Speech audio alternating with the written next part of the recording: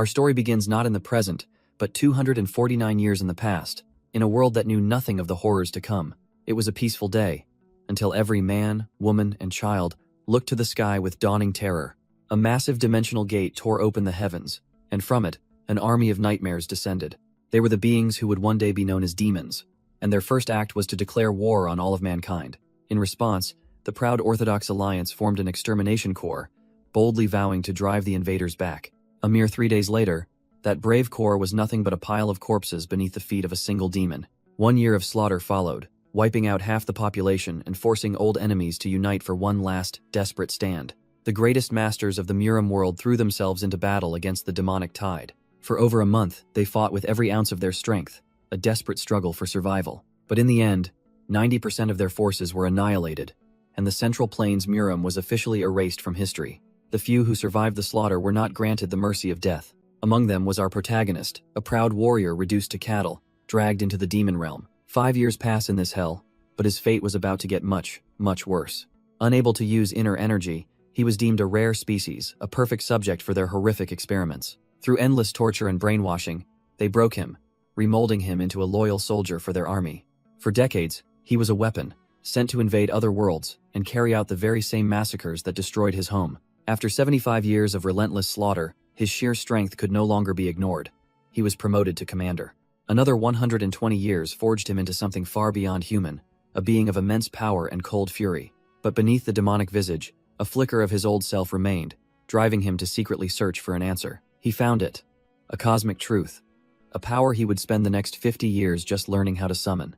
And so, after centuries of servitude and careful planning, he finally began his rebellion. But in the present, only a week later, the battlefield tells a story of utter annihilation. His forces, his hopes, everything he had built lies broken and dead in the dirt. And there he is, the architect of this failure, coughing up blood on the cold ground.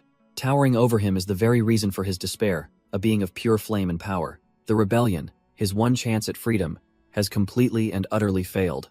The Demon King looks down, his voice dripping with condescending disappointment. He mocks the pathetic display, asking if this was truly worth throwing everything away for. He calls him by his slave name, Schwitz von Grentel, but the man on the ground only seethes. With a defiant glare, he spits out the name he had long forgotten, Sabigang. The Demon King looms over him, admitting that for all his power, he truly doesn't understand. He's watched humans like him for centuries, observing their every move. While Sabigang's talents were pathetic, his tenacity, his sheer obsession with survival, was his only real strength. So why, after all this time, act so recklessly? Sabigang just coughs, explaining he had to experience it, because to guarantee victory the next time, he had to fight him at least once. His master finds this interesting, but ultimately a foolish way of thinking. Did he really believe there would be a second chance? He makes it clear. Sabigang will die here today. But with a trembling, bloody hand, Sabigang refuses his fate, vowing he will not be killed by him. Then, with a final, desperate surge of will, he plunges that very hand deep into his own chest. The Demon King can only stare, caught completely off guard by this insane, final act of defiance. Gritting his teeth through unimaginable pain, Sabigang forces his hand deeper. Hes not just killing himself, Hes pulling the trigger on a final, desperate gambit. A colossal pillar of violet energy erupts from his body, tearing through the battlefield. The Demon King watches, his shock quickly turning into a dawning, horrifying realization. This isn't just magic, it's time regression, the divine authority of an ancient evil god. He finally understands the 200 years of silent suffering were all for this one moment. Caught in the storm of his own power, Sabigang screams a final, venomous promise. He vows that next time, he'll be ready, and he will slaughter every last one of them. But the Demon King doesn't rage. Instead, a cruel, amused smile spreads across his face. He looks forward to their rematch, acknowledging Sabigang as the only human who ever earned his respect. The world twists and reforms, no longer a demonic hellscape but the peaceful Central Plains Muram. And like a bolt of divine judgment, his soul comes crashing back into the timeline. The raw energy of his return punches a hole straight through the roof of an academy building. Lying amidst the splintered wood is his past self, a boy, untouched by 200 years of war and slavery. The future warrior's consciousness settles into this younger vessel, a countdown beginning in his mind. His eyes snap open, glowing with the crimson rage of a man who's lived centuries. He has 10 years. He's back at the Dragon Spring Academy, the very heart of the Orthodox Alliance he watched burn to the ground. The next day, workers are already on the roof, hammering away to repair the strange damage. They chatter amongst themselves, marveling that a lightning strike could be so powerful and precise. One of them scoffs, relieved that the only one injured was that loser who was inside, unaware they just insulted humanity's last hope. They're talking about the vice instructor, that orphan who can't even use inner energy. The worker chuckles, saying it's a shame the lightning didn't hurt him worse, because today is the day of his public execution. An elder's voice booms across the courtyard, announcing the start of a duel for the spear assistant instructor position. The crowd buzzes with excitement, hungry for the show. On one side stands the current instructor, Sabigang. His opponent, the challenger for his title, the invincible divine spear, Mang Sondeok. This duel was set up to verify Sabigang's abilities, a formal challenge to strip him of his rank. With their honor as martial artists on the line, the two fighters prepare to clash. Sabigang calmly plants his spear, a slight smirk on his face. This guy seems a little stronger than he remembered. Mang Sondeok laughs, mocking the rumors he's heard about his opponent getting struck by lightning. He figured it was just an excuse to avoid him, but since he showed up, he'll put an end to this bravely. But instead of responding, Sabigang begins to tell a strange story about the very distant future. He speaks of a certain instructor at a martial arts academy who couldn't use inner energy. This man suffered a terrible defeat in a public duel, lost his position, and his life was ruined. Mang Sondeok just listens, completely baffled by this nonsensical monologue. Sabigang then takes a single, deliberate step forward, his story reaching its point. To sum it all up, he says with a vicious grin, he's been waiting a very long time for this moment. The sudden, raw insult catches Mang Sondeok completely off guard, his face twisting in rage. He stomps the ground, absolutely furious that he was going to show mercy, only to be disrespected like this. Has had enough, roaring that it's time to shut that arrogant mouth as he unleashes his signature bull demon spear art.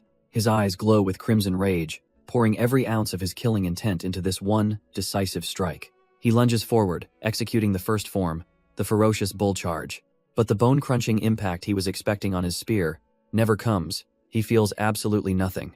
A calm voice from behind him points out that while the move looked decent, you kind of need to land it for it to work. Completely losing his cool, Mang Sondeok spins around for a wild, desperate swing, but he just stumbles forward as Sabigang effortlessly sidesteps the attack, making him look like a fool. Hez in total disbelief.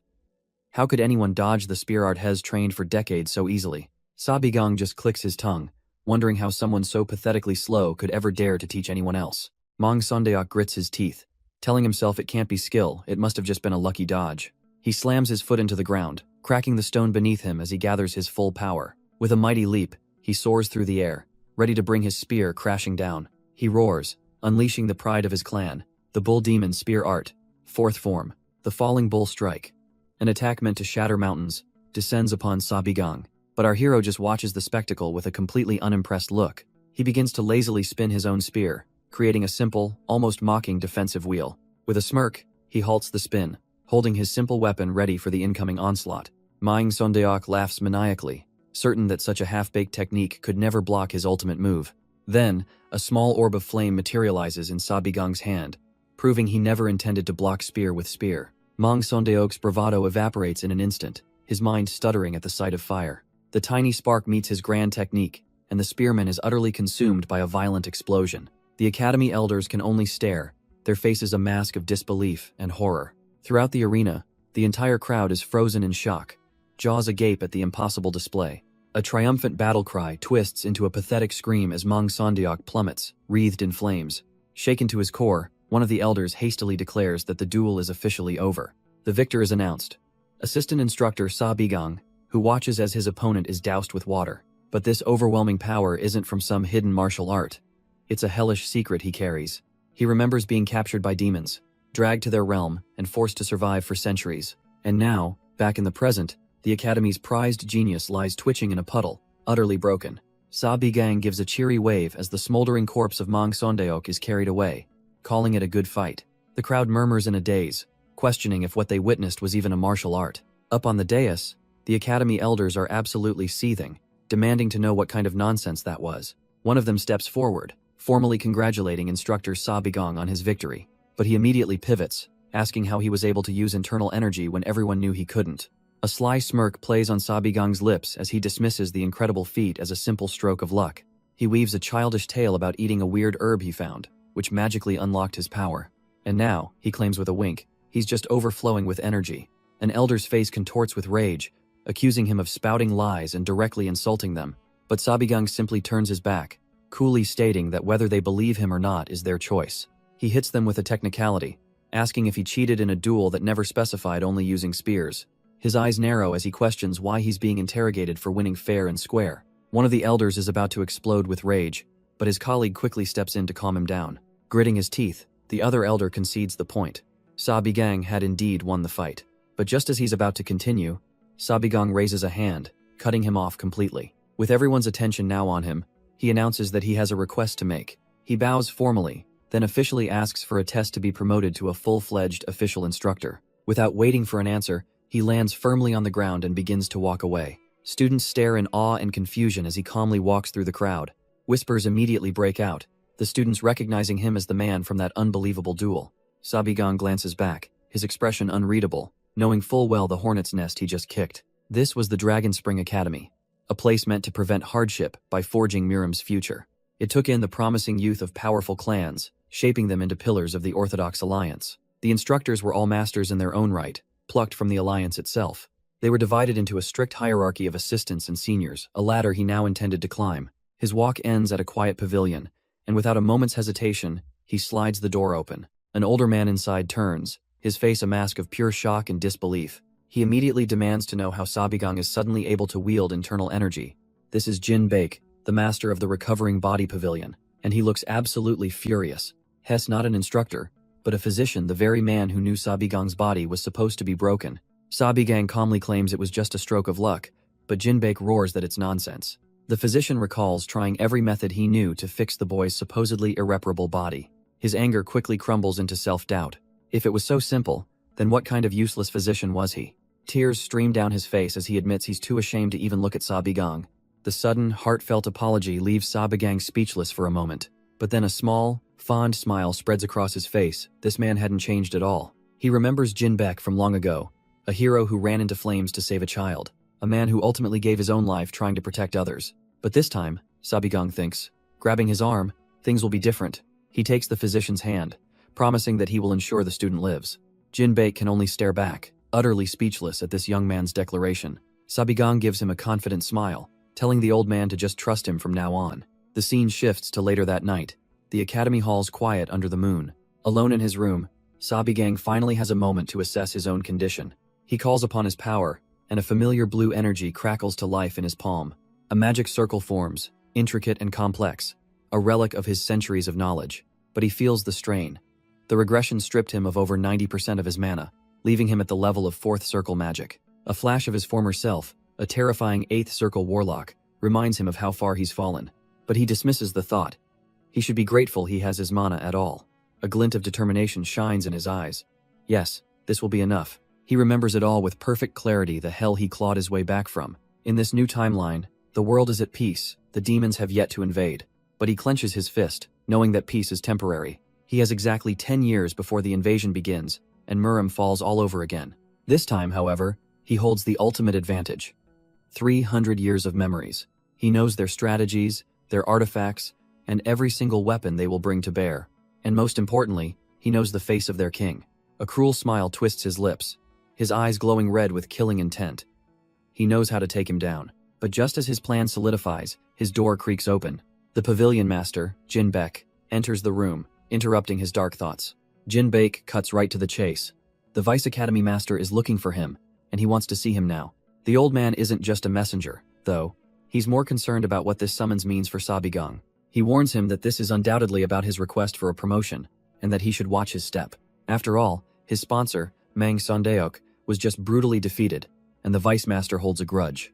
As Sabigang gets dressed, Jin Baek asks him why he's suddenly so eager to become an official instructor. A predatory grin spreads across his face. This, he explains, is the first step to fixing this entire rotten academy. He heads out into the moonlit night, his mind turning to the academy's faded glory. He strides through the quiet grounds with a purpose he hasn't felt in over 200 years. Once upon a time, this Dragon Spring Academy was renowned as one of the top 3 martial arts institutions. But everything fell apart 2 years ago when its leader, one of the top 10 martial masters, suddenly vanished. With his disappearance, the academy's reputation crumbled into dust. But Sabigang isn't here to reminisce.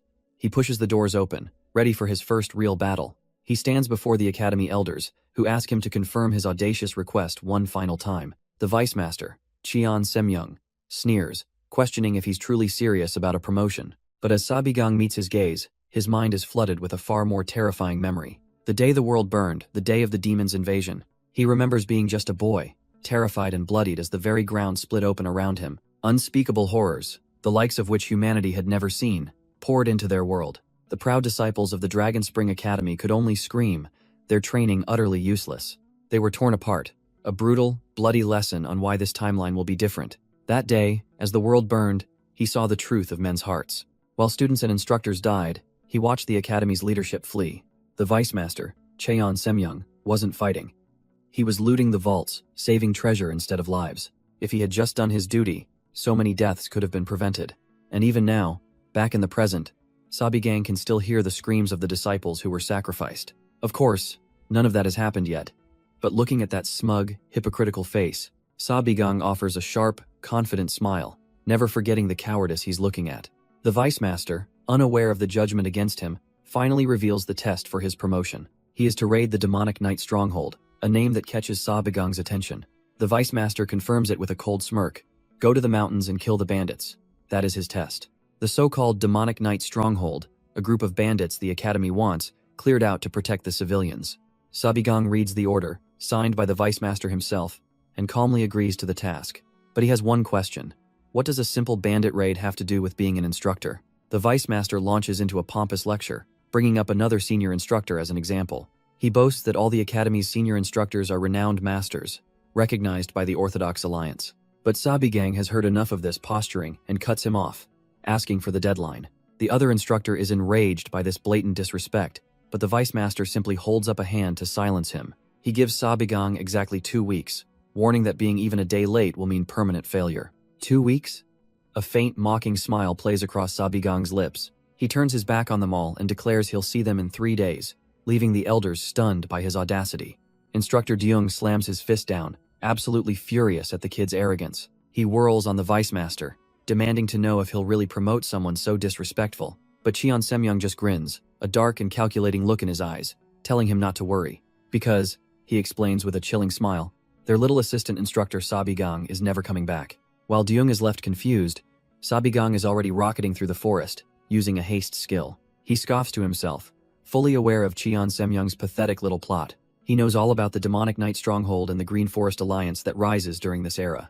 Back in the office, the Vice Master drops the real bombshell, leaving Deung speechless. The so-called bandit leader, Ak Gujam, is a peak realm martial master. He's no ordinary bandit, but a former leader of the heaven-destroying sect, thought to be long dead. The man's revenge was so brutal, even the unorthodox Muram put a price on his head, forcing him into hiding until now. Deung stammers, completely floored, asking how Cheon Semyoung could possibly know all these details. The Vice Master just chuckles, admitting Sabigang was impressive in the duel, but only because he was hiding his true power. But this, he sneers, is a real-life battle, and he's absolutely certain their little assistant won't be coming back alive. Far from the Academy, Sabigang arrives at a towering mountain peak, the stronghold of the bandits. He doesn't waste time with climbing, simply activating a levitation spell with a soft glow. As he rises, he's already strategizing, recalling that fourth circle magic is nowhere near enough to handle Ak Gujiam. A small, knowing look crosses his face.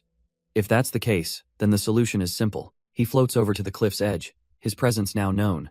His feet touch down softly on the grass, ready to put his plan into motion. He'll simply increase his mana and circle up right here and now. After all, his body might be weak, but his knowledge is already that of an 8th circle Grand Mage. With his eyes glowing purple, he casts a search spell, scanning the entire area for its secrets. He walks up to what looks like a perfectly normal cliff face, completely unremarkable. But as he raises a hand, purple energy begins to gather around his fingertips. With a single touch, the illusion shatters, revealing a shimmering magical seal. A cocky grin spreads across his face. This is just a simple barrier made of mana. Without a moment's hesitation, he steps right through the magical distortion. He emerges inside, knowing full well that countless places like this are hidden across the continent, all of them concealed from the world behind these powerful mana barriers. A smirk plays on his lips, just as he thought a special-grade mana stone. The massive crystal hums with a deep purple energy, the source of this entire hidden base. He remembers the demon's dimensional travel technology, a powerful but flawed innovation. It had a fatal weakness. Living beings and objects traversed the portals at completely different speeds. So, the demons devised a painstaking solution to this logistical nightmare. They would pre-plant all the equipment and power sources they'd need in the worlds they planned to invade. This stone is one of those power sources, designed to replenish a demon's mana. To anyone from the Central Plains, it's a useless rock. But for him, it's a feast. Raw power surges into his body, a forgotten sensation he greedily accepts. And outside the hidden cave, the world remains blissfully unaware of the monster being empowered within. A violent eruption of demonic power momentarily shatters the mountain's tranquility. But just as quickly, the energy vanishes, leaving only a deep, unnatural silence in the woods. Unseen, a group of figures makes their way through the darkened forest, drawn by the disturbance. They are the demonic night bandits, a rough-looking crew led by a man with an ominous presence. One of the grunts nervously reports that he can't find anything amiss in the area. His leader's voice is cold, questioning if he's being called a fool, and the bandit immediately flinches in terror. This is Akgugium, the demonic night stronghold master, and he is absolutely certain he felt an explosion of energy here. He scoffs, telling his men that losers like them would never be able to sense such a thing. But then another voice cuts through the night, agreeing with him, confirming he is indeed a peak martial master. The bandits whirl around to see our hero, and Akgugium, completely stunned, demands to know who he is. Sabigang coolly acknowledges the question, lounging on a rock as if they're a minor inconvenience. With a flash of demonic power, he introduces himself as an instructor from the Dragon Spring Academy. The bandits exchange confused looks. The name is famous, but an instructor out here makes no sense. Their leader, Akgugium, barks at them to shut up, his focus entirely on the newcomer. His glowing red eyes narrow with suspicion as he demands to know if Sabigang caused the earlier energy blast. A smug grin spreads across Sabigang's face as he taunts him, asking what he'll do if he was. Before Akgugium can even answer, a violent surge of crimson energy erupts from our hero. The force of the blast sends the entire bandit crew flying backwards in a chaotic explosion. Recovering, Akgugium roars that he came here to kill the source of that power, and now his target is clear. Is that so? Sabigang replies, just as a second, even more potent blast of purple energy slams right into the bandit leader. But Sabigang isn't just blasting from a distance. He follows through with a devastating punch. In a single, horrific instant, a wave of purple energy scythes through the entire bandit crew, leaving only their leader standing. Akgugium's eyes go wide with utter disbelief. His men, his entire force, were just erased. With a smirk, Sabigang remarks on what a funny coincidence this all is. He reaches out, and a hilt materializes from the ground, forming a blade of pure demonic power. His grin widens as he reveals he came here for the exact same reason, to kill him. The two finally clash, a maelstrom of red and purple demonic energy erupting at the point of impact. Even as their blades are locked, Sabigang taunts him, telling him to do a better job avenging his fallen men. The bandit leader can only sputter in rage, demanding to know just who this monster is. Their auras explode once more, the sheer force of Sabigang's power sending shockwaves through the forest. The clash is a blur of purple and red, Sabigang's blade effortlessly deflecting every furious strike. Akgugium puts his full strength behind his demonic arts, but each blow is met and turned aside with casual grace. Their exchange is a maelstrom of sparks and raw power, a whirlwind of blades tearing through the night. Sabigang just smirks, reminding the brute he already introduced himself. He's an instructor at the Dragon Spring Academy. The bandit leader's mind just can't process it. An instructor? Impossible. This level of power is unheard of. The horrifying realization dawns on him. This monster he isn't even struggling, Hess being completely toyed with. He grits his teeth, a guttural growl escaping his throat as humiliation boils over into pure, unadulterated rage. No more holding back. A violent explosion of crimson demonic energy bursts forth from Akgugium's body. Sabigang simply leaps back, giving his opponent some space as the crimson aura intensifies, warping the air itself. Akgugium unleashes his ultimate technique, the heaven-destroying hegemon divine arts, releasing his true core power. He absolutely roars, furious that this nobody is forcing him to unleash his true power. He launches into a grand monologue about his tragic past, a tale of betrayal and revenge. But his dramatic speech is cut short by a look of utter boredom, leaving him stunned into silence. Sabigang states flatly that he doesn't care for some useless villain's lore, unleashing a freezing wave. As ice envelops his legs, the bandit leader hears two words that chill him to the bone. Astral chain.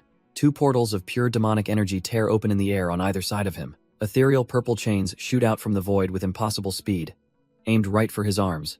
They snake around his wrists, coiling tight before he can even think to struggle. The magical bindings lock into place, seizing him in an unbreakable grip. And just like that, the mighty stronghold master is captured, suspended helplessly in the air.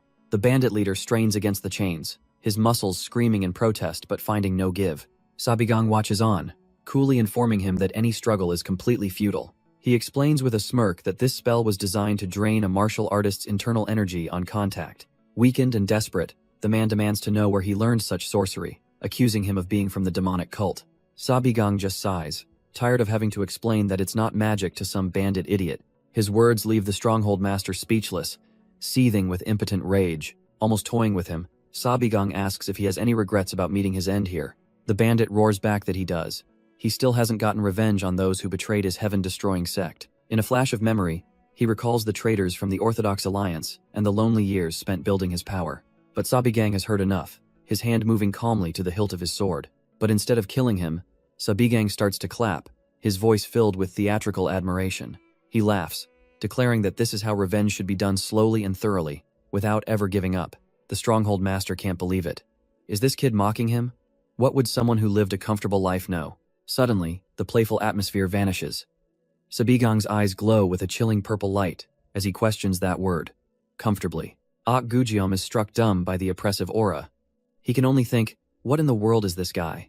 This isn't just some insane martial artist. He realizes something is fundamentally broken within Sabigang. As a hand cloaked in demonic energy reaches for his head, Sabigang offers to let him experience it too. The very same hell that he himself was forced to walk through for 200 agonizing years. Gujiom's eyes go wide with pure terror as the world around him begins to dissolve. In an instant, his consciousness is ripped away, dropping him into a desolate and alien landscape. He finds himself in a twisted, barren hellscape, wondering where on earth he is. The stronghold master grits his teeth, realizing that Crazy Kid has done something to his mind. But before he can make sense of it, a vision of a colossal, grotesque demon fills the sky. All of Gujiom's bravado evaporates, replaced by raw, primal terror.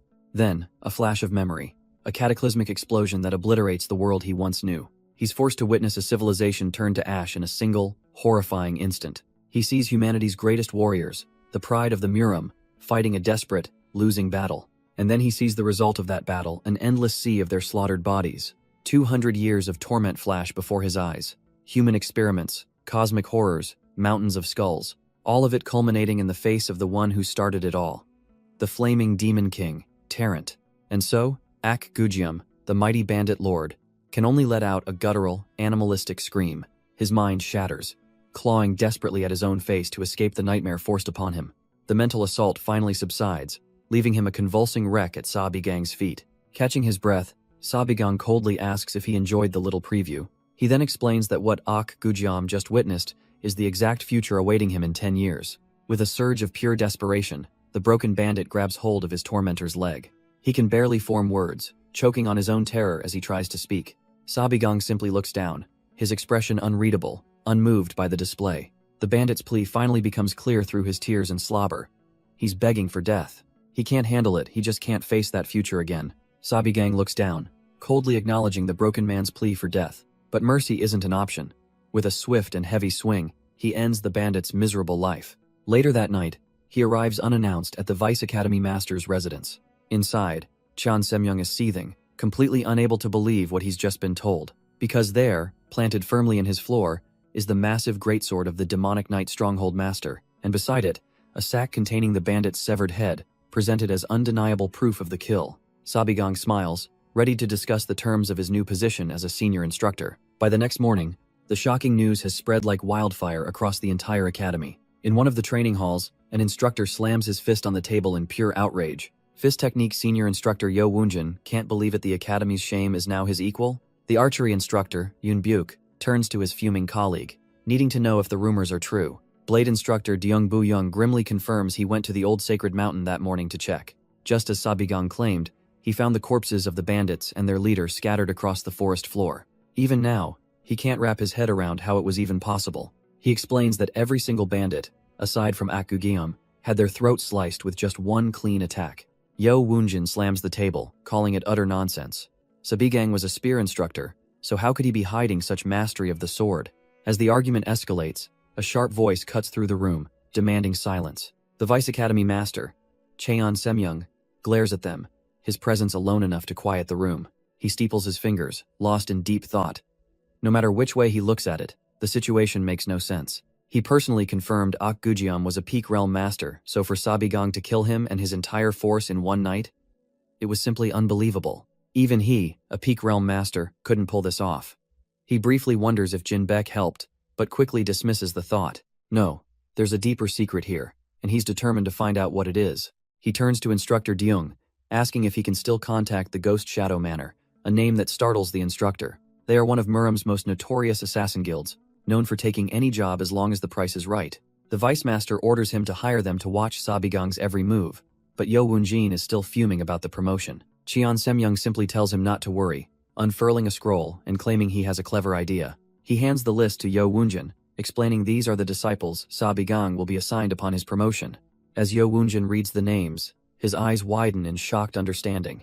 A malicious grin spreads across his face. What a brilliant, cruel plan. Cheon Semyoung smirks, proud of his political maneuvering. Yo Woonjin laughs, realizing Sabigang might just quit out of sheer frustration before the assassins even uncover a thing. Meanwhile, Sabigang heads out, having been handed the list of his new disciples just before the meeting. The elders were curious, of course, asking what his reaction was. Apparently, he just smiled and said he understood, seemingly oblivious to their scheme. But as he walks, a smirk plays on his lips. Those old geezers, they're doing everything he expected. He regressed to this specific time and place for a reason. Having learned about time regression, he spent ages reflecting on the future he came from. He knows better than anyone that one person alone stands no chance against an army that has conquered dimensions. There are many things he can do, but the most crucial is to raise an army. Not the weaklings who died before, but a powerful force that has mastered all forms of magic and martial arts. And before him stand the first candidates. The very problem children the elders thought would be his downfall. These are the first-year disciples marked as troublemakers. Some have talent but terrible personalities, while others are seen as untalented or were simply neglected because they didn't come from a prestigious family. The elders assumed he'd be overwhelmed, but they have no idea what he knows. Because from his memories of the future, two of the greatest heroes came from this very group. 1. A peerless archer who assassinated more demons than anyone, the demon-slaying divine archer. With a predatory grin, he introduces himself to the future legends. He is their new instructor, and he's standing right in front of them. But for now, they are just unruly kids at the Azure Dragon Academy. And without a moment's hesitation, a fight immediately breaks out among them. One student is already gasping for air, his face a mask of shock and pain. He collapses to the floor, coughing, a muscular figure looming over him. This is Gok Boak, who cracks his knuckles, telling his victim their training isn't over yet. The boy on the ground, Tan Lijung, can only plead for him to stop. But Gok Boak just grins, acting like he's the one being wronged here. He tells the weakling he should be grateful to even witness his family's fist arts. But when Tan Lijung mentions his own one-star sword clan, Gok Boak just laughs. He mocks the boy's family techniques, asking why he'd bother with arts that are so useless. In silent fury, Tan Lijung clenches his fist, the only resistance he can muster. But the bully sees it instantly, getting in his face and screaming at him to know his place. With a vicious glint in his eye, Gok Boak dares the boy on the ground to ask for another duel. He looms over Tan Lijung, who lies defeated next to his broken wooden sword. Shaking with fear and exhaustion, Tan Lijung can't even form a response. There's no way he can fight back. But just as the bully moves in again, a sharp voice cuts in, telling Gok Boak that's enough. A new student steps forward, Yan Wookyoung, of the prestigious Destructive Sword Clan, here to stop the commotion. Gok Boak, surprisingly compliant, just scoffs and tells Tan Lijung to consider himself lucky. The boy looks up, face streaked with sweat and dirt, and stammers out his thanks. But his savior doesn't even acknowledge him, turning his back without a word. Yeon Wookyoung simply walks away, the incident already beneath his notice. Left alone, Tan Lijung can only stare at the ground, the shame of his weakness washing over him. But the moment is interrupted when their instructor calls out their names, Yeon Wookyoung, Gok Boyuk, and Tan Lijung. An official-looking man enters, explaining he has a sudden message from the Vice Academy Master himself. He announces that they're all being transferred out of the Camellia class and into a newly created one. Soon after, I find themselves gathered with a motley crew of other problem students, all facing a single instructor. And with a smug grin, Sabigang welcomes the cadets, declaring himself their new instructor from this day forward. The students are completely baffled, and Yeon Wookyoung can only manage a disbelieving smirk. But Gok Boak isn't having any of it, his rage instantly boiling over as he tells their new teacher to stop messing around. He roars that it's bad enough they were moved, but now they're stuck under some half-assed instructor? Tan Lijung watches nervously, shocked that Gok Boak would dare be so disrespectful. Sabigang's smile vanishes, his gaze turning cold as he calls out the cadet for his incredibly insolent choice of words. Gok Boak continues his rant, screaming that he doesn't care what tricks this new instructor pulled to get his position. He flatly refuses to learn from a nobody who couldn't even use internal arts until just recently. In response, Sabigang doesn't say a word, simply letting a sinister purple energy dance across his palm. He blinks forward, appearing right in front of the student, and calmly cites Academy Rules, Article 3, Clause 5.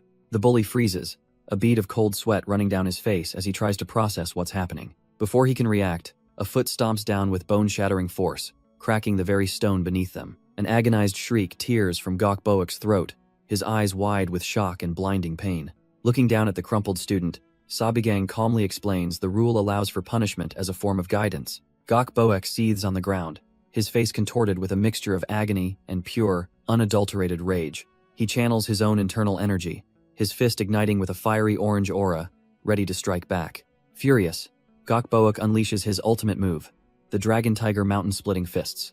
Sabigang doesn't even flinch, calmly listing off the student's violations as the attack comes in. Swearing, unauthorized use of internal arts, he dodges effortlessly while continuing his lecture. But the worst offense of all, from Sabigang's perspective, is just how pathetic this attack is. He stops the fiery punch dead with a single hand. Gok Boak's eyes widen in sheer disbelief and agony as his power is completely neutralized. The instructor just smirks, openly mocking the boy's pitiful display of martial arts. He then demonstrates true mastery, countering with a series of brutally precise strikes of his own. Gok Boak is sent flying backward, utterly helpless against the swift and overwhelming assault. Before he even hits the ground, Sabigang grabs his face, ready to slam him into the dirt. He lands hard on the stone ground, his face a mask of pure, humiliated shock. But Sabigang looms over him, coldly informing the boy that his guidance is far from over. The other students can only watch, their minds struggling to comprehend the scene. Wasn't this Gok Boak, one of the top-ranked new students in external arts? Fueled by shame and rage, Gok Boak forces himself back to his feet, spitting insults. But his defiance is met with another blindingly fast strike right to the jaw. Even the more composed onlookers can't help but flinch at the sheer brutality of the impact. The boy collapses again, hacking and sputtering, as the instructor tuts at the pathetic sight. He cracks his knuckles, a grim look on his face as he decides what a shame this all is. But, he thinks, it is an instructor's duty to hold back their tears and properly educate their students. Gok Boak can only cringe in terror, bracing for another devastating blow from the merciless instructor. But just as the fist is about to descend, another hand intercepts it, stopping the attack cold. A new student has stepped between them, effortlessly neutralizing the instructor's violent lesson. His eyes are hidden in shadow as he calmly states that this might be a bit excessive against a fellow cadet. Sabigang doesn't look annoyed though. A knowing smirk plays on his lips. So, he thinks, you finally decided to move. He knows exactly who this is. Yan Wookyoung, the man who, in the original timeline, became the Heavenly Sword Alliance leader. This boy is the second son of the destructive sword Yan clan, one of the most prestigious families in the Central Plains. He was a martial arts genius from birth, displaying skill that completely overwhelmed his peers at the academy. His talent was so profound that at just 20 years old, he became a supreme peak martial master, joining the ranks of the top 10 fighters. This was a man who was supposed to live a brilliant life, revered as an absolute master and admired by all. But that brilliant future was never meant to be. Because his destiny was shattered the day the demonic army descended upon the world, he fought on the front lines from the very beginning, throwing himself into more battles than anyone else. But his heroism only made his clan a target, and the demons burned his home to ash. Watching his family die, he cried tears of pure rage, but his spirit refused to shatter. He was the sole survivor, left with nothing but the blood of his kin on his hands. Fueled by that grief, he journeyed across the ruined plains, uniting all who were left to fight. He led the last remnants of humanity in a desperate, final resistance. And Sabigang, from his place in the past, remembers it all so clearly. He remembers Yon Wookyoung's dazzling sword light, cutting down even the largest demons in a single flash. He was a true hero, the last bastion of hope for the Central Plains. But that was a future Sabigang alone remembers. In this present timeline, the great hero is just another snobbish brat from a famous clan. With a condescending smirk, Yoon Wookyoung grabs Sabigang's arm, mocking him for finally showing up. But our regressor simply flicks his hand away, effortless and unimpressed. The young master's arrogance shifts to intrigue, finding it amusing that the once weak instructor is suddenly so strong. He acknowledges the display of power is unexpected, but then calls Sabigang pathetic for showing off in front of cadets, leaving the defeated Gok Boak to wallow in shame. Yeon Wookyoung's eyes narrow as he shrewdly asks if this power came from a lucky fated encounter. A confident smirk plays on Sabigang's lips. He knows he has the future hero's full attention now. Yeon Wookyoung offers a condescending deal. Obey him, and he might just reveal the secret to this newfound power. But Sabigang's response is a cold, hard no. He has no need for that. The young master scoffs, threatening to file a complaint about the shady roster change. He declares he has zero interest in learning from someone puffed up by a single stroke of luck. With that, Yeon Wookyoung and his little posse turn their backs and walk away. They leave the rest of the problem students standing there in the courtyard, completely abandoned. Gok Boak, The one who was just publicly humiliated can only seethe with impotent rage. The other students just look on, utterly bewildered by what just happened. Poor Tan Leung seems completely lost, his mind struggling to process the rapid turn of events. But for Sabigang, this entire childish display is just absolutely hilarious. Sabigang calls out, asking if he truly believes there's nothing to learn from him. He then grabs the startled Tan Leung with a mischievous glint in his eye. He throws out a wild proposal.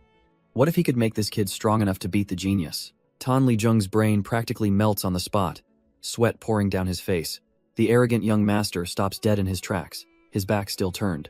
He slowly turns around, demanding to know what the instructor just said. Sabigang grins, more than happy to repeat his challenge. He declares that this pathetic weakling will soon be able to chew up and spit out a frog in a well like him. Tan Leung finally freaks out, asking his instructor if he's lost his mind. But Sabigang just covers his mouth, staring down his target with a dark, predatory focus. The young genius's eyes narrow, demanding to know if this instructor will take responsibility for his insane words. Sabigang meets his glare with a wide, predatory grin, confirming he absolutely will. He then proposes a bet while poor Tan Leung struggles helplessly in his grip. In 10 days, they'll have an official spar. If his boy wins, the problem students will follow his training without question. The genius scoffs, wondering what he could possibly want if he wins, as Sabigang offers to kneel or even leave the academy. He declares there is nothing of value he could ever need from a man like him. However, he accepts the challenge, turning his back and telling them to be ready not in 10 days, but in 1 week. As the arrogant students depart, Tan Leung can only stare in utter, frozen horror. The reality of his impending doom finally sinks in, and he lets out an ear-splitting scream. Sabigang flinches, annoyed, telling his new student he startled him with that sudden outburst. Sabigang coolly tells him to shut his mouth. He's being way too noisy. But Tan Leung is past the point of reason, grabbing his instructor and demanding to know what he just did. He begs for an explanation, crying out about why he, of all people, has to fight the academy's genius. Having no patience for this display, Sabigang casually kicks the boy away, telling him to let go. With his student now unconscious on the ground, he calmly dismisses the rest of the class for the day. The other problem students can only watch in stunned silence as their new instructor waves and walks off. Sabigang glances back at the sobbing mess on the pavement, clicking his tongue in disappointment. Why? He wonders. Is the boy so convinced he's going to lose when all he has to do is win?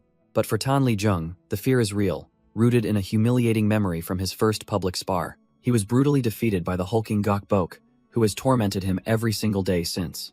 But Tan Leung's terror runs deeper than just his own past trauma. He knows that even his tormentor, the monstrous Gok Bok, was utterly humiliated by Yeon Wookyoung, defeated without landing a single hit. Sabigang listens to the tale, admitting to himself that yes, Yeon Wookyoung is certainly a prodigy. He even says it aloud, which only fuels Tan Leung's panic. If he knows that, then why? But a sharp, confident grin spreads across the instructor's face as he tells the boy not to worry. He points a single, steady finger right at him, because, in his expert opinion, Tan Leung is far stronger. The student is stunned, silent, unable to comprehend the statement. He's just a weakling, but Sabigang sees the future hero, the demon-slaying divine archer. Just then, a frantic scream of denial rips through the academy courtyard. It's Tan Leung, and he's completely losing his mind.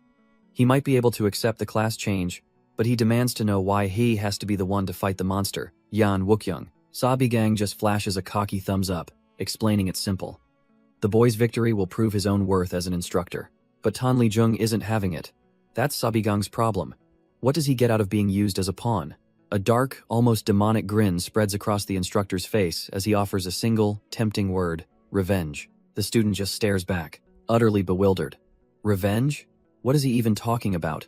Sabigang leans in close, his voice low and menacing, reminding him of that bully who used to torment him endlessly. With a dark intensity, he asks Tan Leung how it felt to finally beat that bastard to a pulp recently. He invokes the memory of that victory, the exhilaration, the satisfaction, the sheer joy of it all. Then his eyes narrow, honing in on the boy's soul, ready to deliver the final, piercing question. Doesn't it just eat you alive, he hisses, that you couldn't get revenge on the one who truly wronged you? He reminds the boy of his own words that even his bully was nothing compared to the prodigy, Yeon Wookyoung.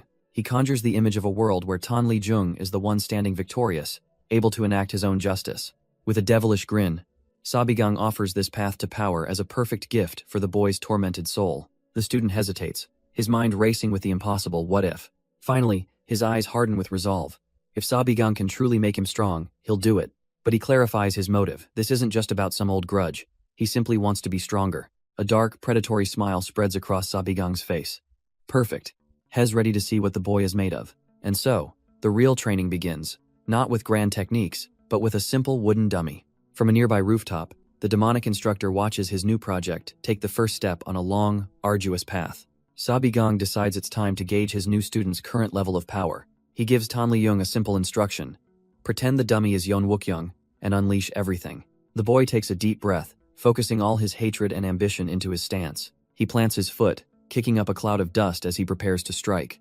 The wooden dummy stands there, an unfeeling substitute for his sworn enemy. With a roar, Tan Li-jung smashes into it, pouring every ounce of strength into his attack. He grits his teeth, his entire body straining with the force of the blow. A relentless barrage of strikes rains down, a desperate and furious assault. Sweat drips from his brow, but his eyes are locked on the target with fierce determination. Sabigang watches intently, barking at him to keep going, to never stop fighting at full force. But his desperate training is cut short, as the pole smacks right back into him. In that moment of impact, a flicker of self-doubt flashes in his eyes. He crashes to the ground, his body finally giving out completely. All he can do is gasp for air, utterly spent from the exertion. Sabigang just watches, propping his head up with a look of sheer boredom. His one-word assessment lands like a hammer. Pathetic. He then asks the boy if he even knows what his fundamental problem is. Tan Leung finally confesses that whenever he uses his basic techniques, his internal energy just disperses. He remembers practicing his clan's arts, thinking he was just performing the moves incorrectly. But even after his clan's own physicians checked his meridians, they couldn't find a single thing wrong. With a knowing smirk, Sabigang dismisses the boy's pathetic theories. It's not a lack of talent or some mysterious disease. The real issue, he reveals from his perch on the roof, is that Tan Li-jung's meridian points are simply spaced wider than anyone else's. The boy stares up in utter disbelief, the diagnosis completely blindsiding him. Sabigang hops down, landing softly in front of him, and patiently reiterates the point. He explains that this is actually a rare constitution, a gift in the long run, but a massive disadvantage for a weak beginner. He begins a lecture on energy flow, showing how a normal warrior channels a focused stream from their dantian. But for someone like Tan Li-jung, with his wider channels and meager energy, that stream just leaks away, losing all its force. That simple fact, he concludes, is the reason all his efforts have amounted to nothing. Tan Li-jung is floored. In his entire life, no physician, no master, has ever figured this out. Sabigang just smiles faintly. Of course they hadn't. How could they possibly know something like this? This wasn't something he learned in a book. It was knowledge paid for in blood and chaos. He remembers a past battlefield, finding a young boy with the same condition, barely clinging to life. A hooded figure had stumbled upon the scene back then, and Sabigang now casually claims he only heard about this rare constitution by sheer coincidence. Back in the present, Tan Li-jung can only kneel, completely overwhelmed by this revelation. He can feel it there's an immense, untold story behind this instructor's casual words. But Sabigang just cuts the history lesson short with a knowing smile. He pulls the stunned student up, announcing that now that they know the problem, it's time to fix it. Tan Li-jung can't believe his ears, but his new master assures him the solution is actually very simple. The path is clear. If his meridian points leak energy, he just needs to generate more than can ever escape. Since they can't increase his internal energy reserves that quickly, there's another way. Sabigang reveals there's only one method he can teach him right now, a simple trick to bypass his weakness. The instruction is simple. Keep gathering energy right up until the very moment he strikes. Tan Leung follows the command, and in an instant, his eyes flare with concentrated power. He explodes forward, unleashing all that pent-up energy in a single, fluid motion. For the first time, the aura doesn't dissipate, instead coating his blade in a vibrant, destructive light. The training dummy is annihilated, proving that this is the key to unlocking his true potential. He looks up, a wild and joyous expression on his face. He can hardly believe it worked. Sabigang watches with a knowing, satisfied smirk, as if the outcome was never in doubt. The student shouts in triumph, but his new master calmly tells him to settle down before he collapses. Tan Li-jung laughs it off, claiming he's never felt so energetic in his entire life. Famous last words, as his body immediately betrays him and he begins to topple over. His world turns sideways, his vision filled with nothing but the sky above. Utterly confused, he can only gasp for air, wondering what just happened. He lands hard on the ground, every ounce of strength gone from his limbs. Sprawled in the dirt, he can't understand why he suddenly collapsed, just as Sabigang looms over him. He tells his instructor that he's completely drained, unable to even move. Sabigang calmly explains it's a minor side effect of using his meridians properly for the first time. He reassures the boy it's nothing to worry about, as his body will naturally adapt in a few months. A few months? Tan Leung's blood runs cold as he realizes his duel is only 1 week away. Back at the academy training grounds, the real lesson begins. Sabigang slams his wooden sword into the dirt, getting straight to the point. He lays it out for the boy. He's currently facing two major problems. First, his body is too weak to handle the recoil from unleashing all his energy at once. And second, his energy core is too small to store power beforehand without risking a fatal energy deviation. Tan Lijung listens, the grim reality of his situation finally sinking in. Sabigang brushes off his student's questions, telling him to focus on what's important. This all means he can only start gathering energy once the duel actually begins. So, he asks with a smirk, how does he plan to hold off Yeon Wookyoung for 7 minutes? Tan Lijung's face drains of all color, the horrifying question leaving him utterly speechless. Sabigang grips the wooden sword, revealing his simple, brutal solution. His grand plan? Tan Lijung has to dodge for his life until his energy is fully gathered. Before the poor kid can even process the command, his instructor is already swinging. He stumbles back, yelling out in confusion, completely caught off guard by the assault. But Sabigang offers no sympathy, roaring at him to focus and start gathering his power. He then weaves a simple illusion spell, a faint purple glow emanating from his hand. Tan Lijung raises his sword to block, but the attack feels off, like a phantom strike. And that's because the real blow, hidden by the illusion, cracks him right across the head. This merciless training continues as the sun begins to set over the academy. The boy clutches his throbbing head, only to be mocked for whining when Sabigang hasn't even used any inner energy. Tan Lijung collapses, completely baffled how this one-sided beating could be called training. His instructor coldly informs him that it is, specifically, training to dodge. Sabigang asks if he seriously thinks he's just doing this to bully him. Hess already explained the boy's weakness and even demonstrated the solution. And he guarantees this is the only way Tan Lijung can even hope to scratch Yeon Wookyoung in their upcoming duel. The question hangs in the air. Is this pain worse than the humiliation he's already endured? Is he really going to throw away this perfect chance to get revenge on everyone who treated him like trash? The words land like a punch to the gut, and something inside the boy shifts. He grips his training sword, a silent apology for his weakness and his doubt. With fire in his eyes, he stands ready, begging his instructor to continue the brutal training. But Tan Lijung's brief moment of resolve is shattered when his instructor clarifies the timeline. Sabigang cracks his knuckles with a sadistic grin, explaining they won't be doing this for a day, but non-stop for the entire week. With eyes glowing with demonic energy, he lunges forward, not giving the boy a single second to process. Tan Lijung's world goes white as the training sword descends straight for his skull. A blood-curdling scream echoes across the academy grounds as the sun sets. And just like that, 1 week of absolute hell passes. The day of the duel arrives, and a massive crowd gathers in the courtyard to witness the spectacle. Murmurs ripple through the onlookers, all eager to see the academy's golden boy put the trash in his place. And there he is, Yeon Wookyoung, standing with his arms crossed, radiating an aura of untouchable arrogance. But across from him stands a different Tan Lijung, battered, bandaged, but with eyes burning with cold focus. The students are already writing Tan Lijung off, wondering just how quickly he's going to be humiliated. Some whisper about countermeasures, but one student scoffs at the idea.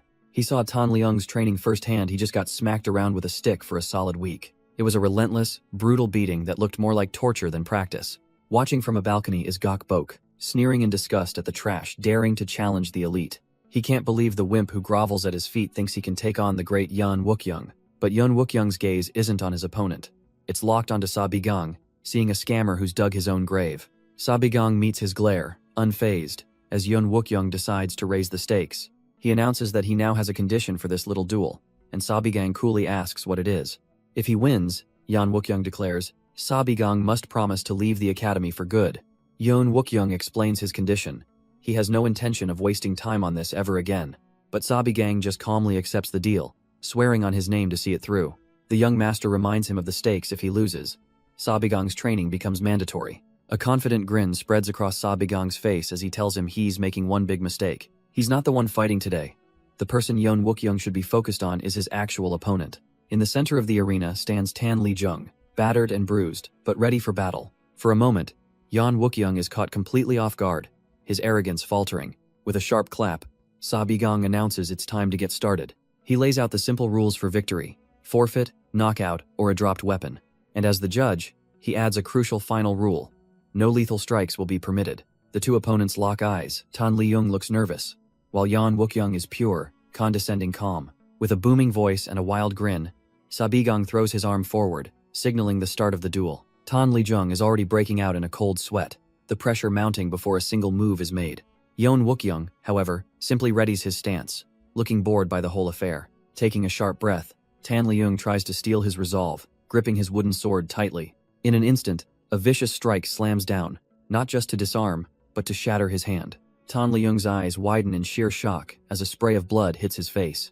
He sees a vision flash before him, his hand, his bones, completely destroyed by the impact. Frozen in place by the phantom pain, Yan Wookyoung's voice echoes, telling him to surrender. But a wave of confusion washes over him as he stares down. His arm is perfectly fine. Yan Wookyoung scoffs internally, looking down on his pathetic opponent. He mocks the boy for trembling after feeling just a sliver of killing intent. The chilling realization dawns on Tan Leung that was what it felt like to be hunted. He sees it now. If Yan Wookyoung wanted him dead, he'd already be gone. His confidence completely evaporates. He's facing the academy's strongest student. How could he possibly win? The thought of victory feels utterly delusional, but then, a familiar voice calmly calls out his name. From the sidelines, Sabigang watches, a knowing smirk playing on his lips. He remembers the brutal, soul-crushing training he forced upon this very student. And just like that, the fear in Tan Leung's eyes is replaced by a wild, desperate focus. Tan Leung takes a long, slow breath, steadying his resolve. He reminds himself of his one true goal: to become stronger. His mind flashes back to the moment a week ago when that conviction was truly born. From across the arena, Yan Wookyoung sighs in disappointment. What an idiot. He gave the boy a chance to get out of this unharmed, but now he'll just have to end it. With a burst of energy, he launches himself forward with incredible speed. Soaring through the air, he brings his sword down, declaring that Tan Leung brought this upon himself. A sharp crack echoes as the two wooden blades collide with immense force. But it wasn't a clean break. Tan Leung has perfectly blocked the attack. Yan Wookyoung's confident smirk vanishes, replaced by pure shock. He reacted in time. The force of the blow reverberates through the arena, a testament to the power behind the strike. Tan Leung is thrown back, barely managing to hold on to the chi he'd gathered for his own attack. His opponent, however, gives him no room to breathe, already launching into his next move. Yan Wookyoung unleashes his family's signature style, the Supreme Dragon Heaven. Severing Sword's first technique. A torrent of pure sword chi rushes forward, and all Tan Leung can feel is its overwhelming pressure. But as he braces himself and begins to move, a strange thought crosses his mind. He dodges the blast with surprising ease. Wait, this is far less difficult than he expected. Even the slacker students watching from the sidelines are wide-eyed, sweating from the intensity of the exchange. A slight smirk appears on Yan Wookyoung's face. He'll give the kid credit for learning something, but that's enough of a warm-up. He grips his sword with both hands, preparing to use his third technique. The third technique, Twin Dragon Fang Severance, comes crashing down with vicious intent. But in that split second, Tan Leung's eyes go wide with disbelief. This specific sword technique, it's the same one Instructor Sa used. Acting on pure instinct, he stomps hard against the training ground floor. He twists his body, flipping backward in a desperate acrobatic dodge. Yan Wookyoung can only stare, stunned for a moment that his finishing blow was avoided. Tan Leung lands heavily, skidding back as he struggles to catch his breath. He's sweating, his mind racing to understand how this is even possible. But his opponent gives him no time to think, as Yan Wookyoung's eyes begin to glow with a familiar, sinister red light. Yan Wookyoung moves like a phantom, his blade a blur of blue light, a perfect execution of his clan's style. Tan Leung is floored by the display. This is the pure, unadulterated power of the Central Plains' greatest swordsman. But as perfect as the form is, he thinks to himself, it doesn't mean it's impossible to dodge. Then, a flash of red in his opponent's eyes triggers a sudden, jarring realization. He's seen this exact sword technique before, every single day for the past week. A ghostly image of Instructor Sa overlaps his vision, the memory of his relentless training flooding back. This isn't just some fancy clan art, this is the exact form Sabigang drilled into him. The shock registers on Yan Wookyoung's face as he sees the sudden shift in his opponent's demeanor. With newfound clarity, Tan Leung plants his foot, ready to counter with the very same style. Yan Wookyoung stands there, his attack halted. A sudden gap now between him and his opponent. The crowd murmurs in disbelief. Did the prodigy of the Yan clan just back off? The arrogant confidence is gone, replaced by a shadow of confusion and frustration. He remains silent, his mind racing to process how this nobody could possibly know his technique. For a brief moment, his grip on the wooden sword loosens. Then, it tightens with renewed purpose. The time for games is over. He looks at Tan Leung and offers a startling apology for ever calling him an idiot. He has to admit, the growth he's shown in just a single week is nothing short of remarkable. But his praise is laced with a chilling question as blue energy erupts from his blade. How does he know the Supreme Dragon Heaven Severing Sword? Tan Leung's eyes go wide. He knows this technique, and it's not a memory he enjoys. A raging storm of blue energy erupts, a terrifying vortex of pure killing intent. Yan Wookyoung unleashes his clan's ultimate move, the fierce dragon annihilation. He issues his final challenge. If Tan Li Yung can dodge this, he'll admit defeat. The onlooking students are absolutely floored, barely comprehending the power on display. Watching from above, even the Vice Academy Master is at a complete loss for words. The fist instructor breaks into a cold sweat, thinking the prodigy has lost his mind. But as the maelstrom of energy bears down, Tan Li Jung just stands there, unflinching. Then, to everyone's utter bewilderment, he takes a single, deliberate step forward, right into the storm. This seemingly suicidal move was decided the night before the duel. Tan Li Jung had been pushed to his breaking point, utterly exhausted from brutal training. His mysterious mentor, Schwitz, noted his progress, deciding it was time for the final lesson. Doubts crept into Tan Li Jung's mind. Could this grueling training really counter Yan Wookyoung? The answer he received was a blunt, shocking, and soul-crushing no. Schwitz explained that the prodigy was no fool. He'd adapt and set up countermeasures, and if Tan Li Jung survived long enough, he'd be forced to use his ultimate technique, a move that gathers a terrifying amount of sword chi into a single, overwhelming storm. It's called Fierce Dragon Annihilation, an art that literally materializes a destructive vortex. His mentor's final words echoed in his mind. Forget trying to dodge it, there was another way. Schwitz explains that dodging is futile. The storm will consume the entire stadium, leaving Tan Li Jung utterly hopeless.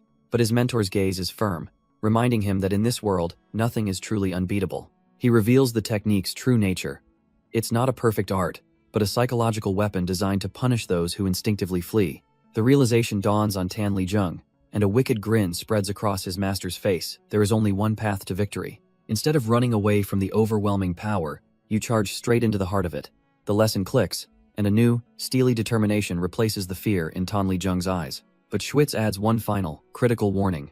Their opponent, Yan Wookyoung, is a genius. The instant he realizes his ultimate move has been seen through, he will respond with even greater force. When he's caught off guard like that, his response will be nothing but pure, panicked instinct. That precise moment of shock, Schwitz declares, will be Tan Li Jung's only chance. He tells the boy to unleash every ounce of suppressed anger he's ever felt, and channel it all into a single, devastating blow. In the simulation, the attack flies true, catching the arrogant Yan Wookyoung completely by surprise. A brilliant flash of light erupts from the point of impact. The image of the Academy's golden boy shatters into 1,000 pieces. The training ends, and Schwitz casually asks his student how it felt to land that hit. But Tan Li Jung is still dazed as his master guides him toward the dueling grounds. Outside, the problem students, led by Gok Bok, are already shouting insults, completely clueless. Sabigang looks at his dazed student with a knowing smirk, asking if it wasn't exhilarating. Tan Li Jung is completely silent, the raw power he just unleashed still echoing through him. Then, the realization hits, and a single, breathless, yes, escapes his lips. With the lesson learned, the scene shifts back to the main academy building. Sabigang walks with purpose, the wooden training swords resting on his shoulder. But he doesn't head for the duel. Instead, he slides open the door to a lecture hall. Inside, a class is in session, filled with rows of bored and listless students. Most of them are just zoning out, completely oblivious to his arrival. One student, however, casually glances over and his expression immediately changes. His eyes lock onto Sabigang, a flicker of recognition dawning on his face. And that student is none other than Yan Wookyoung, the Academy's prized genius. Sabigang meets his gaze, a confident smirk spreading across his face as he decides to begin his first class. But elsewhere in the Academy's pristine halls, not everyone is so pleased. A fist slams down onto a table in pure, unadulterated rage. The senior instructors are absolutely furious, seething over the recent turn of events. Vice Academy Master Cheon Semyoung clutches his head, unable to comprehend how his perfect plan went so wrong. He rants and raves, reminding everyone that the goal was to make Sabigang leave on his own. Another instructor reports the grim news. The cadets are now following Sabigang willingly, especially the prodigies from the Yon and Tan clans. Worse, they've threatened to withdraw from the academy entirely and report the whole fiasco to the powerful Yan clan. The elders finally grasp the severity of the situation. This is no longer a simple problem, but a crisis that threatens the academy's entire reputation. The instructors immediately turn on Cheon Semyoung, demanding he fix the mess he created. But the vice master scoffs, refusing to believe the great Yan Wookyoung lost to some bottom-rank nobody. Hess corrected that Wookyoung withdrew, but to the prodigy's peers, it was a clear and humiliating defeat. The more Cheon Semyoung thinks about Sabigang, the less he understands. This man is a dangerous anomaly, and just like that, a dark idea seems to dawn on him, a different solution to their problem. He asks about the Ghost Shadow Manor, wondering if the assassins have responded to their request yet. He clicks his tongue in annoyance, insulting the mere mercenaries for daring to act so high and mighty. Suddenly, a cold voice echoes from the shadows, warning him to watch his tongue. The Vice Master's arrogant sneer instantly dissolves into pure, undiluted terror. He and the other instructor scramble back, shouting into the empty room, demanding to know who's there. A shadowy figure materializes behind him, its voice dripping with contempt for such a foolish question. The Vice Master freezes, a cold sweat breaking out as his mind races. He's a peak realm master, yet he sensed absolutely nothing. His bravado shatters as he points a trembling finger, realizing these are the very mercenaries he summoned. And it's not just one. An entire squad of assassins with glowing red eyes fills the room, announcing they're here to fulfill the request. With the power dynamic completely flipped, the lead assassin cuts to the chase, demanding all the information they have on Sabigang. His subordinate unrolls a sketch, revealing the face of the man who has the Academy's leadership running scared. Later, the leader of the Ghost Shadow Manor, Ghost Shadow Number 1, muses over the contract. So much money just to investigate one rookie? His men chatter amongst themselves, commenting on how the Academy must be swimming in dirty money despite its shoddy reputation. Ghost Shadow Number 7 lets out a dry laugh, mocking the so-called righteous sects for hiring killers to investigate their own people. But Number 5 just scoffs. Who cares about their hypocrisy? Pathetic requests from corrupt clients are what pay the bills. The leader calls out Number 5, his tone laced with disappointment. Has he forgotten their true purpose? The vow they took to endure any despicable task until they find and serve their master? The sharp reminder is enough to make Number 5 flinch, and he quickly apologizes for his loose tongue. The conversation shifts back to the intel, one of them asking if they should investigate Jin Beck, the man who raised their target. Another assassin wonders if the rumors about Sabigang having a fated encounter are true, but the leader dismisses it as nonsense. The assassin isn't so sure, recounting how the kid went from having no inner energy to becoming a master almost overnight. He then offers a more chilling possibility. What if Sabigang has powerful, hidden backers? The leader pauses. That would explain the client's paranoia and the exorbitant fee. Their target might be far more dangerous than expected. He orders his men to be extremely cautious, but Num 5 just smirks, finding the captain's warning almost funny. He and his partner activate their stealth, absolutely confident that no one can detect the techniques of the Ghost Shadow Manor. The leader gives the signal, and with a subtle nod, the hunt begins. Elsewhere, in a quiet corner of the academy, Sabigang stands with Jin Beck by a tranquil pond. The old physician mentions that he's been hearing all sorts of incredible stories about him lately. In fact, he confesses, every new tale has been more surprising than the last. He voices his concern about the growing opposition, but Sabigang coolly replies that envy always follows heroes. Jin Beck can only marvel at this newfound confidence, wondering just how extraordinary that fated encounter must have been. He thinks back to the duel, admitting he was utterly stunned, and Sabigang just laughs, agreeing it was a bit much. But the old man's tone grows serious, reminding him that Vice Master Qian was clearly trying to get him expelled. Sabigang's smile fades, and he quietly admits that, truth be told, he did get kicked out. That is, before he returned in time, revealing the original timeline where he was brutally defeated by Mang Sondiak. He was stripped of his assistant instructor title and demoted to hard labor, a laughingstock to his juniors. Drowning in shame, Sabigang eventually ran away from the academy, leaving everything he knew behind. He wandered aimlessly, a broken man with no purpose and no way to survive. With no other options, he ended up joining an escort agency as a low-level warrior. Despite his inability to use inner energy, he honed his body and spear skills through sheer will, surviving endless battles. For over 10 years he lived this life, becoming a top-ranked warrior and building a network that spanned the plains. Then one day, for old time's sake, he decided to pay a visit to the Dragon Spring Academy, and on that fateful night, his world was shattered. An enormous demonic beast descended from the heavens, tearing the academy apart and slaughtering everyone. Snapping out of the memory, Sabigang grits his teeth, the pain of that day still burning inside him. Suddenly, a rock skips violently across the tranquil pond. The pavilion master asks why he'd do that, and Sabigang casually claims he just saw an ugly frog. He playfully reminds the old man of the frog medicine he was forced to eat as a child. The two continue their walk, the picture of a peaceful afternoon at the academy. But that random rock smacks hard into the nearby bushes, revealing two assassins from the Ghost Shadow Manor, their perfect ambush suddenly disturbed. One of them, Number 7, clutches his face, complaining that some lunatic just beamed him with a rock. He starts to panic. Could they have been discovered already? But his partner dismisses it as simple bad luck. No. 5's voice turns cold, questioning if his subordinate dares to doubt the manor's legendary concealment skills. Terrified, Number 7 can only stammer an apology as his partner tells him to have more confidence. From the shadows, the assassins watch as their target heads back to his quarters, their mission to surveil him continuing. Inside, Sabigang relaxes, reflecting on his recent successes. He's secured his key personnel. With his first objective post-regression now complete, his mind turns to a new, crucial figure. It was time to bring her in. He stands, his memory pinpointing exactly where she should be at this very moment in history. But a sudden noise from the doorway catches his sharp senses. He doesn't even need to look, simply telling his uninvited guest to come in since the door is already open. Yeon Wookyoung steps inside, and Sa Bigang greets him casually, noting that he figured he'd be getting restless by now. Yeon Wookyoung is not amused, and Sa Bigang immediately calls him out on his disgusting expression. The tension hangs in the air for a moment. With a slight smirk, he asks what could possibly bring the young master of the mighty Yeon clan to such a humble place. Yeon Wookyoung glares, his patience clearly exhausted. He's here for answers, not small talk. Sa Bigang, however, remains casually reclined, as if he's been expecting this little visit. Without preamble, Yeon Wookyoung brings up the duel that's been bothering him ever since it happened. He recounts how Tan Lee Jung, or rather, the one controlling him, perfectly countered his clan's signature sword style. It was, as he puts it, as if his opponent knew the very pathways of his technique before he even moved. His eyes flare with suspicion. He accuses Sa Bigang of being the one who taught him, demanding to know how an outsider could possess such intimate knowledge of the Yeon clan's arts. Sa Bigang just offers a lazy, infuriating smile, simply asking, "Who knows?" He tries to brush it off, suggesting the clan's fame is widespread, but Yeon Wookyoung isn't buying it. That level of insight was far from common knowledge. With a condescending calm, Sa Bigang says he's glad Yeon Wookyoung figured it out.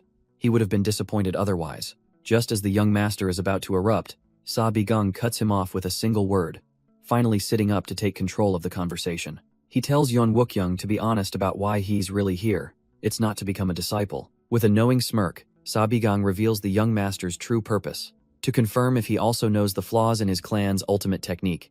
Yeon Wookyoung's composure shatters, his eyes widening in disbelief. The Supreme Dragon Heaven-Severing Sword, a legendary art, perfected for centuries and lauded as unbeatable. But Sa Bigang knows that ever since he was a child, the prodigy Yeon Wookyoung had sensed something was wrong.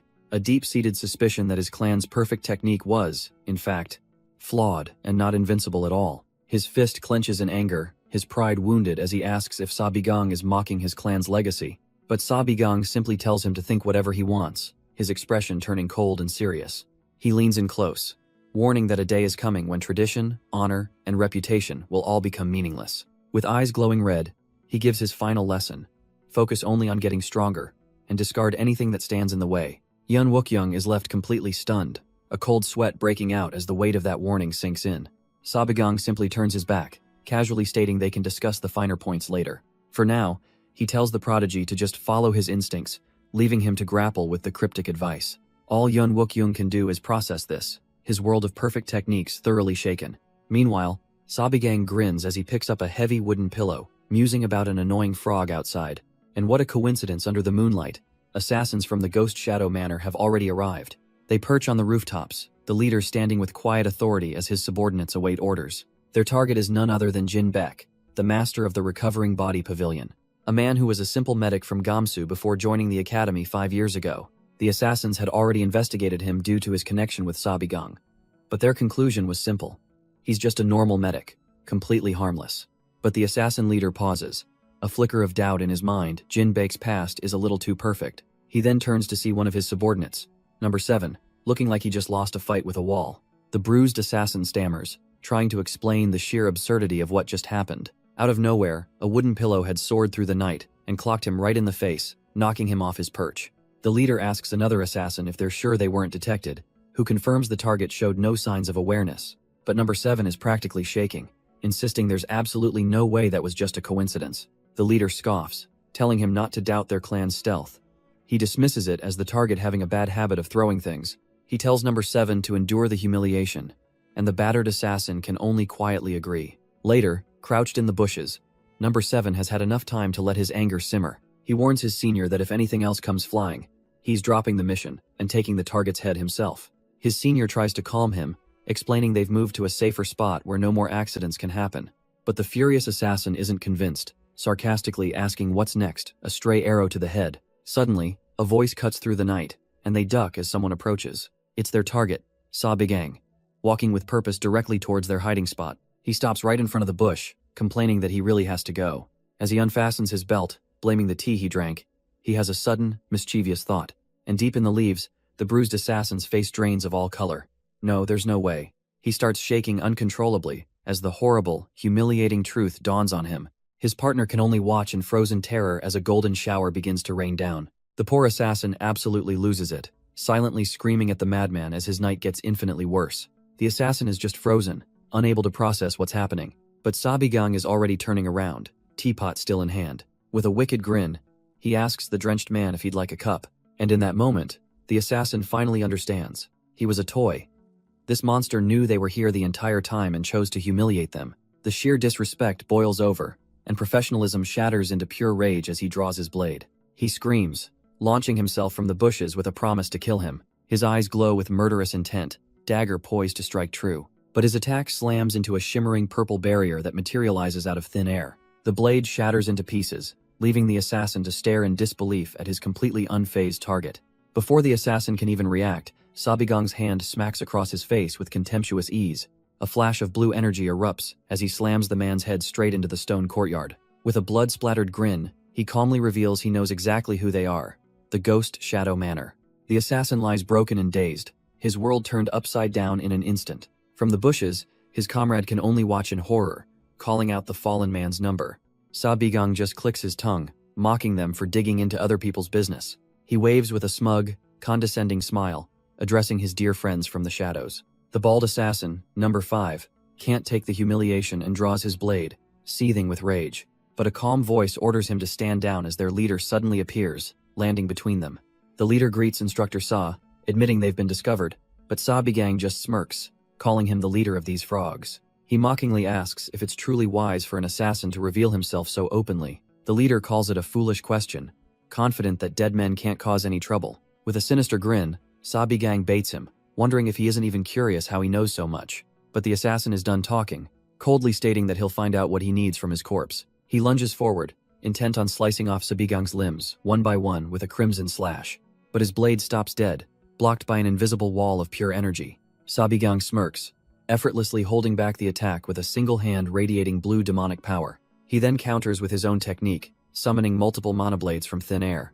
The assassin's physical sword shatters into pieces against the superior energy constructs. With his weapon broken and his attack failed, the leader is left defenseless, as Sabigang's glowing eyes lock onto him.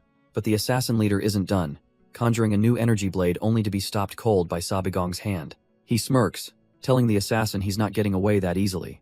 The leader can only stare in disbelief, completely stunned by this casual display of power. With a flash of crimson, the assassin unleashes a furious barrage of strikes against Sabigang's own mana blade.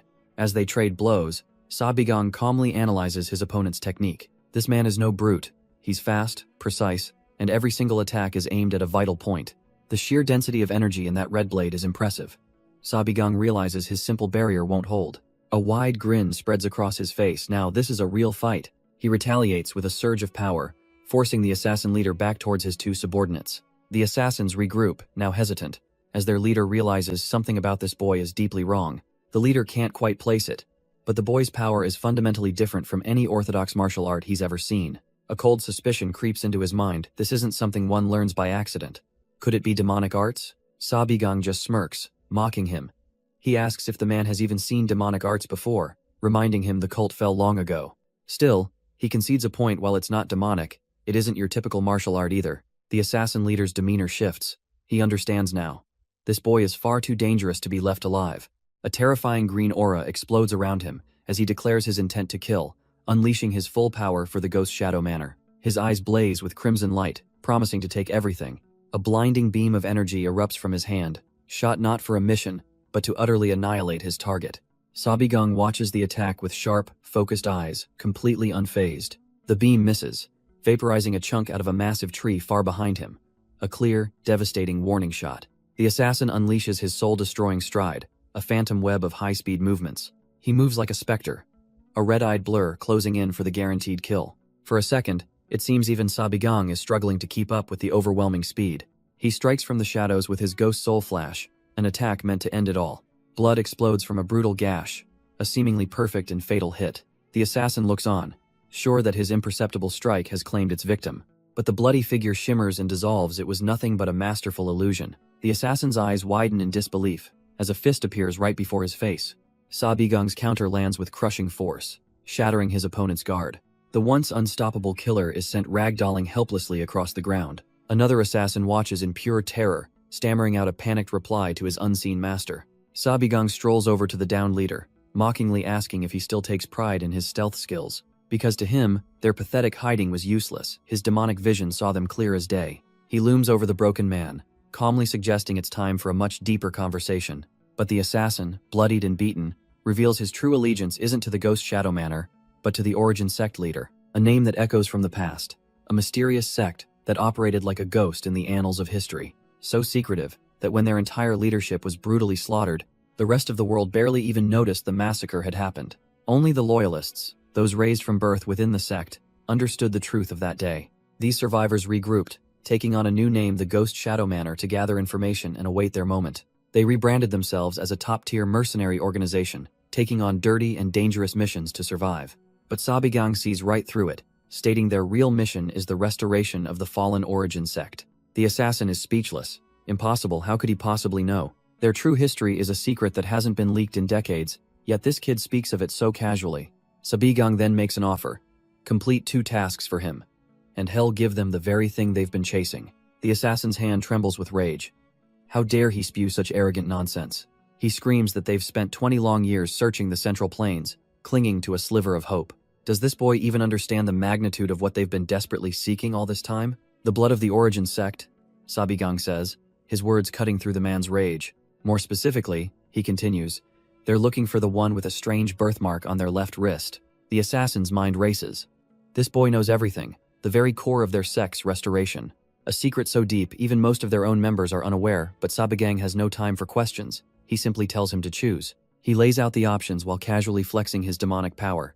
Accept the deal, or waste a lifetime searching unless he'd prefer to resume their fight. The leader of the Ghost Shadow Manor is left speechless, head hung in defeat. With his pride shattered and no other path forward, he slowly kneels in submission.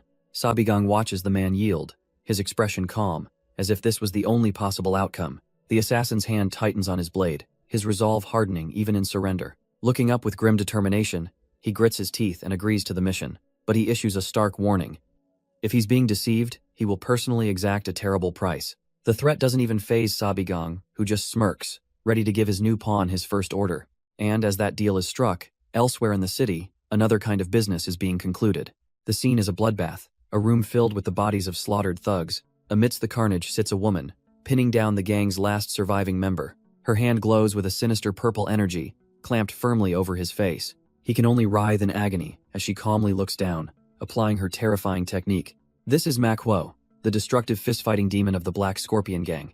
The man's eyes are wide with terror as her power surges through his every meridian. A flashback reveals his crimes. A month ago, his gang burned a village, killing the men and brutalizing the women. Now, Manhwa informs him that the survivors hired her to deliver their vengeance. He tries to muster his strength, only to realize with dawning horror that he can't access his internal energy at all.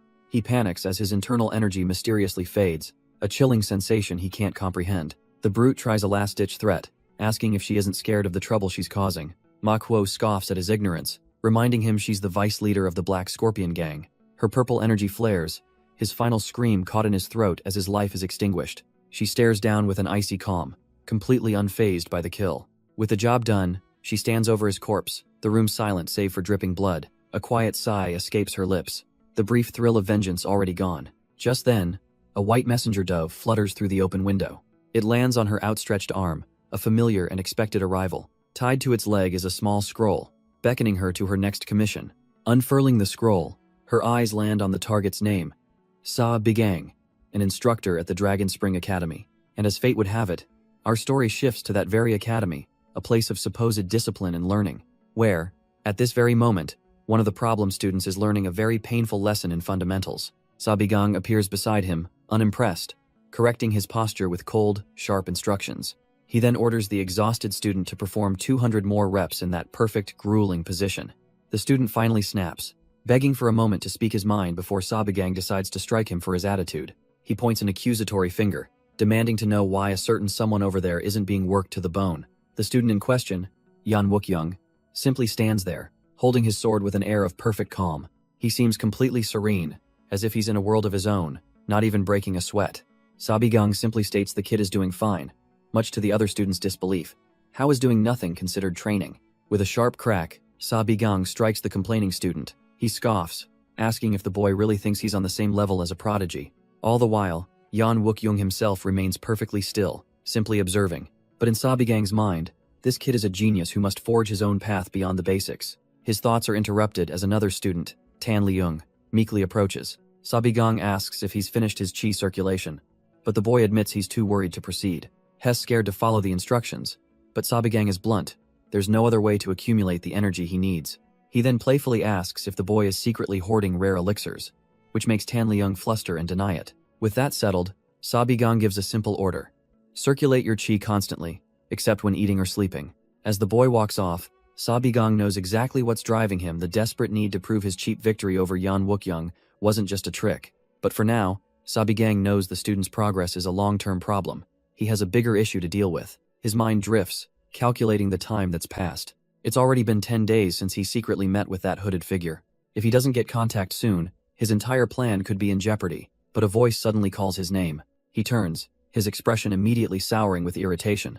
Instructor Deung Buyong approaches, pointing out that Sabigang doesn't seem pleased to see him at all. Sabigang tries to brush him off, claiming he's busy with class, but Deung Buyong scoffs, calling his bluff. But the instructor's bravado falters as he recalls the chilling sight of the massacre Sabigang left behind. Shaking off the memory, he gets to the point. Sabigang is to report to the main hall immediately. The Vice Academy Master, Cheon Semyoung, is waiting for him, and by the looks of it, this won't be a pleasant chat. Sabigang enters with a wide, insincere smile, gushing about how fulfilling it is to teach such talented cadets. He lays the flattery on thick, but the Vice Academy Master, Cheon Semyoung, just sits there, completely unimpressed. Cutting through the noise, Cheon Semyoung reminds him that the Academy operates under the watchful eye of the Orthodox Alliance. And since Sabigang is so new, the Alliance apparently has some concerns, which makes our boy feign surprise. But before he can continue his sarcastic act, a sharp voice cuts through the room, telling him to be respectful. The Vice Master smirks, informing a now stunned Sabigang that the Alliance has sent an inspector to support him. The source of the voice steps into the room, her elegant shoes tapping against the stone floor. She glides past him with an undeniable presence, not even giving him a second glance. Finally, she turns, offering a formal greeting that feels more like a declaration. Her name is Mei Solin, and she's from the Orthodox Alliance's inspection department. His babysitter has arrived.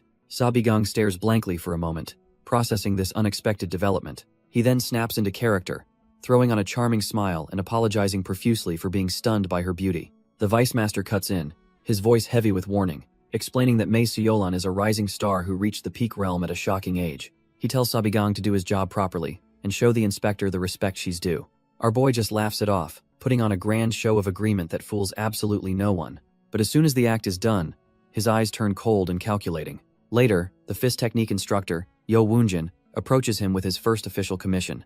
He asks if Sabigang knows of the legendary assassin known as the soul-taking Celestial Maiden. The name is familiar, and while Sabigang admits to knowing of her, he questions why she's being brought up.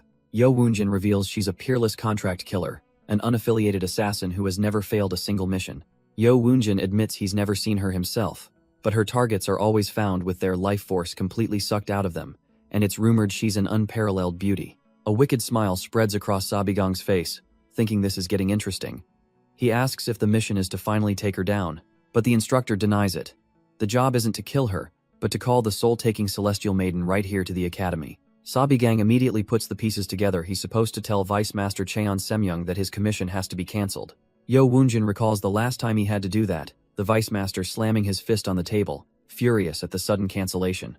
Cheon Semyoung had yelled at him, questioning how he could be so irresponsible after all this time. Yo Woonjin, disguised back then, could only offer a sincere apology, promising to find a replacement and even pay the fee himself. He explains to Sabigang that he's contacted her for missions before, so he knows how to get in touch. But he gives a stark warning. The Celestial Maiden is a merciless and thorough assassin who will find a way to kill you, no matter how strong you are. Sabigang just smirks, asking if he's worried. But Yo Woonjin snaps back that he's just concerned about losing his intel if Sabigang dies. Sabigang calmly agrees, yes, the soul-taking Celestial Maiden is a very dangerous woman, and that, he thinks with a sly smile, is precisely why he needs her on his side. Because in his grand design, only the most exceptional pieces will do. His mind flashes back to a dark, chaotic time in a war-torn demonic realm. Armies of grotesque grunts clash violently below a towering Gothic fortress. From the heart of the battle, a beam of raw, condensed power erupts. This was him in his past life, a commander of immense magical might. He was a master of double casting, simultaneously weaving two complex spells, With one hand he prepared Judgment Thunder, and with the other, a devastating void cannon. The combined blast was enough to annihilate entire battalions in a single, fiery explosion. But even that incredible power wasn't enough to impress his true opponent. Known as Shubis in this life, he was a being of immense magical might, but his confidence suddenly shattered. That couldn't be all, could it? From the smoke and fire, a colossal figure began to emerge. The Demon King Tarrant, standing there without a single scratch on his molten armor. Shubis stared in disbelief. He'd just unleashed a barrage of 8th class spells for nothing. The Demon King's voice echoed, bored, telling him to go all out or be disposed of. Enraged by the sheer audacity, Shubis roared back, channeling every drop of his power. He unleashes his ultimate technique, the Atomic Burst, a cataclysmic wave of destruction. Yet the Demon King simply raises a hand, preparing to swat the attack away like a gnat. The cataclysmic spell roars to life, a vortex of pure annihilation. Shubis watches, pouring his very soul into this final, desperate gambit. This is it, a maximized 9th circle spell, the pinnacle of mortal magic. But as it reaches the Demon King, it doesn't explode, it just stops. With a casual grasp, the Demon King doesn't block the attack, he absorbs it. Shubis's blood runs cold, as he instinctively throws up a defensive barrier. The Demon King effortlessly fires the spell right back, a beam of concentrated despair. His own ultimate technique smashes into his shield, shattering it instantly. The last thing he sees is the memory of his own power about to erase him. And just like that, Sabigong jolts awake, drenched in the cold sweat of a nightmare. He forces a grim smile, the lingering terror of his past life still clinging to him. No matter how many times he relives that final moment, it's a bitter memory. But that was then, and this is the peaceful academy of the present. With his recent victory, the biggest obstacle is cleared, and he can finally move forward. His thoughts turn to his grand plan, where finding the woman Mei Seolan was a top priority. The problem was, he had no clue where she was, but thankfully Cheon Semyoung's assassins handled it. Her unique abilities are so crucial that even future legends couldn't hope to match them. With her secured, he considers his next move, but a nearby commotion catches his attention. A few students are peeking around a corner, absolutely captivated by someone's beauty. His eyes follow their gaze to the source of their admiration, the crisp glint of a drawn sword. A woman practices her sword form, a picture of serene focus and lethal grace. Every step she takes is light, yet deliberate. Her blade sings through the air, trailing arcs of vibrant pink energy. This isn't just training, it's a breathtaking performance, a fluid, mesmerizing dance of countless sword strikes. She moves with a control that is simply inhuman. As her routine ends, the last of the energy fades like cherry blossoms. Her gaze is soft, lost in thought for just a moment, but then, her eyes snap open with sharp awareness. She knows she's being watched. This is Mei Solan, the key to his entire plan. And of course, the audience for this beautiful display is none other than our boy and his 2 new lackeys. She turns with a polite smile, greeting him formally as Instructor Kang Sabi. He emerges, praising her swordsmanship, but she humbly waves it off as simple morning exercise. This works out nicely, he says, because he was hoping for a word with her anyway. She seems to agree, inviting him to walk with her for a moment. His eyes narrow slightly. This is exactly what he wanted. He accepts her offer. And so, the two begin their stroll through the academy courtyard. He continues the flattery, noting her skills are what one would expect from the Heavenly Sword Alliance. But internally, he scoffs at the act. The inspection division, the alliance, it's all one big lie. He turns the compliment back on her, saying she's the one who's truly impressive here. She points out his reputation precedes him, a public duel won in a single blow. A demon taken down single-handedly. With a sly smile, she tells him that, honestly, he sounds more like the expert between the two of them. He just barely hides his surprise that she's done a background check, quickly brushing it off as nothing but dumb luck. But her slight, confident smile tells him she isn't buying that excuse for a second. In fact, she says, the trainees he's been working with seem to have a much different opinion of him. She's heard his methods can be a little rough, to put it lightly, but she's also heard how he's helped each of them with their personal struggles, treating everyone as an equal. He can't help but crack a small smile, fidgeting behind his back as he mutters what good kids they are. But her observation isn't over. She brings his attention to something he's trying to hide. His hands, the calluses, the very muscle structure of his palms, tell a story that has nothing to do with luck. She can tell from his hands alone. For at least 10 years, he hasn't spent a single day without a weapon in his grip. She tells him that regardless of any fortunate encounter, he has every right to be proud of the effort he's put in. He looks down at his own calloused hands, caught completely off guard by her insight. Uncomfortable, Sabigong turns to walk away, hoping to end the conversation there. But Mei Solan's gaze sharpens. She's not letting him off the hook that easily. She quickly steps forward, blocking his escape. Leaning in close, she reminds him that he's never actually explained the nature of his encounter. Her voice drops to a murmur as she asks if he'd finally be willing to tell her more. A heavy sigh escapes him.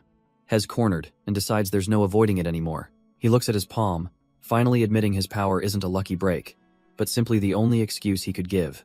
But instead of answering, he drops a name that makes her blood run cold. The Demon Spirit Cult. With a chilling calm, Sabigang asks if she's ever heard of them. He continues, explaining that his own encounter with this group wasn't very long ago. Mei Solin's composure shatters as she grabs him, demanding to know who he is. Her mind races, desperately trying to understand how he could possibly know that name. And in that moment, seeing her raw panic, it all clicks for Sabigang. She's been played. He begins to tell a story from long ago, decades before the Great Demon Invasion.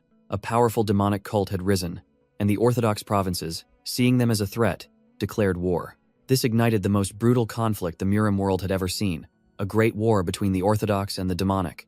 Countless powerful warriors lost their lives, but in the end, the demonic cult was annihilated. Many years have passed since the cult was eradicated, and peace supposedly returned to the Murim. But the truth is, the remnants simply went underground, rebranding themselves as the Demon Spirit Cult, a name known only to those with direct contact, which makes Mei Solin's furious reaction all the more telling. Sabigang plays dumb, feigning shock at her sudden aggression. He calmly tells her to let go, promising he'll explain everything once she gets a grip. She immediately recoils, flustered, and apologizing for her emotional outburst. But he's not letting her off the hook that easily, turning with a sharp look in his eyes. He points out that her panicked reaction just confirmed everything she knows about them too. After a tense silence, she admits that the existence of this cult is more important to her than anything. She demands he tell her everything, and a slow, wicked grin spreads across his face. He's got her. With a glint in his eye, Sabigang agrees to explain everything to the inspector. He begins his tale, starting from the moment his assistant instructor position was revoked. He claims he was taking a walk late at night, feeling sorry for himself about his blocked energy. And then, out of nowhere, he was kidnapped. A revelation that startles Mei Solin. He paints a picture of his own helplessness, knocked out before he could even process what was happening. When he came to, he was at the mercy of a masked man with a terrifying grin and a single glowing eye. This figure, he reveals, called himself a demon scholar, and her eyes widen in shock and horror. The name clearly strikes a nerve, her fist clenching as the pieces fall into place for her. Sabigang continues his grim story, describing cruel experiments and twisted surgeries. And as the final piece of evidence, he manifests a ball of raw demonic energy right in his hand. He explains that when he finally awoke, abandoned, he had gained this new power, calling it Heaven True Chi. Clenching his fist, he confirms it's an energy so rare that most people don't even believe it exists. The cost, he explains grimly, is immense. It requires burning one's own life force to wield. He knows it sounds impossible, but points out that with his own energy blocked, this is the only explanation. A sly look crosses his face. He knows that eventually, she'll have no choice but to believe him, and Mei Solin is torn. The story of Heaven True Chi is absurd, but his knowledge of the demon spirit cult is frighteningly accurate. Seeing his opening, he presses his advantage, a smug grin spreading as he offers her a chance to see the truth. He can take her to the very place where he was kidnapped, tortured, and experimented on. Extending a hand, he suggests that even if they're gone, some traces of their evil work must remain. But then he pulls back with a Cheshire cat grin, saying it's too far for today. He's got her hooked, and he knows it. As she walks away, he extends the invitation, meet him tomorrow night to see the truth for herself. He'll guide her personally, his expression a mask of calm sincerity. But the moment she's out of earshot, his inner thoughts betray the scheme. It's all a fabrication. He's never even met the demon spirit cult. His power is something else entirely, a lie crafted just to use her. A lie designed to let him tell the truth of his own horrifying past. A memory that flashes back with searing intensity. We're thrown into his nightmare, his past self screaming, strapped to a demonic apparatus, his body forcibly infused with alien energy. Two grotesque demons observe the procedure, noting their subject's initial rejection of the demonic power. But surprisingly, his tolerance is increasing, making him an exceptional specimen, far beyond others they've tested. Fascinated by this, they give the order to continue the infusion, ensuring he doesn't die while being drowned in their power. The brutal process shatters his body and spirit, leaving him collapsed on the floor, his hair now a stark, shocking white. His fellow captives can only stare in horror before rushing to his side. They desperately try to shake him awake, pleading for him to get a hold of himself. But his body is a wreck, only able to heave and cough up mouthfuls of blood. Just then, a smug voice cuts in, mocking him for surviving when they'd bet everything on his death. Even then, a defiant, bloody grin spreads across Sabigang's face as he promises them a similar fate. The memory blurs, flashing to a battle-hardened Mei Solin arm missing, eye bandaged, but her spirit unbroken. And as the vision fades, we return to the present, Sabigang standing alone in a quiet grove. He continues on his way, the weight of 200 years of torment settling on his shoulders. But there's no despair in his eyes, only the cold, sharp glint of a predator. He stops dead in his tracks and calls out to the empty woods, sensing he's being followed. He casually picks up a rock, his expression cold and utterly unimpressed. A figure suddenly bursts from the bushes in a comical panic, hands waving. The assassin begs him to stop, admitting Sabigang was right, he was being watched. And just like that, Ghost Shadow number 7 realizes how badly he's been outplayed. Sabigang then calmly hands the bewildered man a scroll with a set of instructions. It's a map to a hidden cave, with a cryptic second page for when he arrives. The assassin balks, asking if he's seriously being told to go run this errand right now. This wasn't part of the mission. He's a highly trained killer, not a delivery boy. But Sabigang's only response is a simple, confident yes. The assassin starts to sweat, completely thrown off and wondering why him of all people. Sabigang gives the assassin a smug, knowing smile, as if to ask if he finally gets it. Cursing under his breath, Ghost Shadow number 7 has no choice but to flee and complete the task by morning. Sabigang watches him go, thinking that covering the whole area overnight might be tough. But it's fine. The markings just need to be visible enough for anyone passing by to notice. As for what happens after that, he's confident he can control the situation completely. Meanwhile, at the academy, head instructor Cheon Semyoung asks for an update on their own investigation. He directs his question to the woman before him, the infamous soul-stealing celestial maiden. She cuts him off, insisting he just call her Mei Seolin, finding her title a bit too dramatic. Getting back to business, she asks how the interrogation is proceeding and if they've found the location. A shadow passes over her eyes as she reflects that this power of hers was never a blessing she wanted. Mei Seolin reports that she needs more time. There's nothing substantial to go on just yet. But Cheon Semyoung has his own theory. Convinced Sabigang is hiding something significant. She couldn't care less about his allegiances, be it the Orthodox Alliance or some demonic cult. However, to ensure a smooth operation, she'll perform a little check of her own in advance. Her idea of a check slams onto the table a heavy, brutal-looking blade. She leans in, asking if he'd mind if she simply slit the boy's throat if he proves suspicious. The Vice Master's eyes narrow in cold agreement. Lie or trap, it makes no difference to him. And as the next morning dawns over the academy, Sabigang, completely unaware, sits in meditation, his body pulsing with demonic energy. He begins his cultivation, focusing on the intermediate tier that contains mana, drawing the power inward. The highest grade mana stone gave him a boost, but he still only reached the 6th circle. At this level, he's confident he could take down a master-level beast, maybe even anyone in this academy except for one person. But the real problem lies in his lower dantian, a faint wisp of inner energy he can't properly cultivate. He remembers how even the head physician, Jin Bak, had never seen a body like his. His eyes narrow with grim determination. This strange constitution is the very reason he's still breathing. It's why he wasn't simply killed, but kept as a living experiment for the demons. And it was because of that hellish life that he was able to meet her. His deep reflection is shattered by a sarcastic voice asking if he's performing a fortune-telling ritual. Yeon Wookyoung strides into the room, complaining that he was up all night preparing for this useless stuff. Sabigang's meditation is broken, and he turns to face the unwelcome guest with a flat stare. Yeon Wookyoung scoffs, demanding to know if he ever asked Sabigang to do anything at all. But our protagonist's deadpan stare leaves the arrogant noble utterly confused. With a triumphant smirk, Sabigang calmly says he was joking and dismisses him, which sends Yeon Wookyoung into a full-blown tantrum. He leaves the fuming brat behind, his mind already focused on the final piece of his grand plan. His destination, the academy's training grounds, bustling with the morning's activity. Students are locked in spars, completely unaware of the webs being woven around them. Sabigang watches them for a moment. His purpose here, far more intricate than simple observation. All he has to do is spread some carefully crafted misinformation and lead Mei Solon to a cave he's disguised with a flashy, but ultimately fake, demonic barrier. It's a suspicious lead, yes, but against an enemy like the demon spirit cult, it's bait they'll have no choice but to swallow. And just like that, Mei Seolin appears, silently observing him from a distance. He turns with a disarming smile, casually greeting the inspector who's been tailing him. Her expression is stone cold as she agrees to his unspoken offer. She'll go with him to investigate this alleged hideout of the demon spirit cult. A wicked grin spreads across his face. He graciously offers to guide her, the first phase of his plan a success.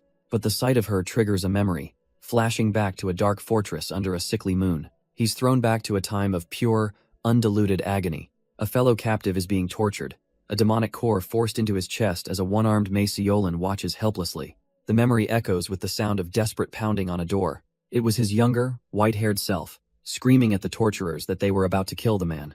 But a voice cuts through his rage. It was Mei Soyeon, telling him to stop. It was already too late.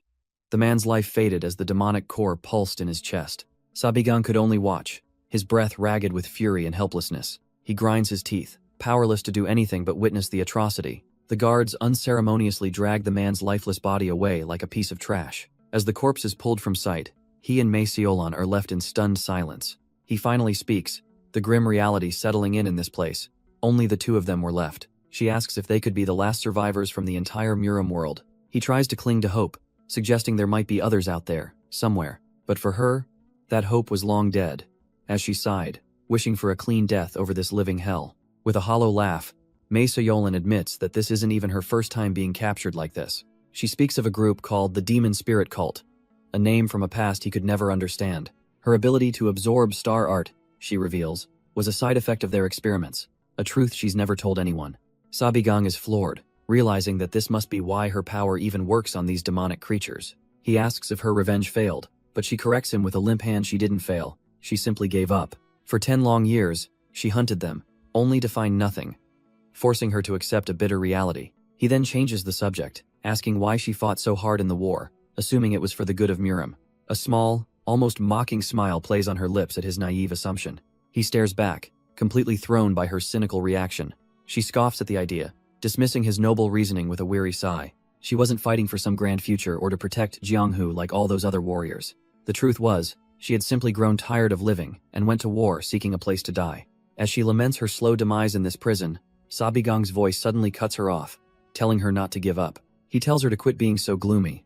After all, they're both still alive, aren't they? He certainly has no plans of dying here, not after struggling so hard without even his internal energy. So now, she needs to grit her teeth and hang in there with him. He makes a promise.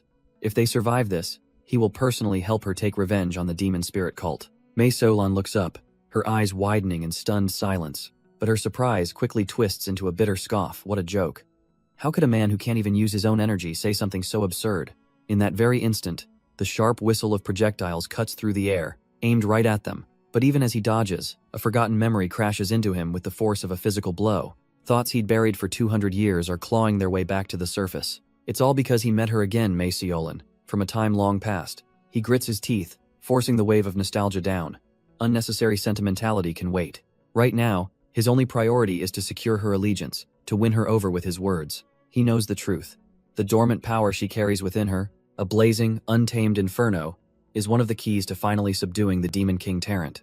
So he won't waste time on apologies or excuses. Has come too far to dwell on the past. He recalls his journey to find her back then, racing through the forest toward a crucial meeting. And there she was, waiting by a tree, arms crossed with an air of cold indifference. He remembers she'd arrived early, her mind already on high alert. She cautiously scanned the surroundings, but the forest was quiet, too quiet. A flicker of doubt crossed her face. Had he mistaken the location? Or was this something worse? Her thoughts drifted to a dark place, a memory of the demon spirit cult and a cold, dark cell. But a sudden footstep snapped her back to the present. Someone was here. She turned, remarking that he had also arrived quite early for their meeting. But the face that loomed over her shoulder was not the one she expected. Her eyes widened in a silent, chilling realization. In that instant, her mind flashed back, reaching for a memory from long ago. A memory of a happy child in the snow, waving goodbye to a life that would soon be stolen from her. A peal of laughter from a time long past. A little girl, overjoyed by the simple magic of falling snow. Her parents watched from a distance, telling her to be careful, but she was lost in the moment. And then, inevitably, her small feet betrayed her. She tumbled forward, a harmless fall into the soft powder. Her mother's voice, chiding her gently for not listening. But the memory warped, the loving tone turning to ice as a harsh voice commanded her to wake up. Her eyes snapped open, the idyllic past shattering instantly. She wasn't in the snow anymore. She was on a cold floor, her limbs bound tight. Looming over her was a scarred, brutish mercenary, the trap now fully sprung. Her eyes focus, and the face looming over her clicks into place. He introduces himself as Wei Song-tak, leader of the Black Death sect, here for revenge on behalf of the brother she killed. The name rings a bell, a notorious band of criminals known for robbery, trafficking, and murder. She curses her carelessness. She never would have missed that the leader and vice leader were brothers. But the mention of the demonic spirit cult had been too tempting, a deliberate lure that made her drop her guard. He mockingly compliments her impressive skills, gesturing to the bodies of his men that she'd cut down. After his long-winded monologue, she simply sighs, calling his threats a stream of useless babbling. A sly, dangerous smirk plays on her lips as she asks if he wants to have a little fun, just like his dead brother did. She taunts him, figuring this was his goal from the start. going through all this trouble just to capture her. A sick, leering grin spreads across his face as he confirms her suspicions. If he only wanted her dead, she already would be. He grips her head, sneering that if the rumors about her were false, he would have just sliced her head off on the spot. But no, the soul-taking celestial maiden is as beautiful as the legends say, and tonight, he plans to enjoy the pleasures of heaven. He slowly draws his blade, savoring the moment. First, he'll start by cutting off those cursed hands of hers, the ones that absorb a person's inner energy. Then, after every last one of his men has had their fun, he'll personally peel her skin off piece by piece. Mei Seolin lets out a tired sigh, finding his elaborate fantasy a bit too filthy to even be called revenge. Damn it all. She thought she'd finally found a lead on the demonic spirit cult, only to die at the hands of these beasts. A grim acceptance washes over her. This is a fitting end for a careless assassin blinded by revenge. Wee Sang-tak raises the sword, his eyes glowing with sadistic glee. The rest of the Black Death sect cheer him on, thirsty for blood and eager for their turn. But just as the sword descends, a fist wreathed in violent purple energy smashes into Wee Sang-tak's side. The bandit leader and Mei Solon are both frozen, stunned by the impossible intervention. A lone figure stands among them, his hands still crackling with raw, untamed power. Mei Solon's eyes widen in disbelief. Could that really be him, Instructor Sa Bigong? His gaze locks onto the scene, a cold fury brewing deep within him. And in an instant, that cold fury erupts into a crimson inferno of absolute rage. One of the thugs, too stupid to read the room, charges forward demanding to know who this bastard is. Sa Bigong doesn't even bother with a reply, moving faster than the eye can see. He snatches the man by the face, his grip like a vice of pure demonic energy. The bandit chokes and gags, his life force being snuffed out by this sudden, terrifying apparition. A chilling thought crosses Sa Bigong's mind. These worthless thugs nearly made him forget the centuries of hell he endured. He unleashes a crackling torrent of demonic lightning, instantly incinerating the man in his grasp down to the bone. The rest of the Black Death sect can only scream in primal terror, watching their comrade get vaporized. Even Mei Seolin is left speechless, witnessing a level of brutal power she couldn't have imagined.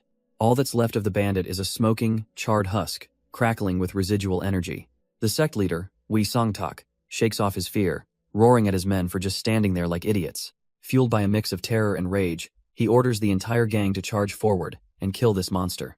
But Sa Bigong remains completely unfazed, as a demonic sigil flares to life in his eye. Before their swords can even get close, he vanishes in a blink of purple light, and reappears right in front of another bandit, whose brain can't even process the before his life ends. A hand crackling with demonic energy appears beside the bandit's head, before he can even finish his thought. With a whisper of airburst, Sa Bigong unleashes a point-blank explosion of purple force. The man's head simply ceases to exist, his blades clattering uselessly to the ground.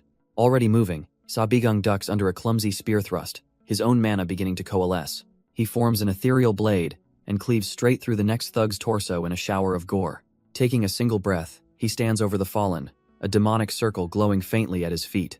He fully manifests his mana blade, an impossibly sharp weapon of pure destructive energy. The remaining bandits can only stare, their bravado melting into groans of absolute terror. Yet, with a final, desperate roar, the doomed men charge forward into the meat grinder. Sa Bigong becomes a phantom of purple light, weaving through their ranks and ending them all in a brutal, elegant dance of death. The slaughter is absolute, leaving only a blood-soaked floor and one bound, speechless woman. Mei Solon stares, her mind racing. This guy has the same man she's been watching, the one who wields this impossible, demonic power. Her eyes widen in dawning horror and awe. But the sect leader, Wee Sang-tak, isn't done yet. Roaring as he makes his final, desperate charge, he brings his massive blade down, screaming for Sa Bigong to die. For a split second, there's nothing but the bandit's wide-eyed confusion. His sword, aimed right for the neck, has stopped dead in its tracks. Sa Bigong doesn't even flinch, a patch of his skin hardening into a diamond-like shell, the stone skin technique. And just like that, the execution maniac's face drains of all color, realizing he just tried to cut a mountain. And before Wee Sang-tak can even comprehend his failure, Sa Bigong's fist connects, shattering his jaw. The impact sends the hulking man flying across the room, a spray of blood marking his trajectory. He crashes hard, his body broken, his reign as the execution maniac ending in a pathetic heap on the floor. Barely conscious, he can only stare up in pure terror at the monster standing over him. Sa Bigong doesn't even break a sweat, calmly activating a demonic spell, Graviton Press. His eyes glow with purple malice. This man wasn't an opponent. He was just a pest to be crushed. The bandit leader tries to beg for his life, but his pleas are swallowed by a torrent of raw power. Outside, the night is quiet for a moment, the stronghold just another building in the dark. Then, a silent plume of energy erupts from the roof, a whisper of the annihilation within. And when the dust settles, Sabigang stands alone, the sole survivor in a room painted red with his enemies. He finally lets out a breath, the massacre behind him, but a voice cuts through the silence, calling his name, Sabigang. Before he can react, a cold blade is pressed against his throat. A woman with piercing eyes appears from the shadows, demanding to know who he really is. He's momentarily stunned, caught completely off guard by this unexpected arrival. Then, like flipping a switch, his entire demeanor changes to one of cheerful relief. He spins a tale of being worried and using his amazing tracking skills to find her, but Inspector May isn't buying a word of it. Her blade held steady, and behind that ridiculous smile, Sabigang's mind is racing. This is bad. His perfect plan, built on knowledge from the future, has it already started to fall apart? Looking at the carnage, he realizes he never expected anyone to target May Solon this early in the timeline. His plan is already derailing, but giving up on her has never been an option. The reason is simple. She is the most irreplaceable weapon in the coming war against the Demon King. He remembers the despair of fighting that monster, whose absolute nullification barrier rendered every attack meaningless. And the only person in the world who could ever break that barrier was May Solon. She believes her power simply absorbs the inner energy of those she touches, a dangerous but limited skill. But its true potential is far greater. It can absorb and erase any conceptual power itself. To awaken that ability in time, he needs to make her stronger, and he needs to do it fast. His hand tightens around his sword's hilt. Since things have already gone off course, he'll just have to subdue her by force for now, and convince her later. With a blade clutched in her hand, May Solon screams at him to stop, but Sabigang remains unmoved, his gaze unwavering as she threatens to kill him on the spot. Suddenly, her voice echoes from the past, a desperate plea from a much darker time. He remembers her by his side as his body was racked with unimaginable pain. He was a test subject then, screaming as foreign energies threatened to tear him apart from within. From afar, his demonic captors monitored his vitals, a little surprised he was still holding on. The two scientists marveled at his mental strength, but mused that no human could endure this much mana. They had all the data they needed anyway, so one suggests just letting the mutant die. After all, if he survived, he might just become a threat later. Better to dispose of him now. At that moment, May Solon could only watch in horror, realizing the monsters fully intended to kill him. Barely conscious, Sabigang manages to choke out her name as he lies broken in her arms. But his next words are a horrifying plea for her to just kill him and end this suffering. Her eyes widen in shock, unable to process his request. She can't bear it either, but she can't bear to lose him. Grabbing him, she screams at him to stop talking nonsense. She desperately reminds him of the promise they made to survive and get their revenge together. But it's too late. She feels his consciousness fading away. His body is breaking down faster and faster, crumbling under the demonic strain. All she can do is hold on, watching helplessly as he disintegrates in her arms. A flash of memory, their shared past, their bond, and the vow that now feels like a cruel joke. With tears in her eyes, she makes her final decision. A single, whispered apology for what she's about to do. Suddenly, Sabigang's eyes fly open, jolted back to awareness. He lies there in total confusion. Wait, huh? The clashing, destructive energies inside him, they've vanished completely. He turns to see May Solon, who calmly says she's glad it worked. Stunned, he can only stare as she sits there, weakened but serene. She admits that, honestly, she wasn't even sure it would succeed. He tries to push himself up, his voice cracking as he calls out to her. But she just tells him to stay still. He was on the brink of death just moments ago. She looks at her own hand as it dissolves, explaining that she discovered her ability could absorb far more than she ever imagined. But the demonic energy she took from him was too alien. She managed to absorb it, but couldn't erase it. He can only stare in horror, calling her a crazy woman for talking so calmly about this. Doesn't she understand? She's about to die. He screams her name, desperately asking why. Why would she do something like this for him? With a faint, heartbreaking smile, she reminds him of something he once said. He was the one who told her not to give up, that a real man always keeps his word. The realization crushes him, tears of rage and sorrow streaming down his face. He only said that to keep her alive. He never wanted this. He never wanted her to sacrifice herself for him. As she fades into dust and light, her final words echo in his mind. Stay alive, Sabigang. She asks him to live on and just occasionally remember the foolish woman who loved him. The memory fades, leaving Sabigang in a tense standoff with a different woman he just rescued. He lets out a weary sigh, clearly not in the mood for another complication. But she remains on high alert, her knife held at the ready. He lowers his hands, trying to assure her that he has no intention of causing her harm. She's not convinced, demanding to know how a stranger could have possibly known her location.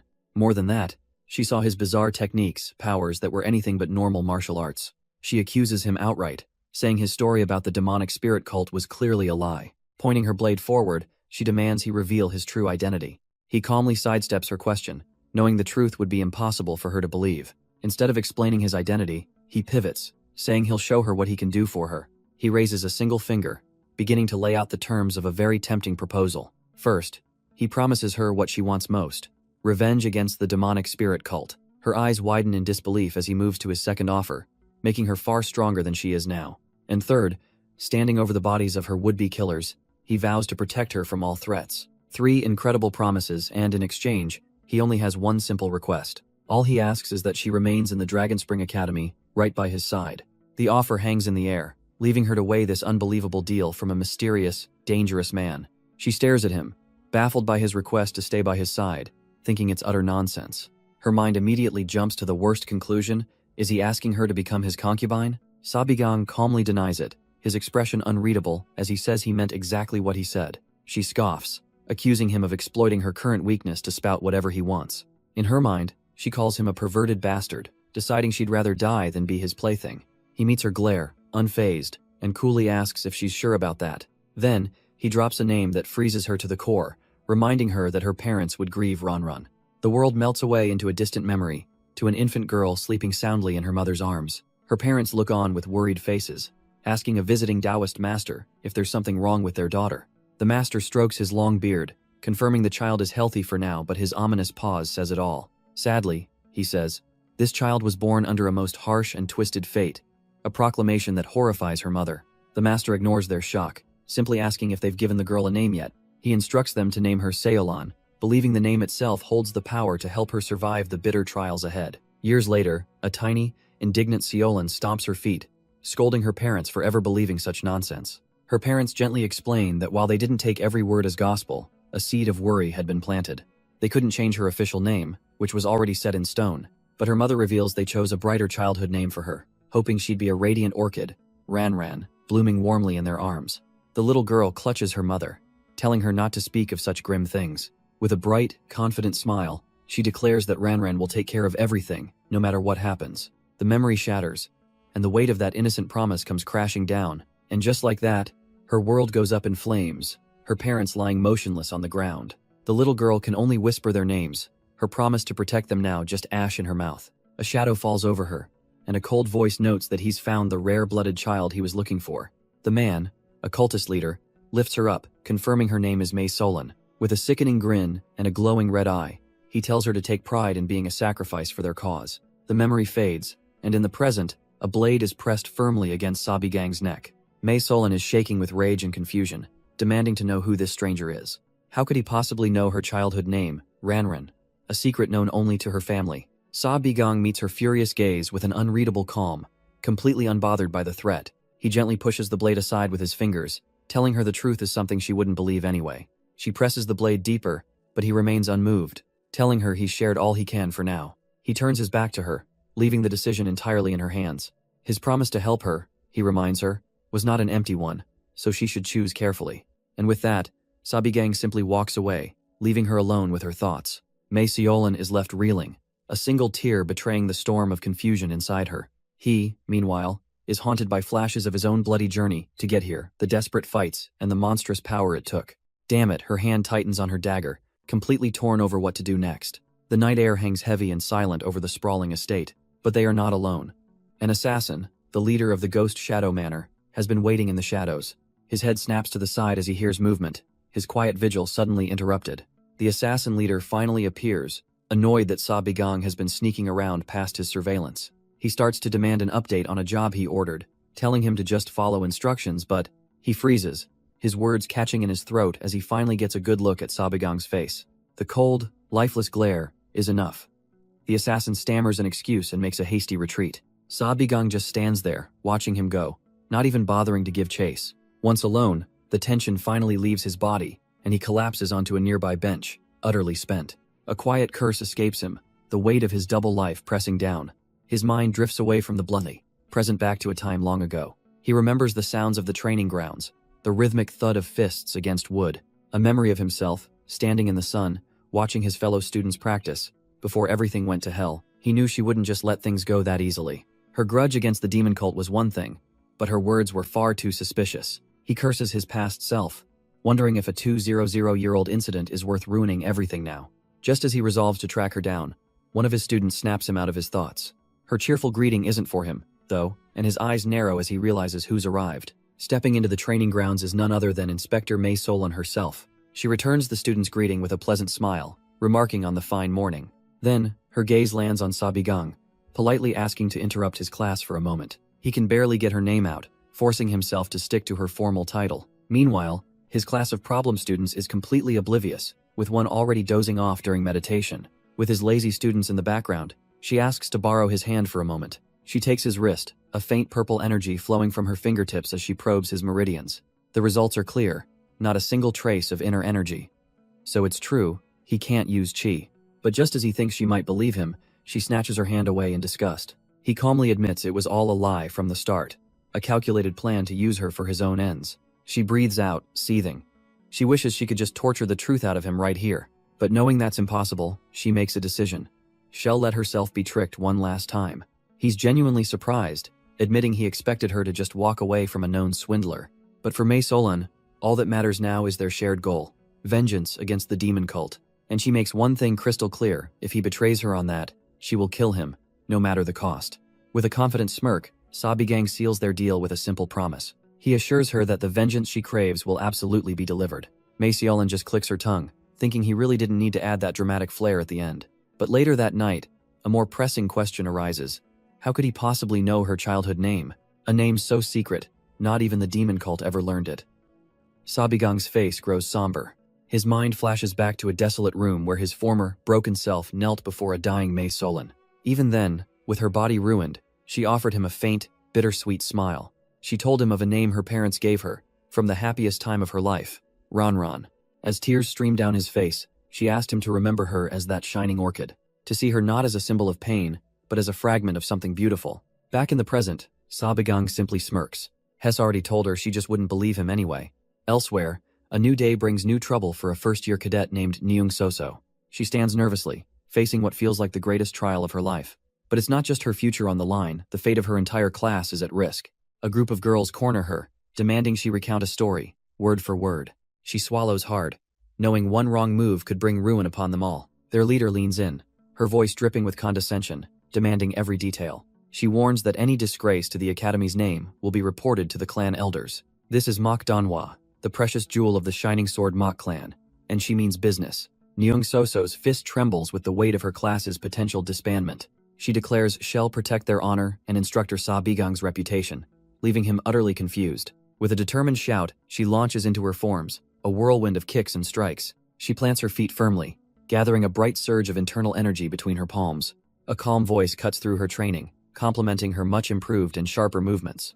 It's Inspector May Solon, who gently advises her to focus on fluidity over raw strength. Nyung Soso recalls that the inspector has been observing their class for 2 weeks now, though she was nervous, but the friendly lesson ends, as the inspector calls for everyone to gather around for an announcement. She unfurls a scroll, revealing 2 words that promise to change everything. Special class. A new instructor steps forward, tapping the scroll and declaring this is now the special class. The students aren't impressed, mocking the incredibly lame name. One brave soul even asks what their so-called special mission is supposed to be.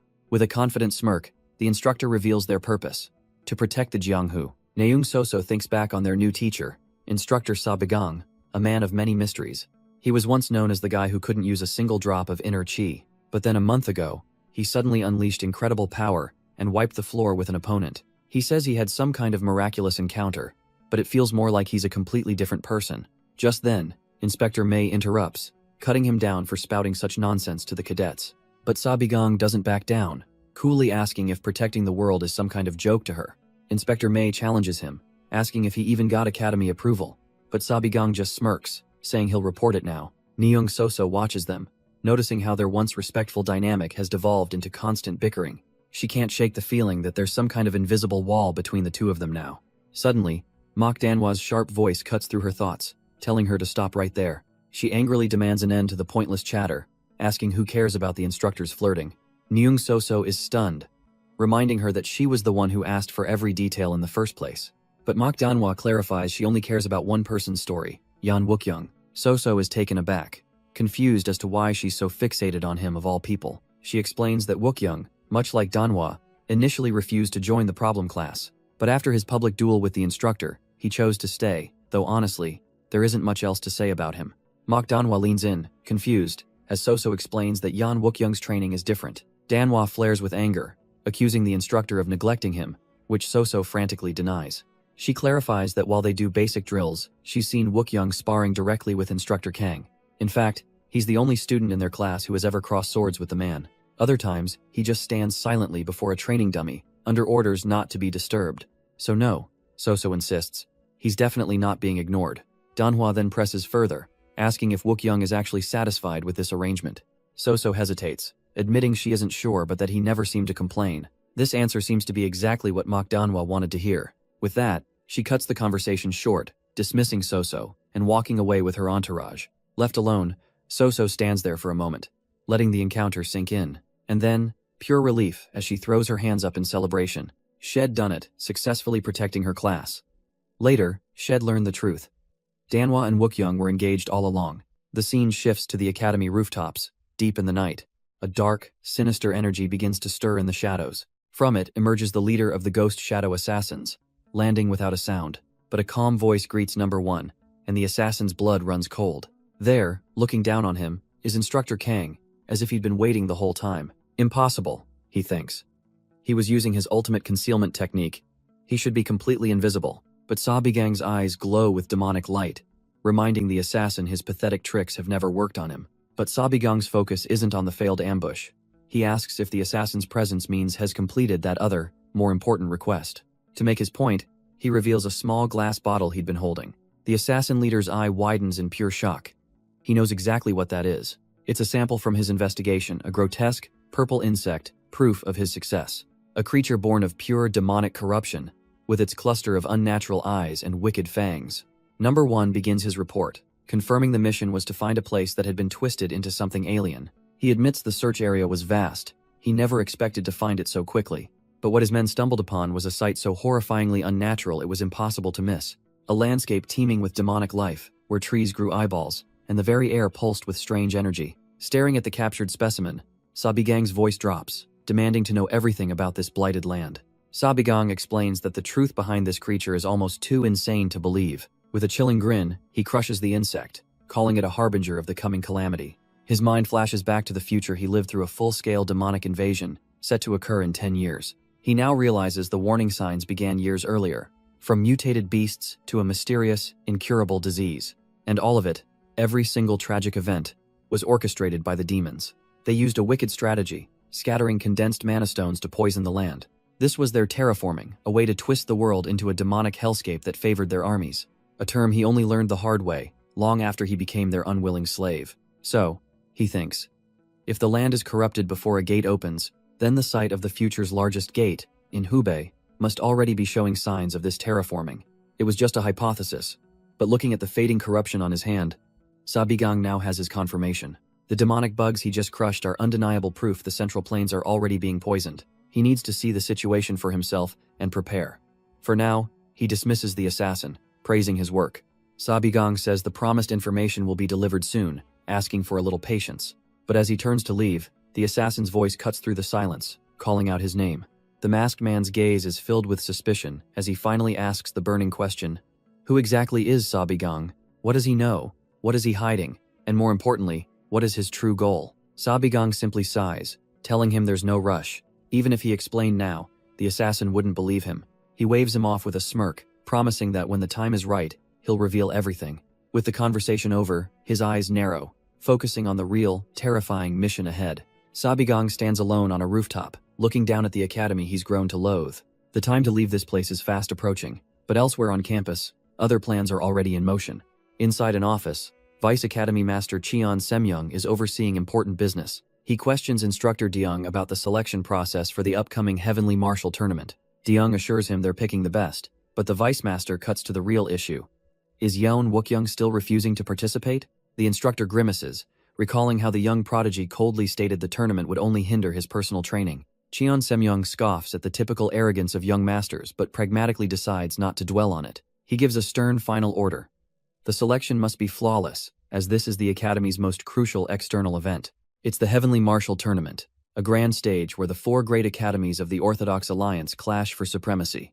Just as the meeting seems to conclude, Instructor DeYoung calls out to the Vice Master, a hint of unease in his voice. DeYoung nervously asks if they truly have the authority, since the selection originally belongs to him. But the Vice Master just scoffs, reminding him that the so-called sword demon has been in seclusion for 2 years. Relieved, the instructor agrees just before the door to the office is thrown open without warning. Both men whip around, furious at the sheer audacity of this interruption. And who else would it be but Instructor Sa Bigang, a smug grin plastered on his face. He declares with utter confidence that for the tournament, he and his cadets will be participating. The Vice Master slams his fist on the desk, the sound echoing his disbelief and rage. He seethes, asking if Sabi truly believes such a ridiculous request would ever be permitted. Cheon Semyoung dismisses his confidence as baseless nonsense, reminding him this is a grand event for high-ranking masters. But Sabi just smirks, completely unfazed by the elder's fury, or being called a mere brat. Sabi calmly turns his attention to the other instructor, Deung Bu-young, the one who originally failed with the problem students. He questions if the man truly believes he was ever qualified for the role, calling him out for his lack of skill. With a mocking grin, he dismisses him as a washed-up fossil who should just step aside for the younger generation. The insult hits its mark, and Instructor DeYoung absolutely explodes with incandescent rage. The Vice Master tries to calm him down, but DeYoung can't believe he's being asked to endure this humiliation. He tells him not to be provoked by some unqualified brat, but Sabi just scoffs at their excuses. Now it's the Vice Master's turn to snap, roaring at Sabi to shut his mouth. He challenges him to a fight on the spot, promising to smash that foul mouth of his to pieces. A sinister, triumphant smile spreads across Saba's face. Has been waiting for this exact reaction. His plan is laid bare. By publicly defeating one instructor, he'll embarrass the other and seize the tournament spot for himself. But Sabi's mind is already miles away, focused on the tournament in Shaanxi. He visualizes the journey, a month-long trip with a very convenient detour right through a reported demonic zone. He could go alone to verify it, of course, but this is also a perfect field test for his students. And if the Vice Master still tries to block him after this little spat, Sabi has a folder full of corruption evidence ready to go. His cold, layered planning is suddenly cut short by a commotion. He snaps back to the present, his eyes widening in mild surprise. It's Deung Bu-young, the blade instructor, shoving forward and roaring that he accepts the challenge himself. Sabi turns, almost amused. The old man actually took the bait hook, line, and sinker, but DeYoung's furious charge halts, his face melting into utter confusion as he stammers out, "What are you doing?" A sinister purple light flashes in Sabi's eyes. This fight isn't about to start, it's already over. But just as things were about to pop off, the sound of steady footsteps echoes from the stairs.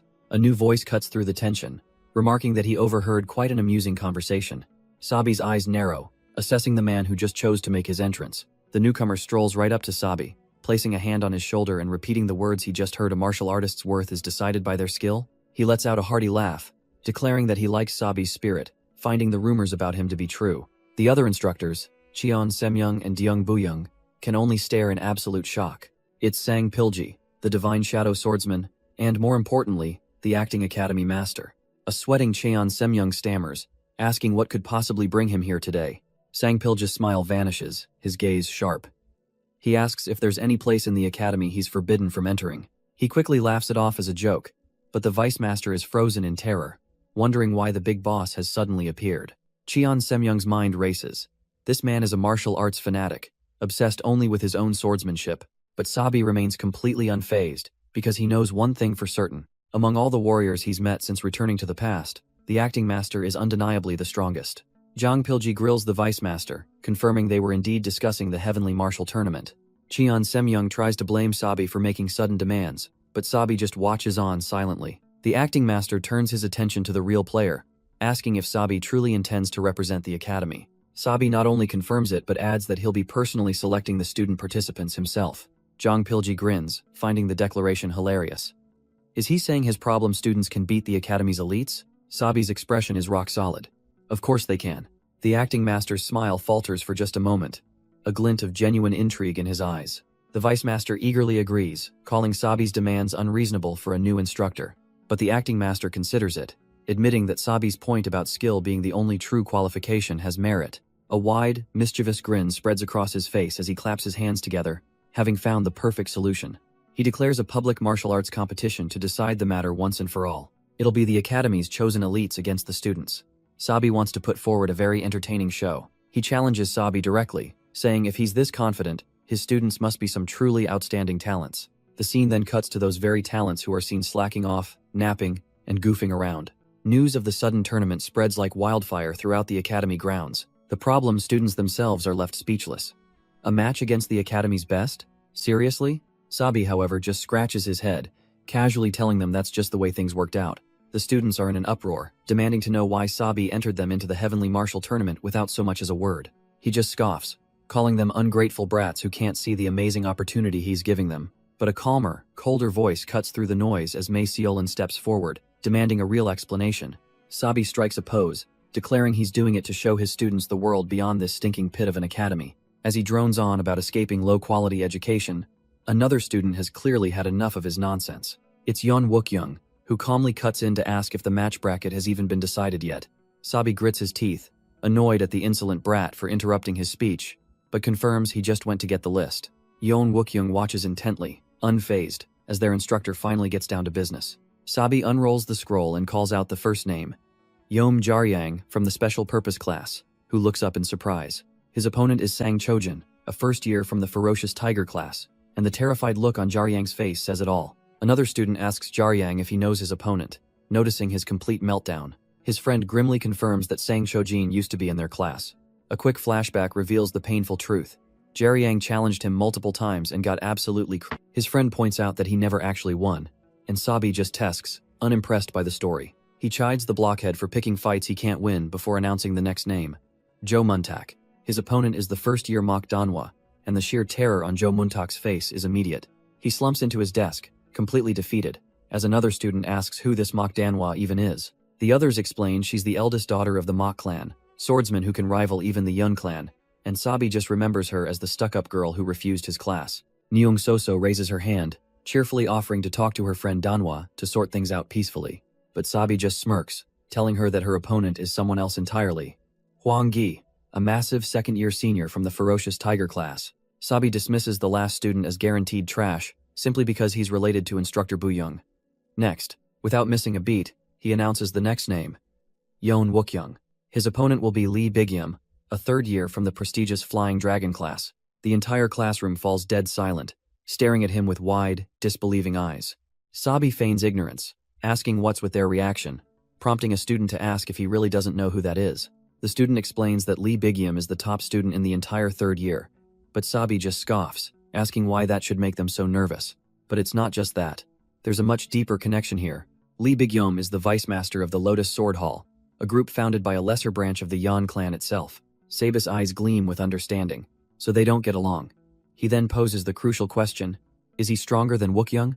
Yeon Wook-young offers no words, only a chillingly confident smirk that says everything. A sinister chuckle escapes Sabi's lips. That unspoken answer is more than good enough for his plans. With that settled, he moves on to the final announcement, calling out Tan Leung's name. His opponent will be none other than Gok Bowook, a familiar face from their old class, now looming like a mountain of muscle. Lee Jung can't believe it. This is the same guy he already beat to a pulp for acting up before. But Sabi adds a chilling detail.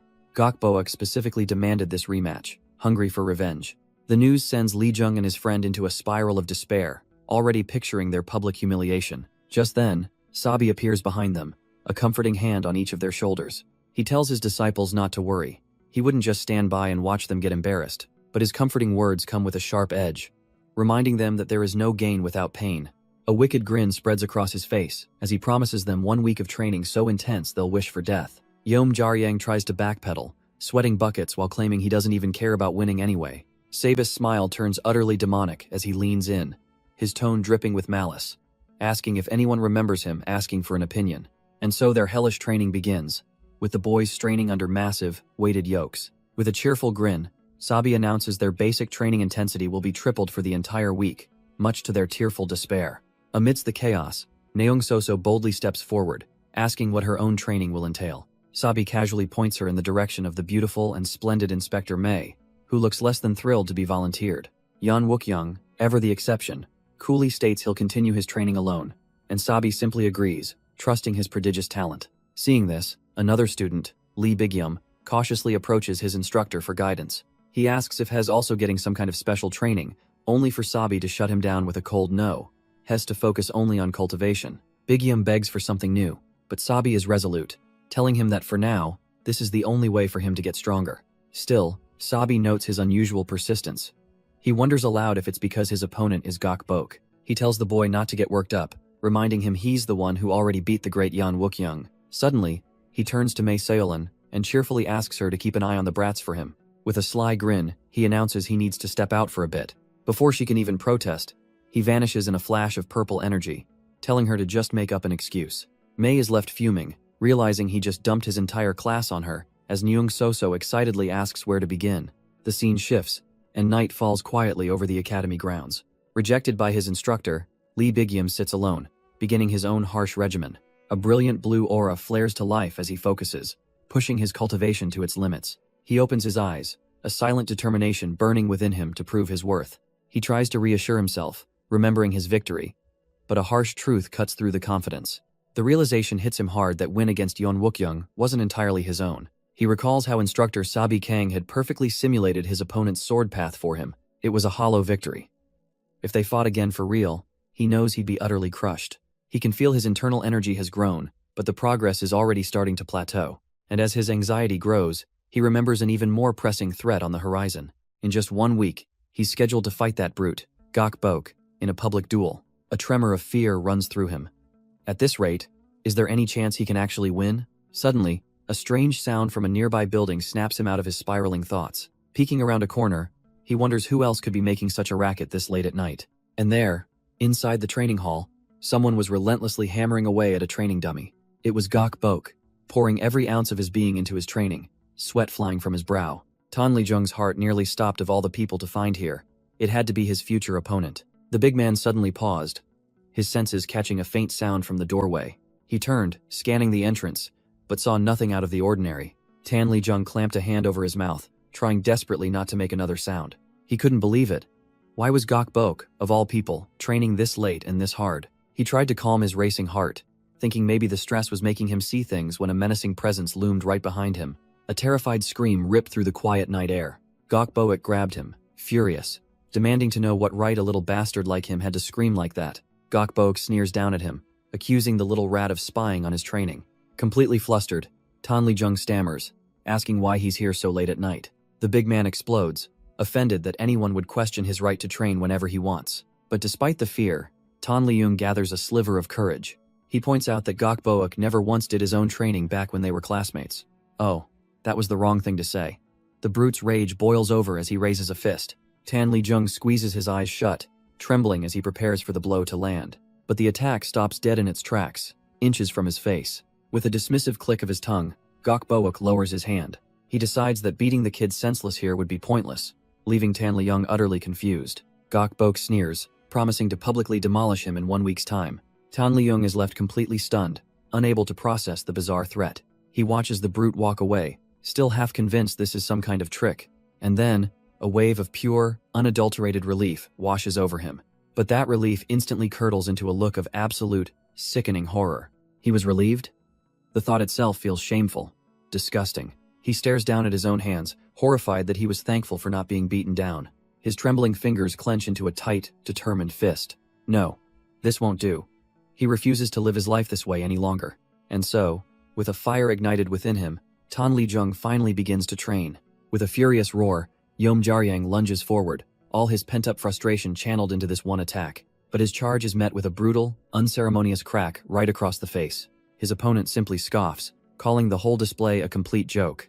For a second, the bully had actually tensed up, wondering if this reckless kid was some hidden master. Instead, it's just a pathetic, one-sided beatdown, as he effortlessly parries and counters every clumsy swing. Yeom Jaryang stumbles back, barely able to stay on his feet, as the bully wonders what's wrong with him. He taunts the boy, mocking how he came at him like a killer only to end up looking this pitiful. With such pathetic skills, he asks what could have possibly possessed Yeom Jaryang to challenge him in the first place. The other students whisper from the sidelines, sneering that his weak background is clearly showing.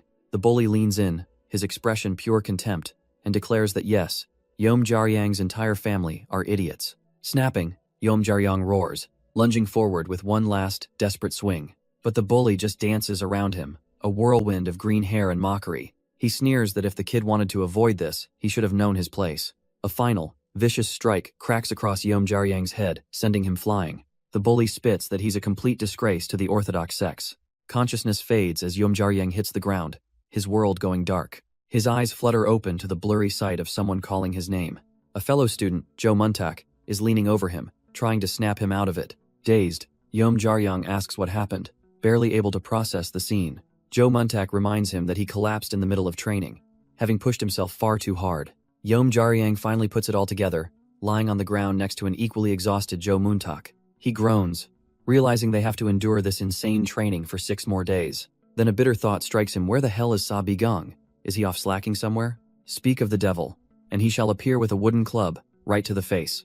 Sa Bigang stands over him, looking utterly annoyed, asking if he was looking for him. As Yom Jaryang clutches his head in pain, the instructor notes he at least finished all the repetitions. He says that while he should be punished for slandering his master, he'll let it slide this time. But Yom Jaryang's quiet muttering about them not even being from the same sect earns him another solid whack. Sa Bigang sighs at how he asks for it, before Joe Muntak mentions that the inspector has been looking for him all day. He scoffs at the idea he was just wasting time, insisting he has his own important matters to deal with. Sa Bigang then announces that their one-on-one lessons for the duels are about to begin, leaving Yom Jaryang completely stunned. He can't believe it. More training?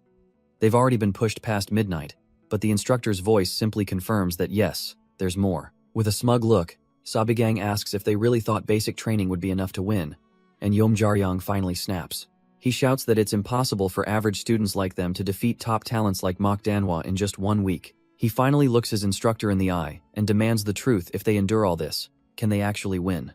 Sa Bigang's answer is brutal and immediate. No, he tells them plainly that he won't lie. A week of hard work won't give them a high chance of victory. That harsh reality sends both students crumbling to the ground in despair. Yom Jaryang knew it, so what was the point? But Sa Bigang offers them something else, a different kind of victory.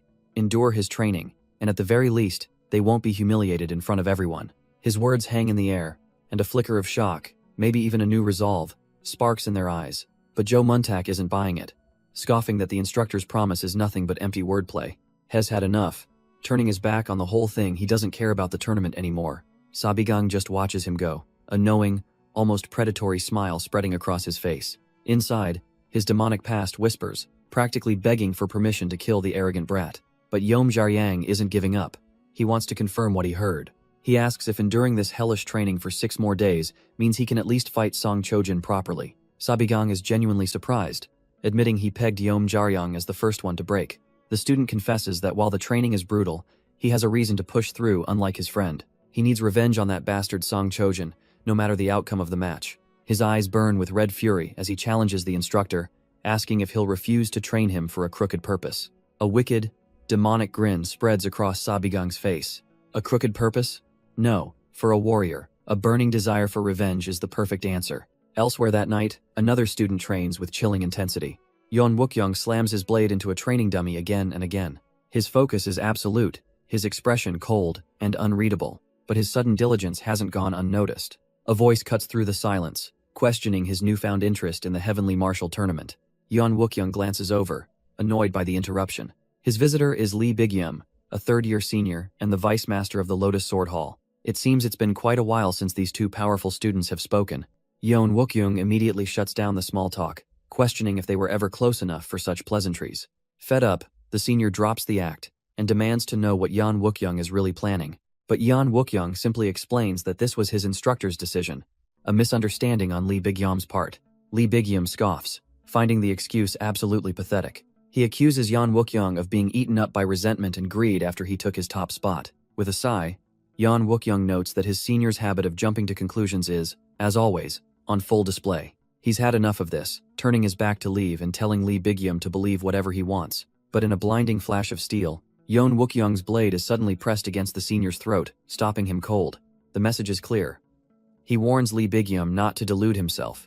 Lee Bigyum is completely unfazed, explaining he only tolerated this insolence out of respect for the main clan. He scoffs, asking if Yeon Wookyoung really thought he was weak just because he's from a branch family. Yeon Wookyoung stands silent, the tables turning on him in an instant. Lee Bigyum demands to know his real goal, and Yeon Wookyoung roars back his true ambition. Has here to prove his clan's swordsmanship is superior to the main family's, which has grown dull and lazy with peace. But Lee Bigyum simply grabs his sword hand, musing that they actually agree on one thing. He pushes the blade aside, lecturing him not to draw a weapon he doesn't have the guts to use.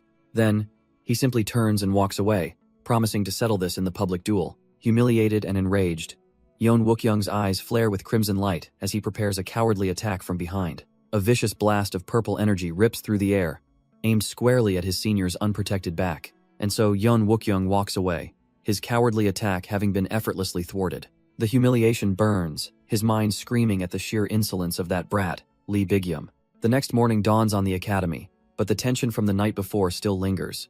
Elsewhere, Tan Lee-jung walks with a heavy heart, a recent confrontation weighing on him. He can still hear Gok Bok's threat echoing in his ears, a promise to publicly crush him in 1 week. He'd even seen the bully training late into the night, realizing with a sinking feeling that he was dead serious. Compared to that monster's dedication, Tan Lee-jung feels hopeless until he sees a familiar face. It's his friend, Yeom Jaryang, pushing himself to the absolute limit.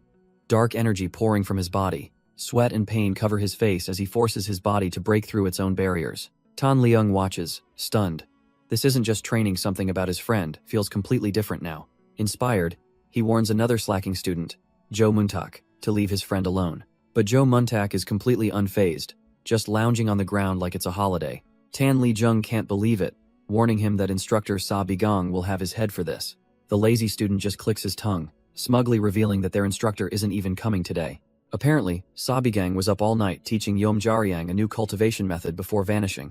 The words hit Tan Lee-jung like a physical blow. A secret, all-night lesson? He asks if they both got special training, but Jo Muntak casually admits he just went to sleep. A bitter memory surfaces, him, begging for help, only to be told to stick to the basics. His fist clenches with a sharp sting of betrayal. The instructor had lied, saying there was nothing to teach him. So this is it. He's stuck with basic circulation for 6 days, all before his public humiliation by Gok Bok. He refuses to accept this fate. This simply will not do. With a new fire in his eyes, Tan Lee-jung prepares to train on his own terms. Elsewhere, the day's training concludes, as Nyung Soso gratefully thanks Inspector Mei for her guidance. Mei Solan lets out a tired sigh, annoyed that Sabigang has been a no-show all day. Thanks to him, she's been stuck teaching the problem children from dawn till dusk. Still, as she looks out over the grounds at sunset, she feels a strange sense of peace. She can't remember the last time her life was this leisurely. Maybe this teacher role isn't so bad. Realizing she's been so busy with Soso, she hasn't checked on the others in a while. Curious, she decides to see how the other cadets are holding up. And from the sounds of it, at least one of them is making some truly explosive progress. She finds Tan Lee-jung relentlessly swinging a wooden sword against a training dummy. The boy is completely exhausted, doubled over and gasping for every breath. Her voice startles him as she calls out his name. Walking over, she questions him, reminding him he was supposed to stick to energy training. But he just grins, explaining that instructor Sa Bigang personally told him to start sword practice. Mei Seolan can only stare in disbelief.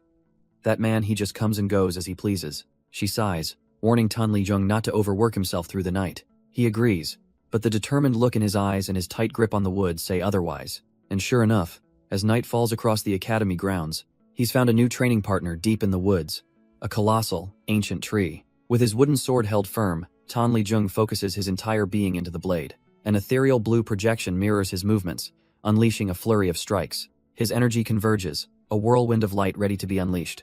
The ancient tree becomes his canvas as a storm of glowing cuts tears through the night. In a split second, the trunk is scored with dozens of crisscrossing lines. With a final surge, the outer bark explodes outwards in a shower of splintered wood. His eyes remain fixed, analyzing the result of his desperate effort. A heavy breath escapes his lips as he lowers his sword, the exhaustion finally hitting him. He looks up, wondering if his grueling session is finally over. But, perched on a branch above is Sa Bigang, a smirk on his face, asking if there's anything to show for all that noise. Jang Pilji closes his eyes, admitting he still has a long way to go. But a smirk plays on his lips. He's absolutely certain no ordinary cadet could ever touch him. Sabigang just grins back, calling him a cocky brat for that smug look. Fine then, he says. It's time to see for themselves as a week of brutal training flashes by. A montage of every student pushing their limits. A contest to see who was the most desperate. The sun sets, and the academy grounds fall silent under the cover of night. While Jang Pilji catches some sleep, completely oblivious and resting on his laurels, Sabigang is elsewhere, pushing his body past its breaking point. He pants heavily, channeling a volatile purple energy that surges through his very core. His eyes burn with an inhuman intensity, every fiber of his being focused on getting stronger. Sabigang offers a sympathetic ear, sensing the boy's thirst for revenge against Song Chojin is no simple grudge. The student, Yeom Jaryang, begins his story, taking us back to their days as cadets in the same group. It wasn't a rivalry at first. Song Chojin was the heir to a great clan, while he was from an insignificant one. But one day, that arrogant bastard finally uncovered something he wasn't supposed to know. Sang Chojin called him out in the middle of the courtyard, a smug grin plastered on his face. He dropped a bombshell, sneering that a bug from the unorthodox faction had no place in the academy. Jaryang's eyes widened in pure shock. His deepest secret had just been exposed. The whispers spread like wildfire as every student turned to stare, wondering if he was truly from the underworld Muram. He stood frozen for a moment, trying to process how Song Chojin could have possibly found out. Jaryang tried to explain, yes, his father was once unorthodox, but he had renounced that life long ago. But Sang Chojin wouldn't listen, so Jaryang's hand flew across his face, telling him to shut his mouth. The arrogant heir recoiled in shock, then pure rage. How dare a filthy half-breed lay a hand on him? He spat pure venom, calling Jaryang's father a disgusting traitor for abandoning his faction. That was it. The final line had been crossed. Jaryang's eyes blazed with a murderous light. He lunged forward, swinging a wooden training sword with all his might. But the fight was over before it even began. He found himself on the ground, staring up in shock. He admits it now. The worst part wasn't the insults. It was that Sang Chojin had the skills to back them up. That first disgraceful defeat only fueled his obsession. He challenged him again and again, but every single time, he was met with the same overwhelming power. He never even came close to winning, each match ending in another brutal beatdown. Not once, he admits, did he ever manage to land a single clean hit on Sang Chojin. He grinds his teeth, the memory of that utter powerlessness still burning fresh. And then, his story reaches its climax. One day, his group was reassigned to the special purpose class. He looks to his instructor, expecting some kind of reaction to this dramatic turn of events. But Sabigang just stares back blankly and asks, "And? That's it?" He's genuinely confused. What? Did he think his rival sent assassins after him? Attacked him in his sleep? A sharp smack to the head cuts through Jaryang's confusion. Sabigang scoffs, saying he listened to this whole dramatic story with its blazing, serious eyes, only to find out it was just some childish revenge plot. What a complete letdown. But Jaryang whirls back, shouting that even if it sounds petty to him, for him, this was about family honor. His rival didn't just insult him, he insulted his parents. His father had sacrificed everything to abandon the unorthodox path, and this brat trampled all over that legacy. With burning resolve, he swears that one day, no matter what it takes, he will have his revenge. And that finally gets Sabigang's attention.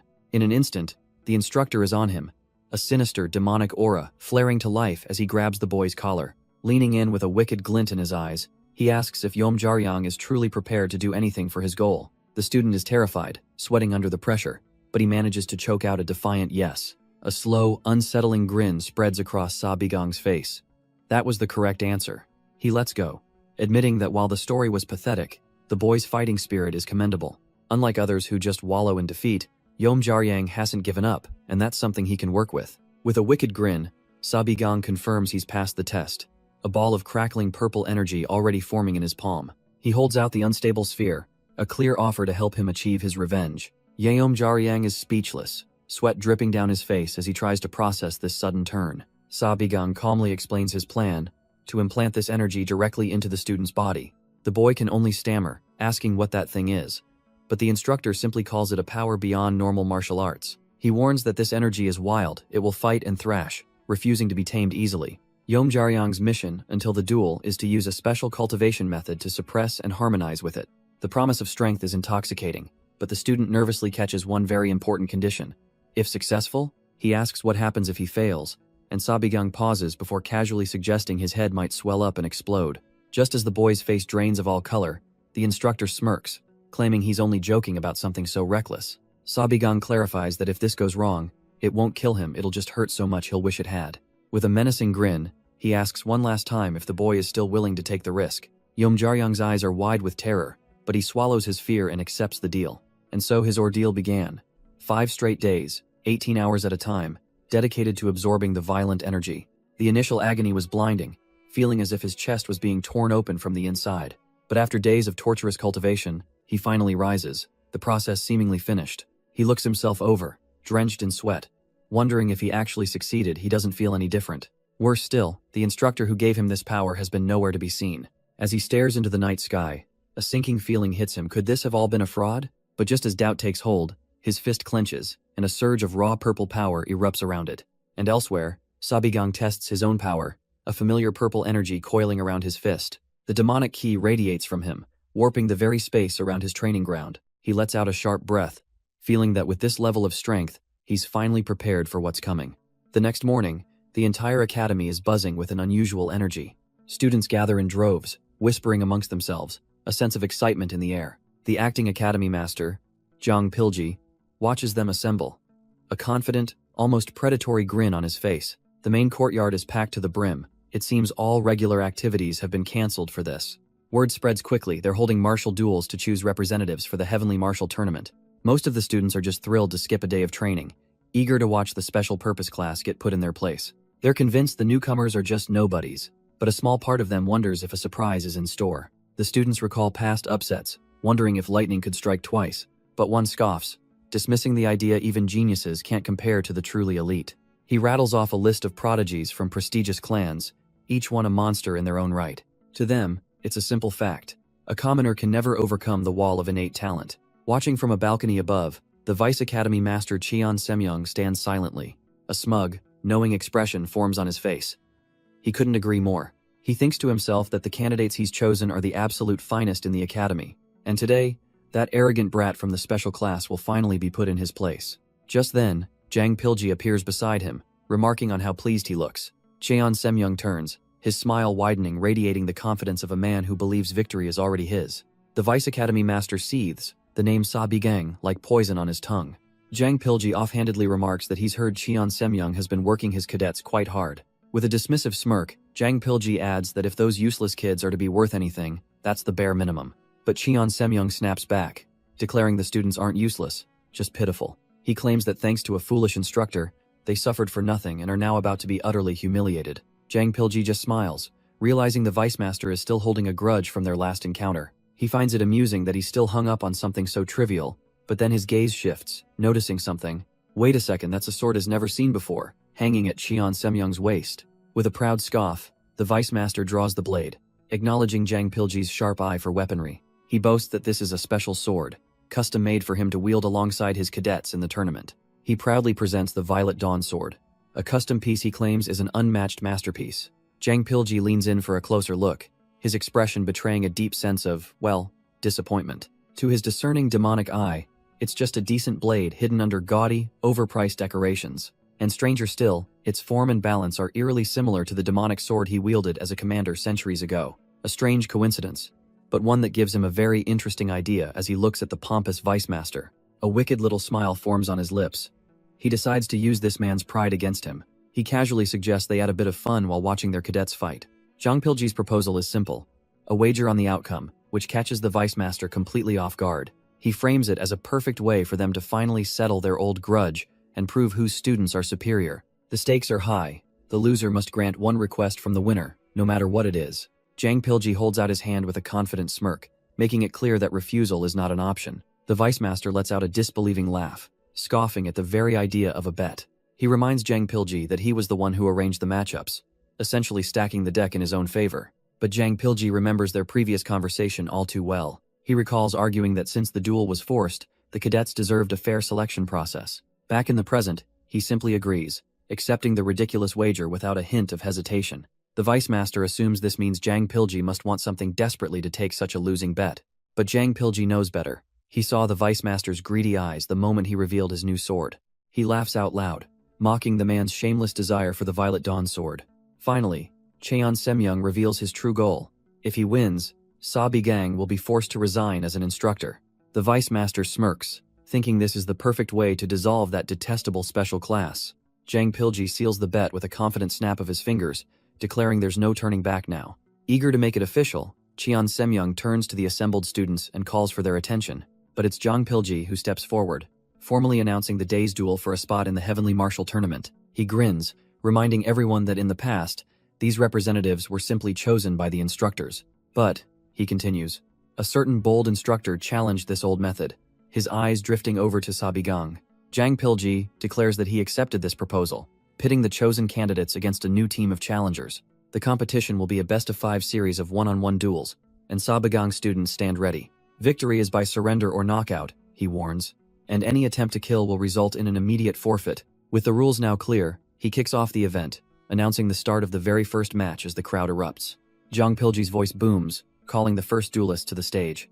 From the challenger's side, Yom Jaryang steps up, while the overconfident Song Chojin represents the original candidates. Sabigang watches his student take his position, arms crossed.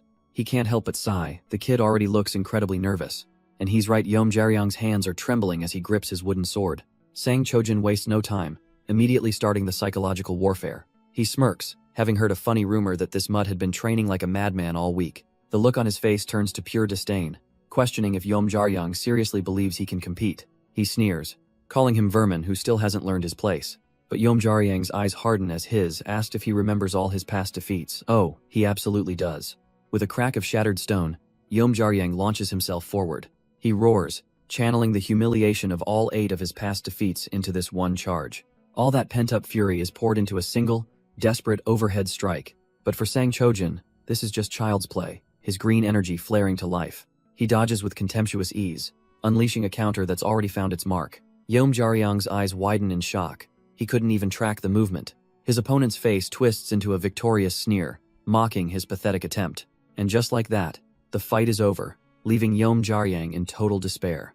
From the sidelines, Vice Master Cheon Semyoung smugly notes that this was to be expected. He asks if anyone seriously thought the outcome would be any different this time. He gloats that Sang Chojin has won decisively every single time they've fought. But it's not just him. The entire tournament bracket was carefully arranged to ensure these outcomes. A masterful plan, he muses. Something a rookie instructor like Sabigang could never comprehend. He turns to our boy, declaring that his foolish wager has just brought ruin upon his own head. Blinded by greed, he gambled with his cadets' futures, and now it's time to pay the price. But instead of fear or regret, a small, knowing smirk spreads across Sabigang's face. Suddenly, back in the ring, a sickening crunch echoes as Yeomjaryang lands a perfect counter. Sang Chojin's eyes go wide in absolute disbelief. What just happened? The mighty prodigy stumbles backward, completely thrown off balance by the unexpected blow. Clutching his side, his shock instantly curdles into pure, unadulterated fury. He got hit by this, nobody? Breathing heavily, Yeomjaryang pushes himself up, a wild, almost unhinged grin on his face. He got him. He actually landed a clean hit, and the satisfaction is intoxicating. Sang Chojin's face contorts, the shock giving way to pure, murderous rage. With a defiant roar, Yeomjaryang lunges forward, swinging his staff for another strike. But the enraged prodigy effortlessly parries the attack and smashes his own staff into him. The impact sends Yeomjaryang flying, crashing painfully onto the stone floor. Sang Chojin looms over him, screaming.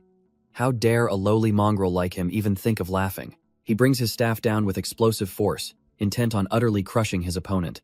From the sidelines, one of Sabigang's other cadets watches the brutal exchange. He grits his teeth, frustrated that their one glimmer of hope has just turned into a senseless beating.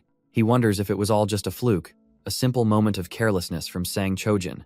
But his companion, Yeon Wookyoung, interrupts his train of thought, pointing out a critical flaw in that logic. Sure, Sang Chojin is an arrogant bastard who loves bragging about never getting hit by Yeomjaryang, but despite his rotten personality, he's a true genius from a prestigious clan.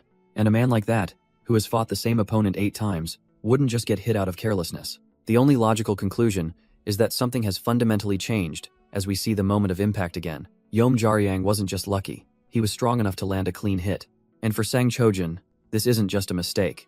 It's a deep, personal disgrace in an official duel. He seethes, vowing to pour every ounce of his being into this fight and crush this upstart completely. The only way to redeem his honor is with his ultimate technique, the Heavenly Sun, Moon Radiant Sword Art, 9th form. Gathering every ounce of his green, radiant energy, he plants his foot. He leaps into the air, unleashing his ultimate move, the Radiant Soaring Dragon Slash. The attack connects with devastating force, sending Yeomjaryang flying backwards. He crashes into the stone courtyard, shattering the ground beneath him as Sang Chojin pants heavily. The dust settles, revealing the victor standing over his seemingly defeated foe. A twisted, triumphant grin spreads across Sang Chojin's face. Finally, it's done. He turns his back, sneering that it's finally over, and what a pathetic waste of time it was. But a noise from behind stops him cold. He turns to see Yeomjaryang getting up. His opponent stands firm, staff in hand, calmly stating that he isn't finished yet. Sang Chojin's face contorts in pure disbelief. That was his strongest strike, how is he still standing? Done waiting, Yeomjaryang explodes forward, declaring that he'll bring the fight to his opponent. Sang Chojin scoffs, blocking the blow while mocking the slow-witted fool for having nothing but endurance. He unleashes another furious strike, screaming for the mongrel to know his place. And once again, Yeomjaryang is sent crashing to the ground. But as he rises, a strange thought hits him. He's actually getting used to this. He counters with a powerful purple glow, The blow connects with sickening force, sending Song Chojin stumbling back in a shower of stone. Pure, unadulterated shock spreads across the green-haired cadet's face. What the hell is going on? He realizes Yeomjaryang's movements are completely different now, faster and more precise than before. A chilling thought begins to form. Don't tell him this ridiculous fool's power grows the more damage he takes. As the purple aura intensifies, Sang Chojin can only wonder in horror what kind of insane training this madman did all week. From the rooftops, the onlookers can't believe their eyes, as Sang Chojin is actually being pushed back. His instructor, Deung Bu-young, is absolutely livid, screaming for his student to snap out of this embarrassing display. But Jang Pilji just watches with a knowing smirk, thinking the boy has adapted even better than he'd expected. From the sidelines, Sabigang recalls the true origin of this power, a plan hatched long ago in another life. During his time as a demon commander, he researched thousands of anti-demon tactics, many too dangerous to ever implement. This was one of them, a forbidden art of injecting demonic mana directly into a martial artist's body. It was an agonizing process, a diluted version of the modifications he himself suffered, with brutal side effects. Even Sabigang endured days of torment when he first underwent the refinement after returning to this timeline. But Yeomjaryang, that absolute madman, grit his teeth and pushed through the unimaginable pain. He not only survived the ordeal but fully fused the demonic power into his energy core, completing his terrifying evolution. And the results speak for themselves. Yeomjaryang's strength, reflexes, and circulation are all off the charts. Sang Chojin can't believe it, wondering how this reckless bastard can just keep swinging without end. Finally pushed to his limit, he roars that he's had enough, and channels his ultimate technique. He unleashes the Thundercloud Pursuit, screaming at his opponent to just fall down and stay down already. For a man like Sang Chojin, who had always won with overwhelming power, to have his final attack caught by a single hand was simply unthinkable. But Yeomjaryang's demonic grin tells the whole story. He's got him. With a single, brutal motion, he sends his opponent flying backwards. Sang Chojin is launched through the air, completely helpless against the sheer force. He crashes face first into the courtyard, utterly and completely defeated. Sang Chojin coughs, struggling to even push himself off the ground. But Yeomjaryang looms over him, mocking the so-called young master of the Heavenly Tiger Academy. Humiliation boils into pure, unadulterated rage. Sang Chojin stumbles to his feet, screaming that his opponent is a coward with no honor. He insists that if they were using real swords, this fight would have been over long ago. Yeomjaryang just calmly tightens his grip, admitting that he's probably right. But then he asks, so what? This is a duel, and the rules are the rules. As a terrifying purple aura engulfs his staff, Sang Chojin can only scream in terror. With his eyes glowing with demonic power, Yeomjaryang prepares to end this once and for all. The onlookers can only stare in absolute shock at the overwhelming display of force. The staff becomes a blur, an overwhelming whirlwind of pure force that Sang Chojin cannot escape. With a final, decisive movement, the wooden blade is pressed firmly against his throat, ending all resistance. Yeomjaryang pants heavily, the sheer exertion of his power finally catching up to him. Just as he considers finishing this, a sharp command echoes across the arena, telling him that's enough. The acting academy master, Jang Pilji, steps forward with a satisfied grin, officially ending the duel. He declares the winner for all to hear. Yeomjaryang of the Special Purpose class. One of the instructors nearly tears his hair out in disbelief, while Jang Pilji simply smirks.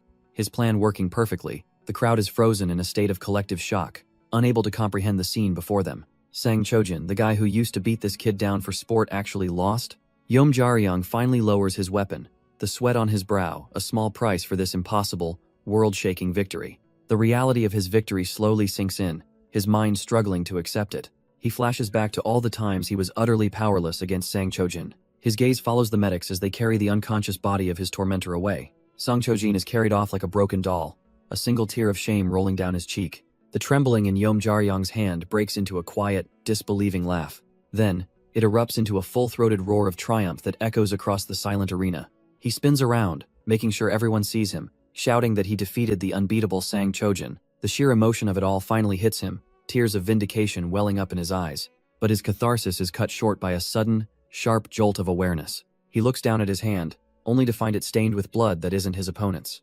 A sudden realization hits Yeomjaryang as he stares at his own bloodied hand. The internal damage from overusing his power finally catches up, and his body lurches forward. His friends can only cry out his name in alarm as he suddenly collapses.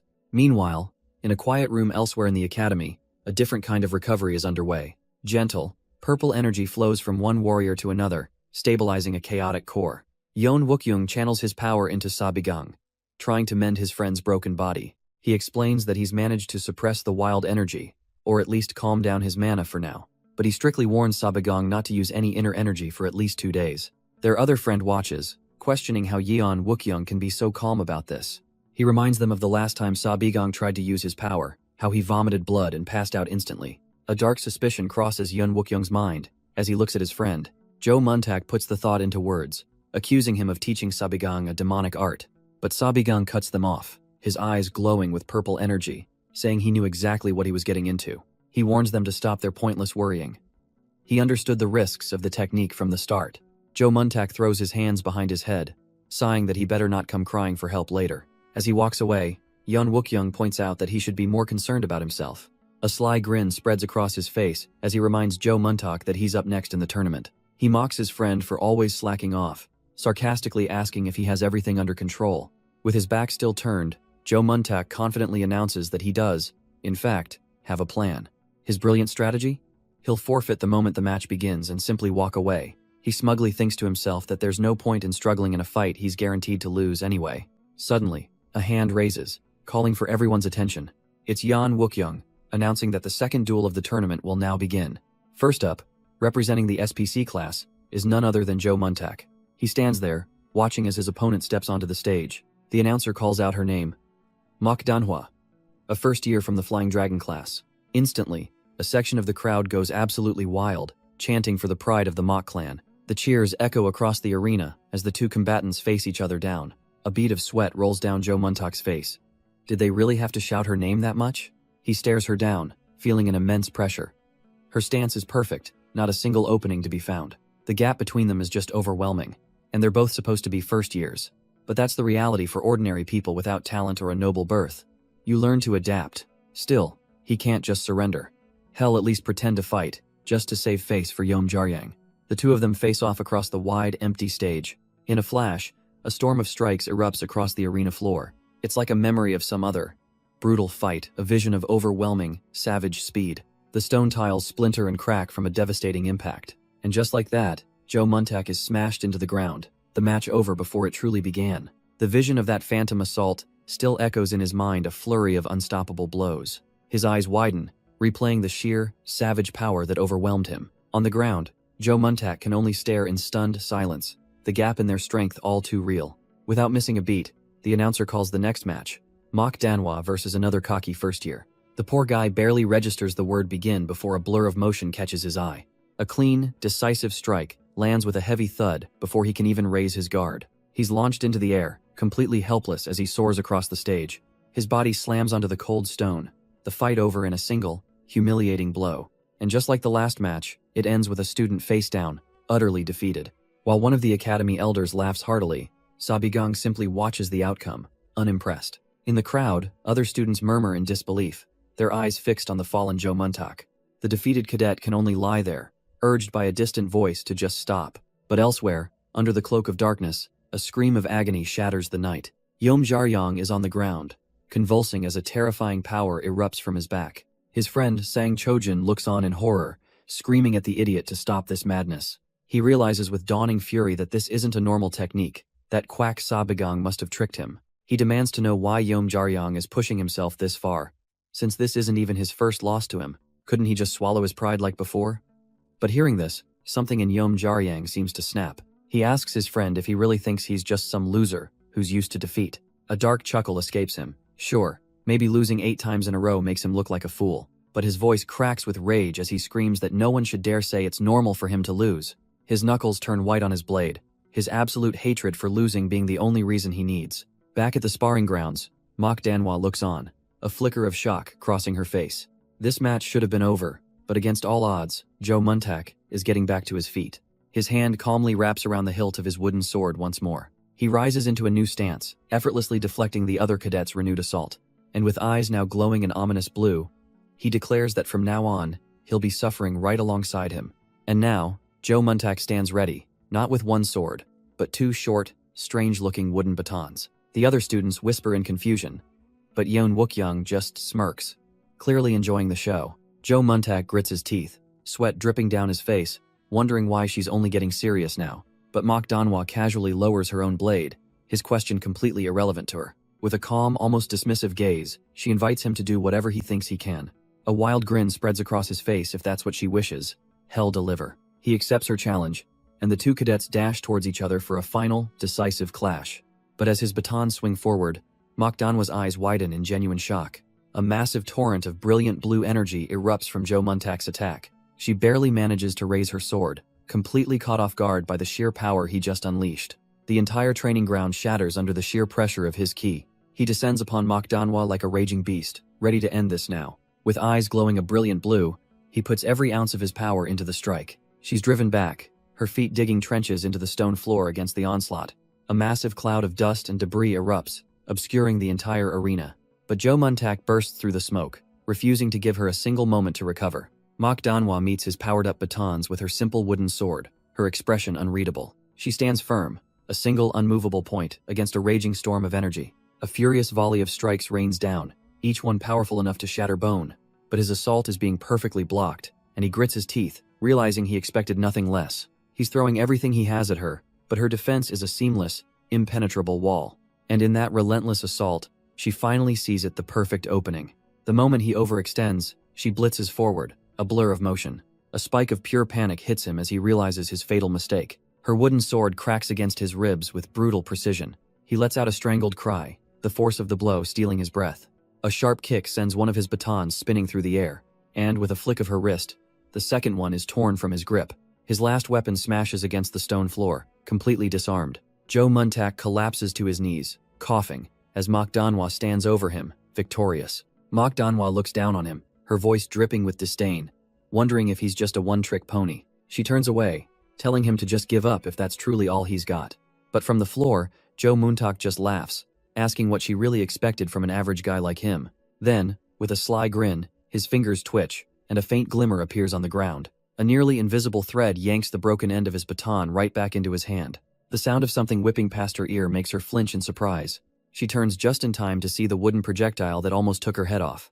It flies right back into Jo Muntak's waiting grasp, as if pulled by a magnet. He grins from ear to ear, revealing his true hidden card wasn't another weapon. She stares in shock, finally seeing the silver thread. When did he even set up this trap? With a stomp, Jo Muntak kicks up a cloud of dust, setting his plan in motion. He unleashes his true technique, the silver thread, launching himself forward with a war cry. Before Danhwa can even react, the threads whip around her own baton, yanking it from her grasp. A flash of light erupts as he completely disarms her in one fluid motion. She's sent spinning through the air, completely overwhelmed by the sudden, aggressive turn. The proud cadet crashes hard onto the stone floor, her momentum completely broken, and when she looks up, she finds her own weapon now pointed directly at her throat. Danhwa stares up at her opponent, the shock of her total defeat washing over her. Her confidence shatters, replaced by the cold sweat of realization.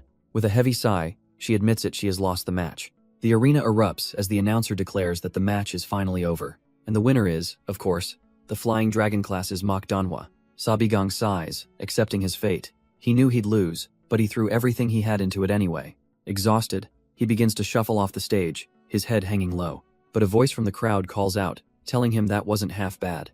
His classmates rush forward, praising him for a good fight despite the loss and his unusual techniques.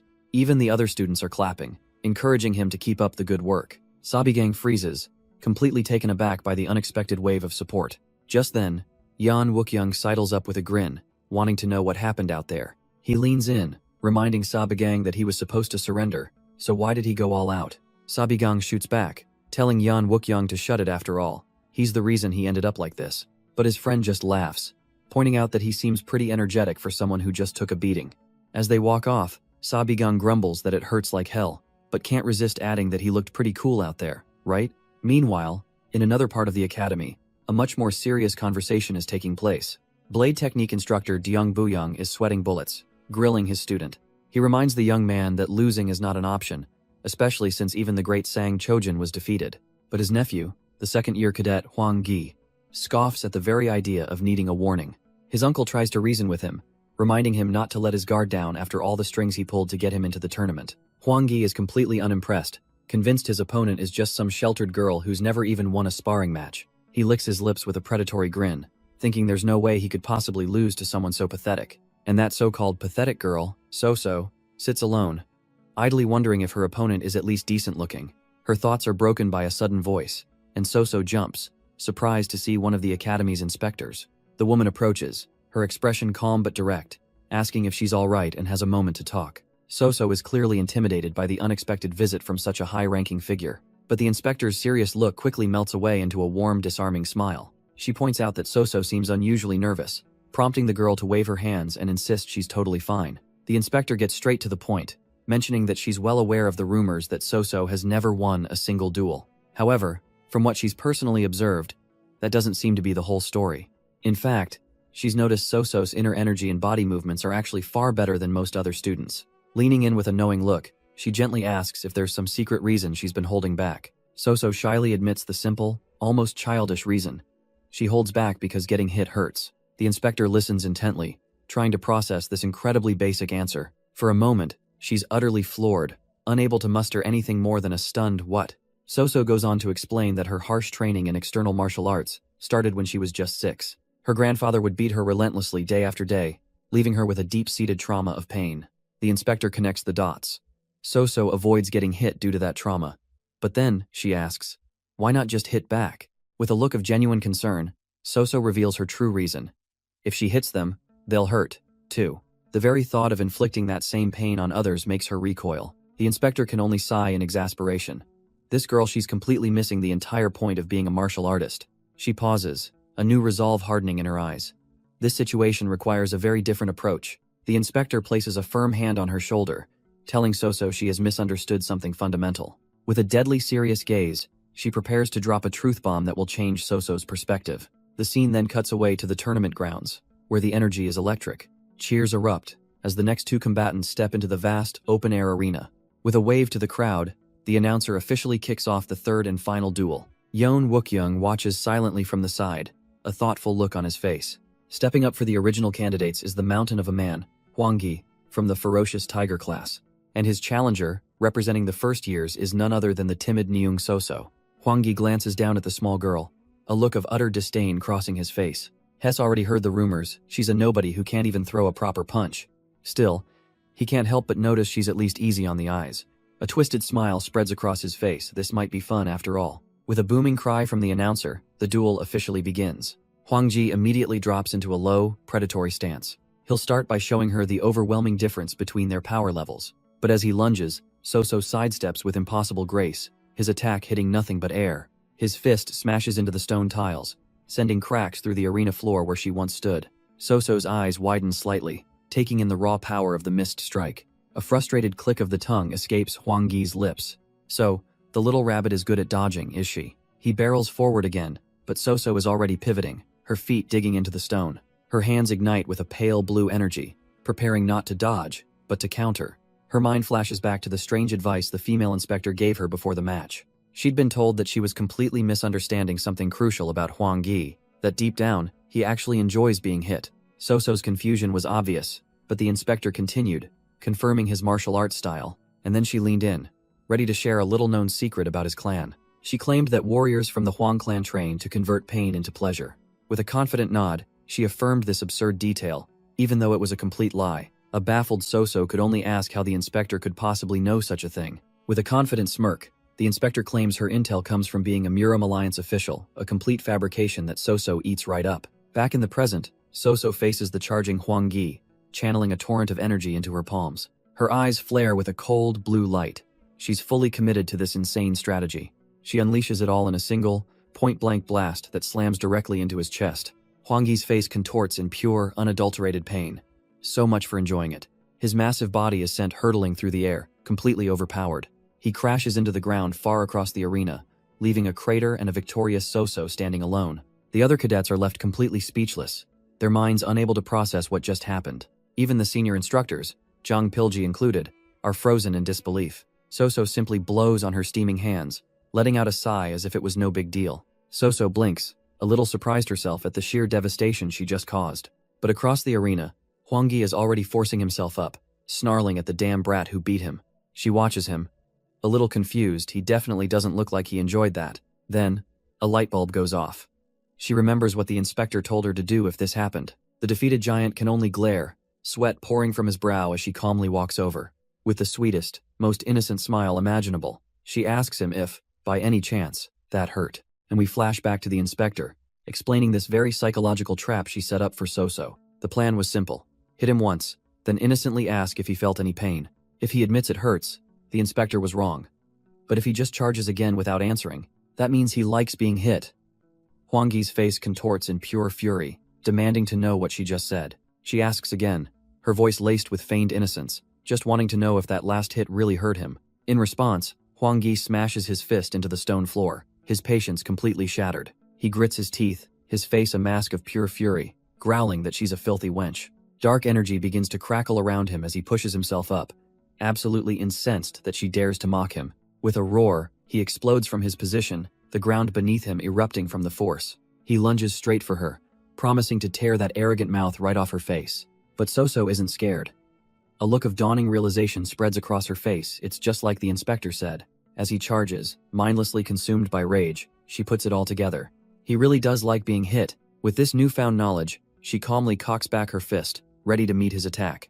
And she winds up, delivering another devastating blow right to his jaw, testing her new theory. The brutal impact sends a shockwave through the crowd, leaving her classmates completely stunned. Sabigang's friends can only watch with their jaws on the floor, unable to process the beatdown. But So-So isn't finished, unleashing a relentless flurry of strikes with a joyful grin.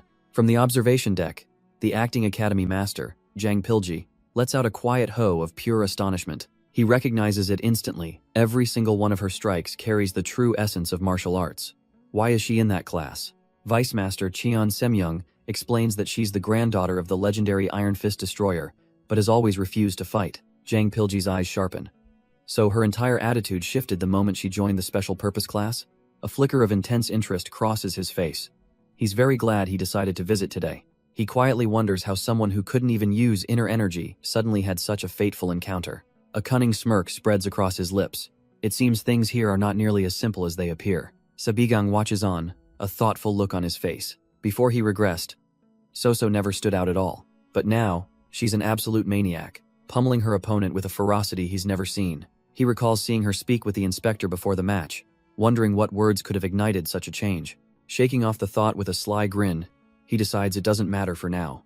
Because more importantly, one of the instructors who bet against him is completely falling apart. The man can't believe his eyes, his surefire win turning into a humiliating disaster. A sight that causes Sabigang to burst out laughing at the man's pathetic despair. As the one-sided beatdown continues, he admits to himself this result is far beyond his expectations. This whole tournament was just an excuse to investigate the demonic disturbance outside the academy. But now a much more interesting, and far more dangerous, piece has just entered the game.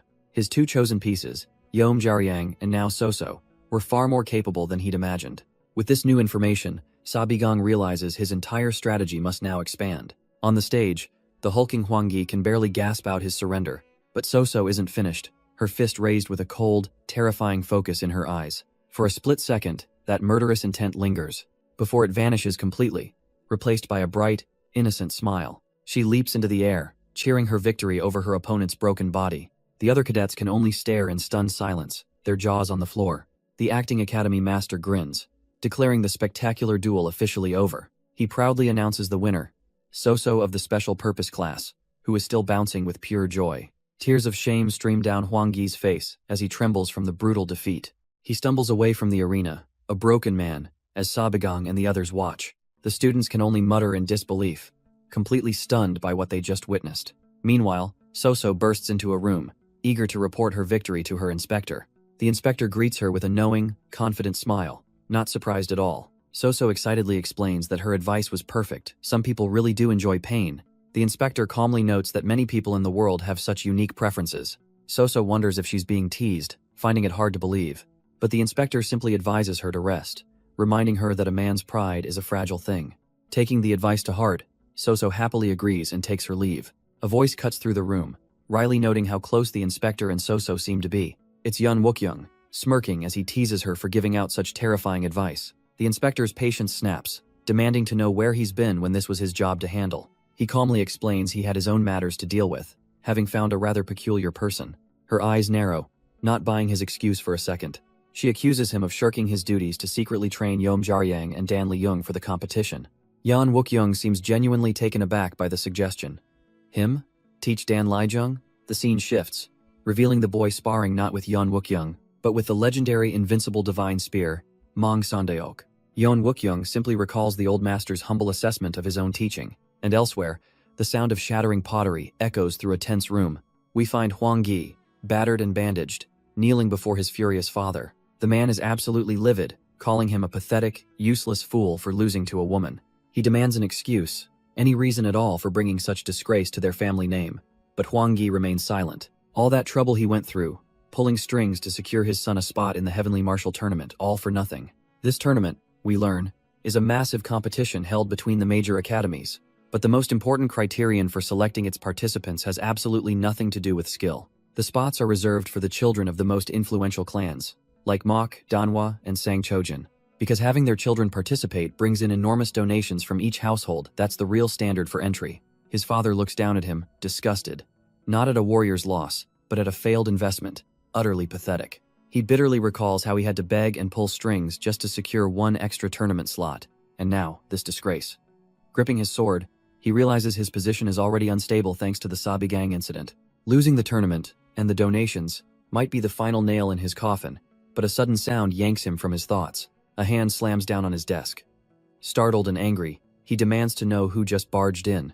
A deep voice cuts in, mentioning the rumor that the special purpose class runts are participating. The voice continues, confirming that this instructor is the one arranging all the matches. And there he is, a hulking young man named Gok Bo Ok, leaning in through the door with a challenging smirk. The father scolds him for his insolence, but the fighter couldn't care less about showing respect. He gets straight to the point with a bold demand. He wants to be paired against a cadet named Dan Lijung. The instructor just scoffs, waving him off, as if he would let some arrogant student dictate the official pairings. But Gok Bo Ok isn't asking, has demanding, smashing his fist into the floor. He offers a mountain of donations from his clan, whatever it takes to get the match he wants. His face twists with obsession. He has to be the one to personally crush Dan Liang. Defeated, the instructor agrees, but warns him to be ready for the consequences of this little stunt. And with that, the scene shifts to the arena, where another name echoes across the grounds. In the ring, Dan Lijung faces his next opponent, the legendary invincible divine spear, Mang Sandiok. Watching from the sidelines, Zhang Pilji can't help but laugh, thoroughly enjoying the spectacle. One of the other cadets nervously notes the score. The special purpose class is somehow leading 2-1. Mang Sandiok secures his heavy gauntlets, eager to see how these upstarts handle a real crisis. The air crackles with tension as the announcer's voice booms, signaling the start of the fourth match. Dan Liang takes his stance, readying his wooden sword for the clash. But under the immense pressure, he's already breathing hard, sweat beading on his brow. Suddenly, a dark memory flashes, a looming, sinister shadow from his past, taunting him. He's instantly flooded with traumatic visions of being brutally beaten, helpless, and overwhelmed. He shakes it off, forcing himself to focus on the here and now. There's no room for unnecessary thoughts.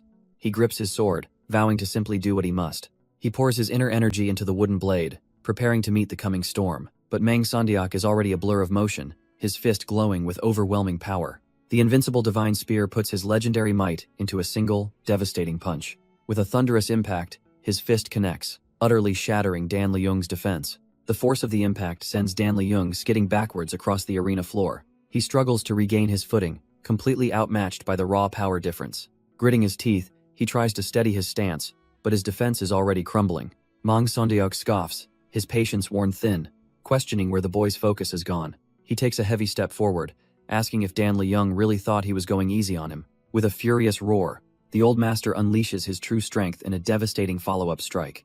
A flash of red light blinds Dan Liang as his mind screams in alarm. This is dangerous. He's on a completely different level now, a fact that hits the young cadet with brutal clarity. Pure, undiluted shock fills his eyes as he realizes the gravity of his situation. The invincible divine spear stands ready, poised to end this match decisively. Gathering his strength, he invokes the Dragon Tiger Mountain Splitting Fists. He then launches forward in a crouching dragon rush, a blur of overwhelming crimson energy. Dan Liang's wooden sword is no match for the impact, shattering his defense instantly. The sheer force of the blow sends the young cadet flying helplessly through the air. He crashes down hard onto the stone courtyard, coughing up blood from the brutal strike. Utterly defeated, his entire world is now just the feet of the master standing over him. Mang Sandiok cracks his knuckles, sneering, asking if one lucky win made him arrogant. The young man can only kneel in the master's shadow, battered and breathing heavily. The old man's voice drips with contempt, declaring that hell always be superior, even in the next life. But as rain begins to fall, a quiet, unbroken voice rises from the ground. Is that so? Dan Liang's mind flashes back to his past, a time when he could only follow in his master's shadow. But in the present, he pushes himself up, his grip tightening on the shattered remains of his sword. A strange, serene energy begins to flow into the wood, causing it to glow with an otherworldly light. He finally stands tall, his eyes burning with a new resolve. He is not the same person he was back then. Infuriated by this insolence, Mang Sondeok scoffs, promising to beat this newfound arrogance out of him. The old master's foot shatters the stone courtyard as he prepares to unleash his full power. He lunges forward in an instant, fist aimed to shatter not just the sword, but the boy's spirit. Yet Dan Lijung stands his ground, raising his glowing blade to meet the incoming storm. For a split second, their gazes lock a clash between a furious master and his defiant student. And then, raw physical might collides head-on with this mysterious, unyielding energy. The resulting explosion of force is deafening as the two attacks meet, but to Mang Sondok's utter disbelief, his reinforced gauntlets crack and shatter upon impact. Dan Lijung grits his teeth, not only holding his ground but pushing back with this newfound power. A surge of adrenaline hits him as his glowing eyes lock onto his target. He knows he can do this. The shockwave sends them both reeling, but in that instant, the boy's fear transforms into a burning will to win. He rights himself in midair, bringing the glowing wooden blade down for a second, decisive strike. The master can only throw up his other arm in a desperate, instinctual block. He lets out a pained grunt as the blow connects, the sheer force of it staggering him. Dan Lijung lands perfectly, his feet planted, ready to press his shocking advantage. Raising his sword high one last time, he prepares to deliver the final, unbelievable attack. But the master, gritting his teeth, holds on by a thread against the strange, brilliant energy. He can't believe this is happening, sweat pouring as his pushed to his absolute limit by a mere cadet. Suddenly, a flash of a demonic presence flickers in the background, and the power is simply gone. The brilliant glow around Dan Lijung's sword vanishes, leaving him frozen mid-swing. His mind stutters in absolute panic. Why now, of all times, did the power abandon him? Seeing his chance, Zhang Pilji wastes no time, his fist blurring forward to end this nonsense. The blow connects with sickening force, sending the boy flying backwards, knocked out cold. His consciousness fades, and then returns to the sight of a warm, glowing window. A peaceful room, the gentle sound of a steaming teapot filling the silence. Dan Lijung's eyes snap open as he wakes up in bed, the shock of his defeat still fresh in his mind. He groans, slowly returning to the world of the living. The last thing he remembers is the instructor's fist rushing toward his face. With a terrified gasp, Dan Lijung jolts upright in bed. He pants for breath, cold sweat pouring down his face as the reality of his defeat sinks in. His hands are trembling, the memory of that utter powerlessness still fresh. That's when he realizes he's not alone. Instructor Sabi is sitting right beside him. The instructor calmly tells him that he lost, but only by a hair's breadth. Dan Lijung can only stare, stunned into silence, barely able to speak his teacher's name. Overcome with shame, he throws himself into a bow, apologizing for his weakness and his failure. But Sabigang just smiles, reassuring him that losing happens and that it's not over yet. But as he looks at his dejected student, Sabigang has one more thing he needs to ask. Dan Lijung looks up, confused by the sudden change in tone. With eyes that seem to see right through him, the instructor asks if he's been neglecting his inner energy cultivation. The question lands like a hammer blow, and Dan Lijung freezes in a cold sweat. How could he possibly know? He thinks. But Sabigang calmly explains it was obvious from his energy circulation. He continues, his voice low and serious, laying out the harsh reality of his student's mistake. If he had actually followed the training, his inner energy wouldn't have given out at the very last moment. The realization hits Dan Lijung hard, and he stammers, clutching the sheets in his hands. Sabigang confirms his unspoken thought. Yes, the outcome of the match could have been completely different. But the real problem, he states plainly, was that Dan Lijung simply didn't trust his instructor's words. Panicked, Dan Lijung tries to stammer out a denial, insisting that's not what happened. But Sabigang silences him with unexpected words, telling him it's all right, it wasn't his fault. The instructor turns away, his expression calm and almost regretful. He takes the blame himself, admitting he was the one who failed to earn his student's trust. With a simple apology, he leaves Dan Lijung kneeling on the floor, completely stunned. As the door closes, the student can only reach out a trembling hand, his voice catching. He remembers his instructor's words, his constant nagging to circulate his energy, promising to handle the rest. The sincerity of it all finally hits him, a wave of shame and realization. It wasn't just distrust, it was his own arrogance that blinded him. Tears begin to fall as he bows his head to the floor, admitting he was the one in the wrong. Once outside, the instructor's somber expression completely vanishes. It's replaced by a wicked, triumphant grin. Everything went just as had planned.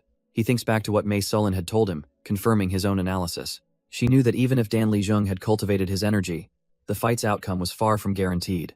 His opponent, Gok Bo Ok, was a pure martial artist, a beast who thrived on overwhelming his foes up close. For a swordsman at Dan Lijung's level, dodging that barrage while building power was a near impossible task. And if that final, bone-shattering blow had landed, the match would have been over in an instant. So yes, this was a much better result. He smirks, knowing his student is now putty in his hands. Demonic energy begins to swirl around him as he savors the moment, ready to guide the boy his way. But his private celebration is cut short when a voice from behind calls him out for his foolish grinning. Elder Jinbaek appears, scolding him for that unsightly grin on his face. Sabigang turns, feigning surprise as he asks what brings the esteemed physician here. The elder states the obvious, then asks why Sabigang isn't down at the arena cheering for the final match. Cheer? Sabigang practically laughs at the thought of supporting that arrogant brat, Yeon Wookyoung. Jinbaek reminds him that an instructor shouldn't speak that way, especially since this was his grand plan all along. A wicked smile plays on Sabigang's lips as he decides to let the old man in on a little secret. He smoothly closes the distance, making the elder recoil in surprise at the sudden shift in demeanor. Leaning in so close their faces almost touch, he begins to reveal the truth. He whispers that the outcome of these duels they don't matter in the slightest. A cold sweat breaks out on Jinbaek's face as the shocking revelation leaves him utterly stunned. And as he speaks, back in the tournament grounds, the final match is already underway. We find Yeom Jaryang gasping for air, battered and pushed to his absolute limit. He raises his training sword, accusing his opponent of having gone completely mad. In a last-ditch effort, he screams, asking if the man isn't afraid of his clan's fury. But his opponent, Yeon Wookyoung, simply stands there, calm and utterly unfazed. The scene rewinds 8 minutes, to the very beginning of this fateful duel. The acting academy master, Jang Pilji, announces to the roaring crowd that it's time for the final bout. With both sides tied at 2 wins and 2 losses, this match will determine the ultimate victor. As the duel is called to begin, Yeom Jaryang's face twists with pure hatred for the insolent brat before him. His eyes narrow, thinking to himself that he's waited over 10 long years for this very moment. He seethes, remembering how his own Lotus Sword Hall broke away from the main Yeon clan. For generations, his people fought in countless tournaments to build their own reputation, cutting down enemies to raise the honor of the orthodox martial artists. He grits his teeth, the bitterness of that history fueling his present rage. And yet, even now, arrogant fools still praise the Yang clan, a withered old tiger with no fangs. He glares across the arena, blaming this entire farce on his opponent's broken promise. He sees Yeon Wookyoung as nothing more than a despicable wretch. Raising his blade, Yeom Jaryang vows to show everyone the undeniable truth. A brilliant green aura explodes from his training sword as he channels his ki. He will prove, once and for all, that the Lotus Sword Hall has long since surpassed their former masters. And just like that, another challenger steps up, a young man named Lee Bigyeom, his ki flaring with emerald intensity. The students are stunned. He's coming out swinging with everything he's got right from the bell. In the crowd, Joe Muntak clenches his fists, convinced that his friend is the only one here who can possibly stand against Yeon Wookyoung. With a furious roar, Lee Bigyeom unleashes his ultimate technique, a blazing green projectile of pure energy. He surges forward, a comet of righteous fury aimed directly at his unmoving opponent. But as the attack screams towards him, Yeon Wookyoung simply stands ready, his training sword held low. He calmly channels his own power, a serene blue light enveloping the simple wooden blade. With one clean, effortless swing, he sends a wave of his own sword ki forward. His expression is utterly tranquil, as if he were merely swatting a fly. The powerful green attack is split in 2, as Lee Bigyeom flies right past him, his all-out assault completely nullified. The 2 energies collide, shattering in a brilliant explosion of power. But Lee Bigyeom refuses to back down, pressing forward as their wooden swords meet.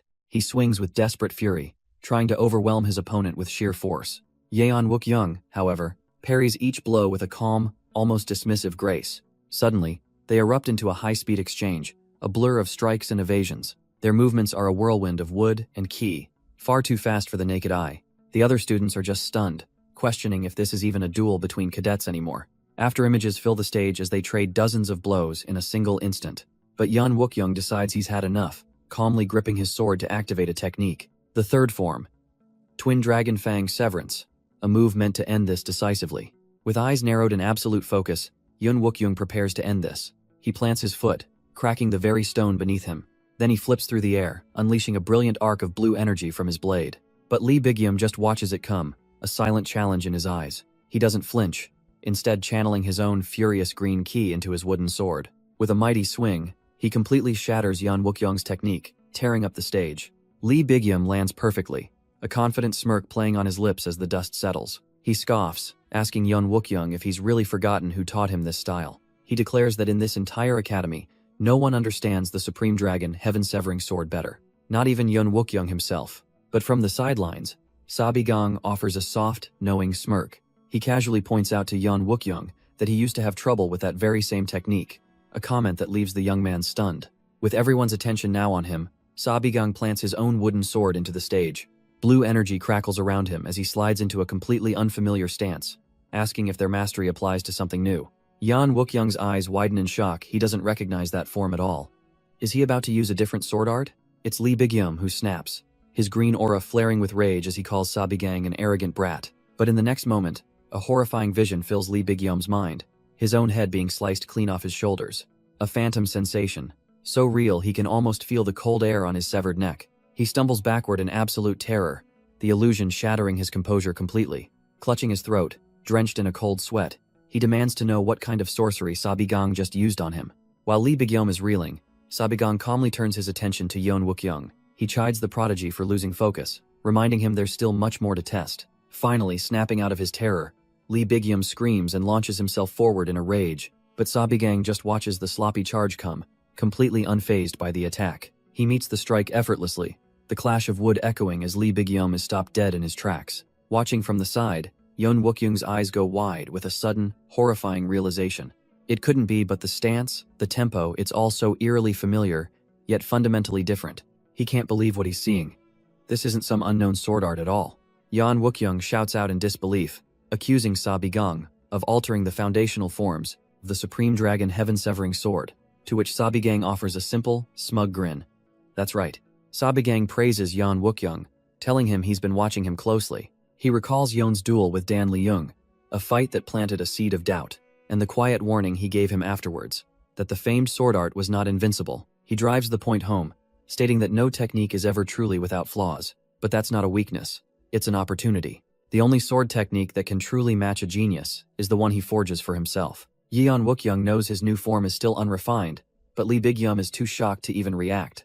He's confident that this martial art, rebuilt from the ground up, will one day surpass the original. Lee Bigyum finally processes this heresy, his face twisting with rage. He erupts, screaming that Yeon Wookyoung must be insane to defile the techniques of his noble clan. He can't believe the audacity, openly modifying sacred techniques in front of everyone. But Yeon Wookyoung simply stands his ground, completely unimpressed by the outburst. With a furious stomp, Lee Bigyum lunges forward, calling him an arrogant brat. He unleashes a wild flurry of strikes, screaming about the wrath of Yeon Wookyoung's clan. It's a desperate, rage-fueled assault, each blow meant to punish this supposed heresy.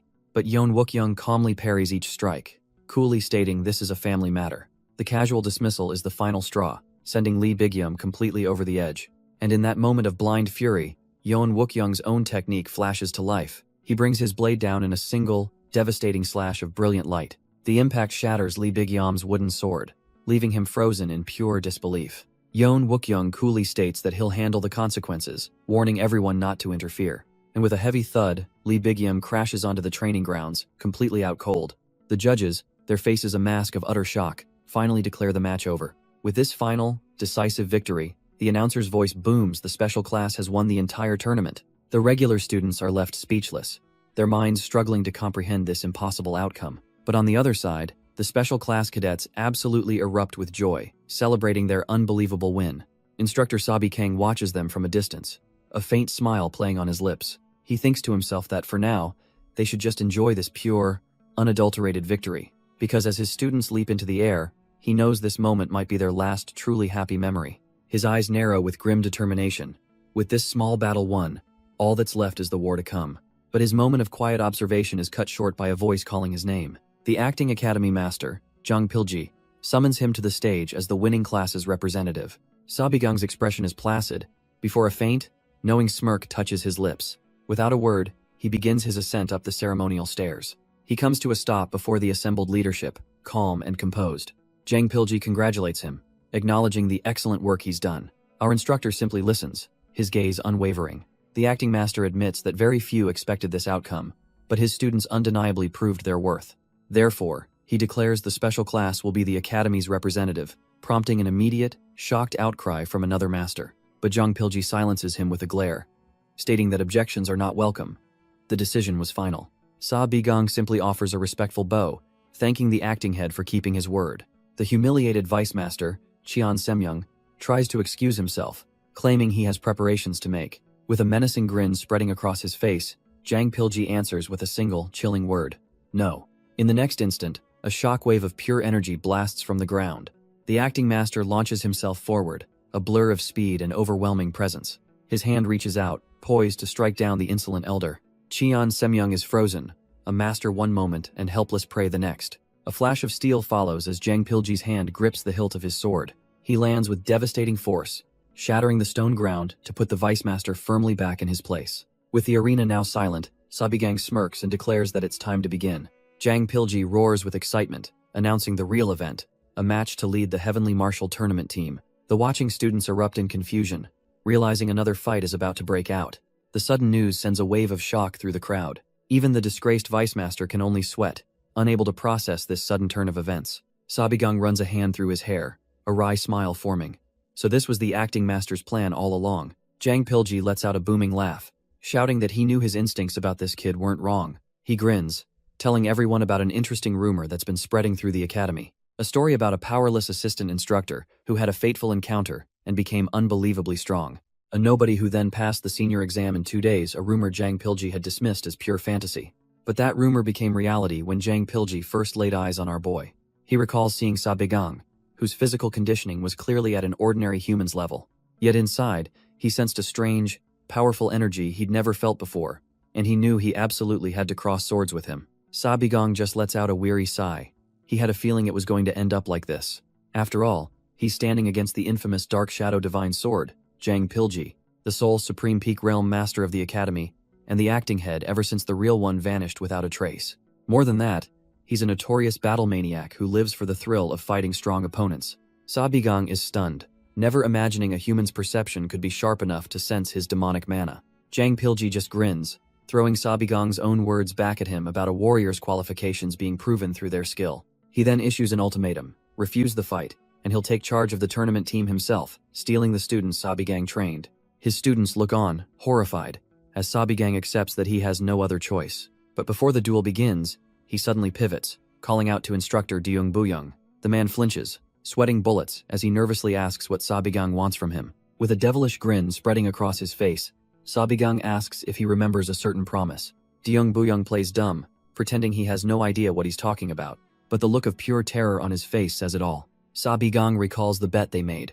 The loser of their student competition would grant one wish, no refusals. And now, in front of the acting head himself, Sabigang is cashing in that favor. He confirms that, as promised, he will be taking Deung Buyung's sword. A sinister purple energy immediately begins to flow from his hand, wrapping around the borrowed blade. With a wicked grin, he declares that the sword is now his property. Deung Buyung lets out a desperate scream, horrified to lose his precious Violet Dawn sword.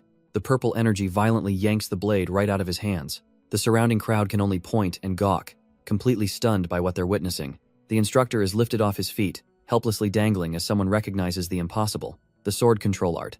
He calls Sabigang a robber, refusing to let go of the one thing he holds dear. But his resistance is useless, getting him swung around like a child's toy. Sabigang lets out a theatrical sigh, musing that without that sword, their spar will be difficult. He then turns to the acting master with a cheeky smile, asking what Jang Pilji intends to do about this. The acting master's expression darkens as he calls out Deung Buyung's name, his patience clearly at its end. His eyes glowing with blue energy, Jang Pilji issues a final, deadly warning: let go now, or be cut down. A painful jolt of energy forces Deung Buyung's hand away from the hilt. He goes flying, tumbling backward and crashing onto the ground in a pathetic heap. The stolen sword, now glowing with Sabigang's purple aura, is firmly back in its owner's hand. Holding both blades, our boy can't help but admire the quality of the instructor's sword with a smug grin. Deung Buyung can only tremble on the ground, completely and utterly defeated. Tears of pure rage and humiliation stream down his face as he howls Sabigang's name, vowing revenge. The stage is finally set. The acting master versus the problem cadet, ready for their spar. Jang Pilji raises his own blade, a confident smirk on his face as he asks if he may begin. But Sabigang simply raises a hand, telling the eager instructor to wait just a moment. With a sly look, Sabigang says he has a question before they begin. He wonders why the acting master went through such a complicated process just for a match. After all, Jang Pilji has far more to lose in a spar against a mere instructor like him. He needles the man, asking if perhaps Hez so arrogant he believes there's absolutely no way he could lose. The question sends the divine shadow swordsman into a fit of roaring laughter. Wiping a tear from his eye, he chuckles, admitting there's been a slight misunderstanding. He has a perfectly good reason for all this. He explains that if Head just forced a fight, Sabigang would have simply surrendered without giving it his all. A flashback reveals the truth. Jang Pilji proposed to his superior that Sabigang represent the academy in the Heavenly Martial Tournament, and Sabigang agreed, on the condition that he gets to personally select the other participants. Back in the present, Jang Pilji's sword flares with energy. He now sees the tournament was the goal all along and asks if Sabigang finally understands why this test is necessary. He declares that even if it's inconvenient, he wants to fight Sabigang at his absolute full strength. Sabigang just lets out a dry laugh, musing that he's been caught by a pretty persistent man. With a wicked grin, he offers one last warning. He might actually die in this fight. But Jang Pilji's own grin widens maniacally. A true deathmatch is exactly what he desires most. With the terms set, Sabigang simply agrees, and his demonic energy begins to swirl. He unleashes his technique, the Phantom Blade. Dozens of glowing purple swords manifest from thin air, surrounding him completely. They all shoot forward at once. A storm of deadly energy aims straight for Jang Pilji. The Divine Shadow Swordsman, however, looks absolutely thrilled by the spectacle. With a flash of his own blade, he charges in to meet the overwhelming assault head-on. He grins, realizing every single Phantom Blade is a tangible construct of pure energy. But that alone, he thinks with a scoff, is nowhere near enough to challenge him. Cold energy erupts from his stance as he unleashes his own technique, the Freezing Wave. He laughs, impressed by the kid's display of ice arts, but then he sees it. His confident smirk vanishes in an instant. The students watching from the sidelines are completely losing their minds. This can't possibly be martial arts. The sheer scale is on another level. Because forming in the sky is something far beyond the scope of their world. A colossal fireball, a miniature sun, now hangs over the entire arena. And Sabigang finally reveals his trump card. He's not a martial artist, he's a mage. He knows Jang Pilji is the strongest foe he's faced since returning. He can't afford to hold back now. And with that, the massive fireball descends like a meteor upon the arena. But instead of terror, the Divine Shadow Swordsman erupts into a fit of maniacal laughter. Thrilled by the spectacle, the ground shatters as the explosion rips through the stage, a wave of pure destructive force. Through the smoke, Sabigang is already forming his next weapon, a blade of pure, purple energy. He reflects that this power is an unforeseen consequence of his regression. With eyes glowing ominously, he vows to end this quickly and blitzes forward. The inferno from his spell instantly vaporizes the instructor's ice technique. He carves through the superheated steam, closing the distance for a decisive strike. But his energy blade is stopped cold, parried by plain steel, and his confident charge turns to shock. Jang Pilji's laughter echoes, delighted that he judged the boy's potential correctly. He declares that this fight is far from over, his eyes wild with anticipation. With a crazed grin, he grips his sword, ready to finally savor a real battle. But Sabigang is caught completely off guard as the instructor's blade suddenly cleaves towards him. In a flash of purple light, his body shatters. It was just an illusion. The real Sabigang appears behind him, a perfect feint, but the instructor merely chuckles. He presses his advantage, swinging his sword with deadly intent. Jang Pilji blocks the surprise attack without even turning, coolly asking why he looks so shocked. Announcing that this is just the beginning, a torrent of blue energy explodes from his body. He unleashes a devastating sword wave, turning the entire training ground into his personal domain. But Sabigang isn't about to get swept away. Intricate demonic circles flare to life around his hands. He activates his first enhancement spell, Overdrive, flooding his muscles with demonic power. Then he stacks more buffs, concentration, acceleration, and a force armor to endure the coming storm. Jang Pilji meets this display with pure glee, bringing his own empowered blade down with crushing force. With a snarl, Sabigang intercepts the blow, his purple energy clashing violently against the instructor's blue aura. The entire arena becomes a blur of motion as the two exchange a furious volley of high-speed strikes. Jang Pilji roars with laughter, declaring that this is the real fight he's been craving all along. But Sabigang is struggling, realizing that even with all his buffs, a direct power contest is impossible. Fine then, time for a new plan. As spectral purple chains, his lastral chain, begin to manifest. He thinks to himself, annoyed that he's being forced to use this particular technique in front of everyone. This technique has never failed him, a curse that binds even the most ferocious of warriors. After all, once the chains steal your inner energy, no amount of martial prowess can save you. But Jang Pilji isn't just any warrior, and with a flash of blue light, his blade shatters a link. He cuts through the spectral bindings with contemptuous ease, refusing to be contained. Sabigang's confident smirk vanishes, replaced by pure, unadulterated shock. The instructor doesn't even pause, launching himself forward in a devastating counter-assault. Forced onto the back foot, Sabigang desperately throws up a hexagonal barrier. But the instructor's sword cleaves through the defense, as if it were nothing but air. The impact sends Sabigang flying, his body racked with pain as his own technique fails him. The entire crowd can only watch in stunned silence as their instructor is utterly annihilated. Cheon Semyong can only cry out Sabigang's name, his face pale with dread. Nearby, Mei Soyolin watches in disbelief, thinking he was an absolute idiot to do this. This was a spar he should have never accepted. His opponent is a masterclass warrior. She knew he had strange abilities, but even so, there had to be a limit. As the dust finally begins to settle from the devastating blow, Jang Pilji stands over the wreckage, catching his breath for just a moment. But from the smoke, a figure rises, and the instructor remarks has seen all of Sabigang's tricks. Power crackles around him as he asks if that pathetic display was truly all he had. If that was the extent of his power, this whole thing has been a disappointment. He sighs, shaking his head, lamenting that some bad habits just can't be fixed. But instead of fear, Sabigang simply flashes a confident, almost mocking grin.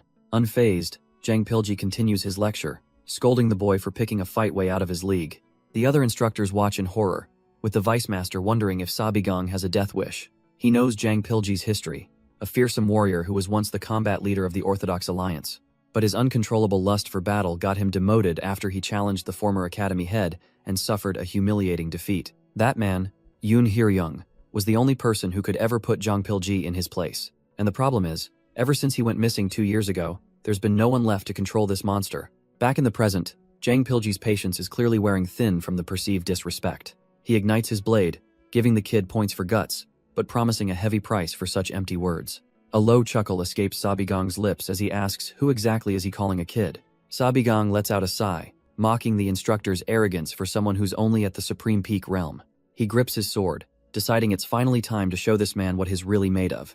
With a grim warning not to blame him for what comes next, his eyes flare as a violent purple energy erupts from his body. The sheer scale of the demonic power sends a shockwave across the courtyard, stunning Jang Pilji into silence. In this world, martial artists cultivate inner energy, a power drawn from within the body. The beings of the demon realm, however, wield mana, a completely different source of power. By their very nature, these two energies are like oil and water. They repel each other violently. But Sabigang is a unique existence, the only one to ever carry both inner energy and mana in a single vessel. He poses a chilling internal question. What happens if you take that dormant inner energy and forcibly fuse it with mana that's been amplified to its absolute breaking point? Unlike Yom Yaryang's careful blending, Sabigang's method is pure brute force. Jang Pilji's face contorts into a twisted, ecstatic grin at the sight. The result is a forbidden technique, extreme mana fusion, a dense sphere of explosive energy. He dares the instructor to face the very power that made a nobody into a demon commander. A wild, unhinged laugh echoes from Jang Pilji. He can't believe this overwhelming, rampaging energy is real. This is finally a real fight. A colossal pillar of purple and red light erupts, dwarfing everyone in the courtyard. The other cadets scream, scrambling to get away from the catastrophic power surge. Cheon Semyong clutches the railing in utter horror, realizing this heaven-sent opportunity was genuine. With a single motion, Sabigang brings the cataclysmic energy blade down. Jang Pilji meets this incredible power not with fear, but with a roaring, maniacal laugh. Sabigang grins back, his own bloodlust surging to match the instructor's intensity. He doesn't care anymore, he's done holding back. He activates the demonic seals on his arms. A violent eruption of purple energy tears through the training grounds, shattering the very stones. His face twists into a demonic sneer, finally relishing a real battle after all this time. This is the culmination of his power, the forbidden technique known as extreme mana fusion. He leaps into the air, bringing his first true technique down upon the divine shadow swordsman. A devastating arc of pure destructive energy forms, the legendary Sun Cleaver. Like a purple comet, he streaks across the courtyard, energy flaring from his back like wings. And from his blade, a blinding beam of concentrated power shoots straight for his opponent. But the divine shadow swordsman meets the attack head-on, his eyes wide with grim determination. The two powers clash in a blinding explosion of demonic energy that vaporizes the courtyard. A violent shockwave erupts outwards, sending the onlooking students tumbling back.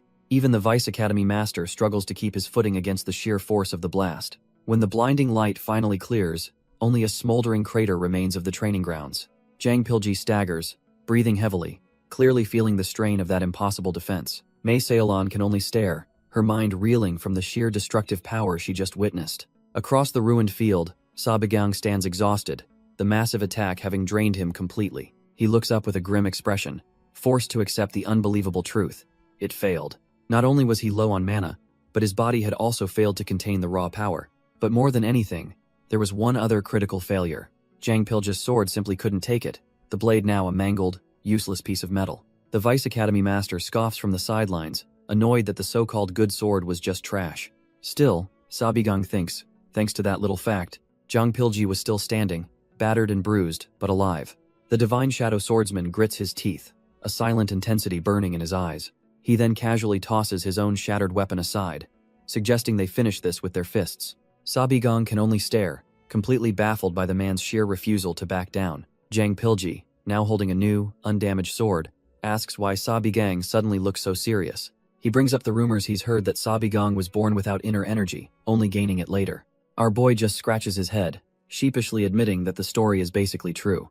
The instructor's eyes narrow, his expression turning deadly serious as he gets to his real point. He asks if that devastating sword energy from before was also something Sabigang created on his own.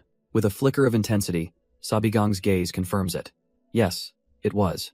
Zhang Pilji seems to accept this impossible answer, a look of grim satisfaction on his face. Then, in a flash, he slams his new sword point first into the ground, abandoning it completely. Crossing his hands, he prepares to make a thundering announcement for everyone to hear. He declares that this entire spar was to decide who would lead their team in the Heavenly Martial Tournament. A confident smirk plays on his lips as he prepares to deliver the final verdict. He proclaims that Instructor Sabigang is the victor, leaving our protagonist completely stunned. The announcement sends a shockwave through the crowd, his friends staring in wide-eyed disbelief. With the declaration made, Zhang Pilji stands firm, his decision echoing across the ruined training ground.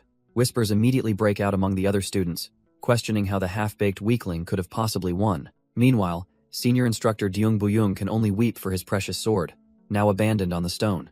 Sabigang takes a quiet moment, the weight of this sudden responsibility sinking in.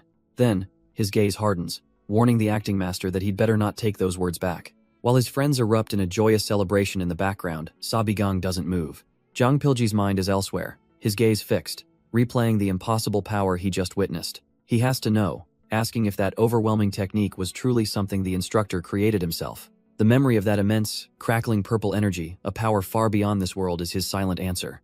A chilling realization dawns on the acting master. If that sword hadn't endured the blow, this whole place would be a crater. His students, the instructors, not a single person would have survived, not even himself. This wasn't the energy of a martial artist.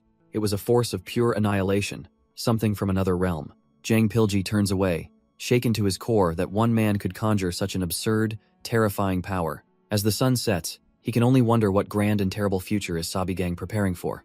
But as night blankets the academy, a strange clicking sound echoes from the nearby forest. A demonic scout, a grotesque insectoid creature, has detected an unknown mana fluctuation. Its many eyes narrow. The energy signature is so unique that it's completely unidentifiable. This is an anomaly, a situation that absolutely must be reported back to the Legion. Perched atop its human puppet, the scout issues its command. The possessed man's body lurches, his voice a gravelly whisper repeating the order. He shambles away into the darkness, a walking messenger for the demonic forces. And just like that, the forest path falls silent once more. But a blood-red moon now hangs over the academy, a chilling omen of the coming storm. Meanwhile, in the infirmary, the pavilion master is absolutely losing it.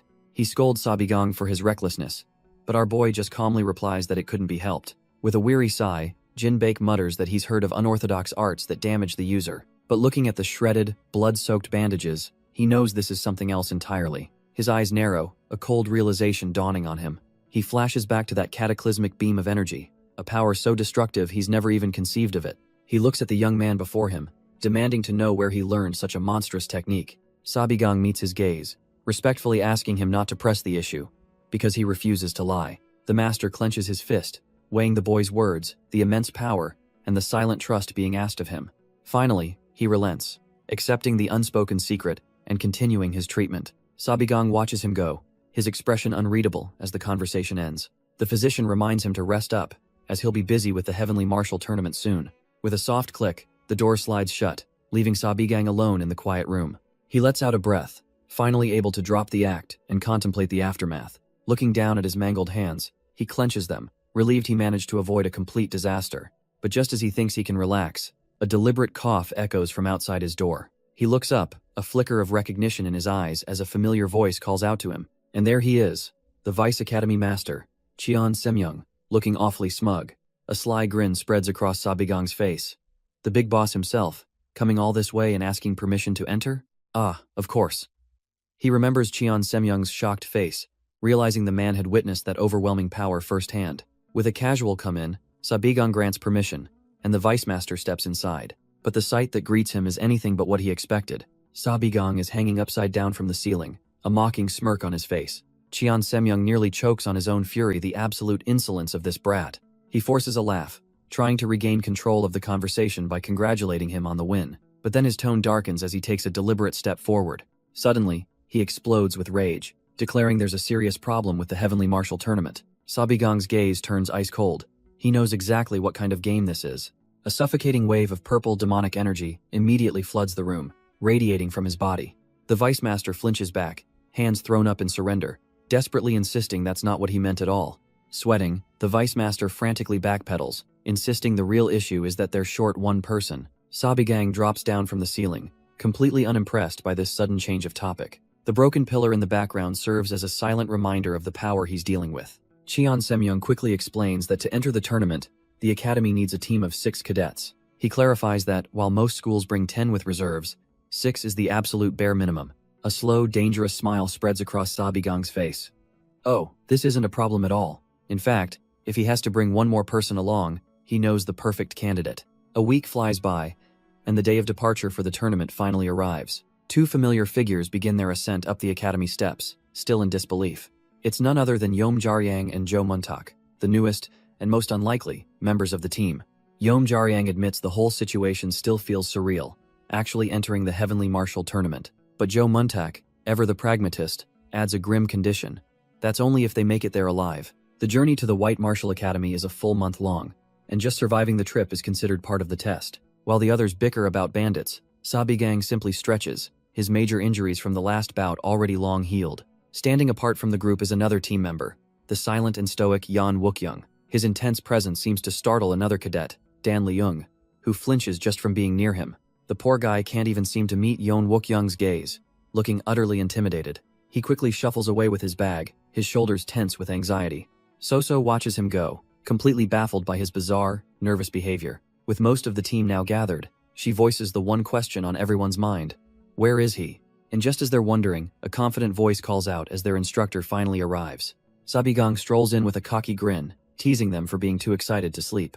He smugly reminds them this whole glorious trip is only possible thanks to him, but Jo Muntak mutters that nobody even wanted to go. Ignoring the complaint, Sabigang announces they have one more person joining their little expedition. The students look up, completely caught off guard by this last-minute addition. To fill the participant quota, Mok Danhwa from the elite Flying Dragon class steps forward, giving a formal salute. The others erupt in chatter. So is thrilled, while Yeom Jaryang wastes no time teasing Jo Muntak about the girl who beat him. But Mok Danhwa's attention isn't on them. Her gaze drifts towards someone else in the group. Her eyes land on the quiet and stoic Yeon Wookyoung, who seems to notice her stare. A faint blush dusts her cheeks as she holds his gaze, a silent question hanging in the air between them. Just then, another figure joins the party, the female inspector, who announces she's coming along to keep an eye on them. She pointedly reminds Sabigang of the promise he made to her. A quick flashback reveals his vow to help her get revenge, so long as she stayed by his side. If that was just a lie to save his skin, she warns, he'll pay for it dearly. But he just grins, completely unfazed. With the final member of their bizarre party assembled, the Grand Academy gates swing open. Sabigang throws his arms wide, dramatically announcing the beginning of their grand adventure. The other students immediately groan, pointing out that his line sounds like a terrible omen. But Yeon Wookyoung just shrugs it off, calmly stating that it'll probably work out somehow. And so begins their journey to the Heavenly Martial Tournament, a long road stretching out before them. As the sun sets on their first day, the path grows dark, and strange noises begin to echo from the trees. And just like that, the quiet forest path explodes into a chaotic flurry of blades. They're ambushed, swarmed from all sides by a horde of vicious mountain bandits. Yeon Wookyoung moves with deadly grace, his sword a blur of light cutting through the darkness. Mok Danhwa is just as ruthless, shattering a bandit's jaw with a single, brutal kick. Even the usually complaining Jo Muntak is forced to get serious, parrying a heavy blow with a grunt. But the bandits are brazen, one leaping at Yeom Jaryang while screaming about cowards. Jaryang doesn't even flinch, his blade answering the insult with a clean, fatal slash. Seeing the close call, Jo Muntak anxiously calls out, checking if his comrade is okay. There's no time to celebrate though, as more and more bandits pour out from the trees. Dan Leung's face pales, the sheer reality of their situation crashing down on him. How did it come to this? The story rewinds 2 days, back to the beginning of their ill-fated journey. A single carriage rattles down a forest path, carrying the academy's hopefuls and their lazy instructor. The ride is so rough, it nearly throws Joe Muntak off, who immediately starts whining about his bruised backside. Dan Leung can only sigh in exhaustion, wondering if his ears are going to start bleeding from all the bickering. But a voice from above cuts through the noise, demanding silence from the cadets. It's instructor Sa Bigang, lounging on the roof like a king, reminding them their god is watching. Ignoring the nonsense, Mok Danhwa checks on the stoic Yun Wookyoung, offering him a spot inside. He politely refuses, finding more comfort on his own 2 feet than in that chaotic carriage. This was their second day on the road, a long and arduous trek toward the Heavenly Martial Tournament. They'd bought the carriage just yesterday, a necessary evil for the month-long journey, despite its terrible handling. Yom Jaryang playfully offers to take over for Dan Leung, who quickly insists he's fine. Stretching out, Yom Jaryang yawns, complaining about how boring this training journey is. Dan Leung muses that he's only just realized this trip is the real test, their official training journey. It's meant to be an educational experience, a taste of the Jianghu Murim you can't get in the academy. But the thought of bandits and unorthodox sect martial artists fills his mind with dread. He grips his sword, suddenly feeling like a useless piece of trash who'd just get in the way. From his perch atop the carriage, Sa Bigang sighs, noticing the depressing kid is at it again. While Dan Leung is following orders for now, Sa Bigang knows he can't leave him like this. He needs to get his head straight. But just then, the carriage lurches to a grinding halt. The cadet driving yells out in a panic, pointing frantically at something up ahead for the instructor to see. The path ahead is a scene of utter carnage, a merchant group, slaughtered and left to rot. Sa Bigang looks down, his expression unreadable, utterly unfazed by the sight. The other cadets, however, are horrified. Mok Danhwa and Soso can barely stomach the grisly display. Without a word, Sa Bigang hops down from the carriage to inspect the scene himself. He casually notes that it looks like the work of the Green Forest Alliance, as if it's just another Tuesday. His orders are cold and simple. Just move the bodies aside so the carriage can pass. Dan Leung is appalled, stopping Yun Wookyoung and demanding to know if they're really that cruel. He insists that it's just not right. At the very least, they should give the dead a proper burial. Yun Wookyoung just smiles, teasingly remarking that he didn't realize Dan Leung was so compassionate.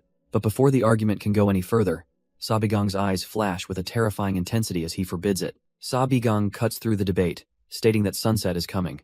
If they delay, they'll be forced to camp in the mountains, a prospect he doubts they can handle. Yun Wookyoung freezes, realizing he's been utterly overruled. The other cadets just watch awkwardly, not knowing what to do. With a frustrated sigh, Yun Wookyoung finally relents, ready to move on. But someone else calls out, telling them to wait just a moment. It's Dan Leung. Yun Wookyoung mockingly asks if he needs a bathroom break again.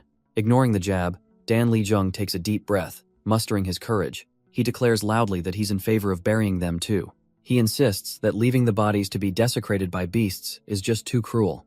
They must be allowed to rest in peace. Yun Wookyoung falls silent, unable to argue as the momentum shifts. Soso and Joe Muntak quickly agree, deciding one night's delay is worth it for their peace of mind. Even Mok Danhwa and Lee Bigyum concede, agreeing to go along with the group's decision just this once. With everyone now in agreement, Sa Bigang sighs, accepting that there's no other choice. He tells them to be quick about it, mentioning he'll scout for a campsite in the meantime. As he walks away, Mok Danhwa watches him, puzzled by his uncharacteristic compliance.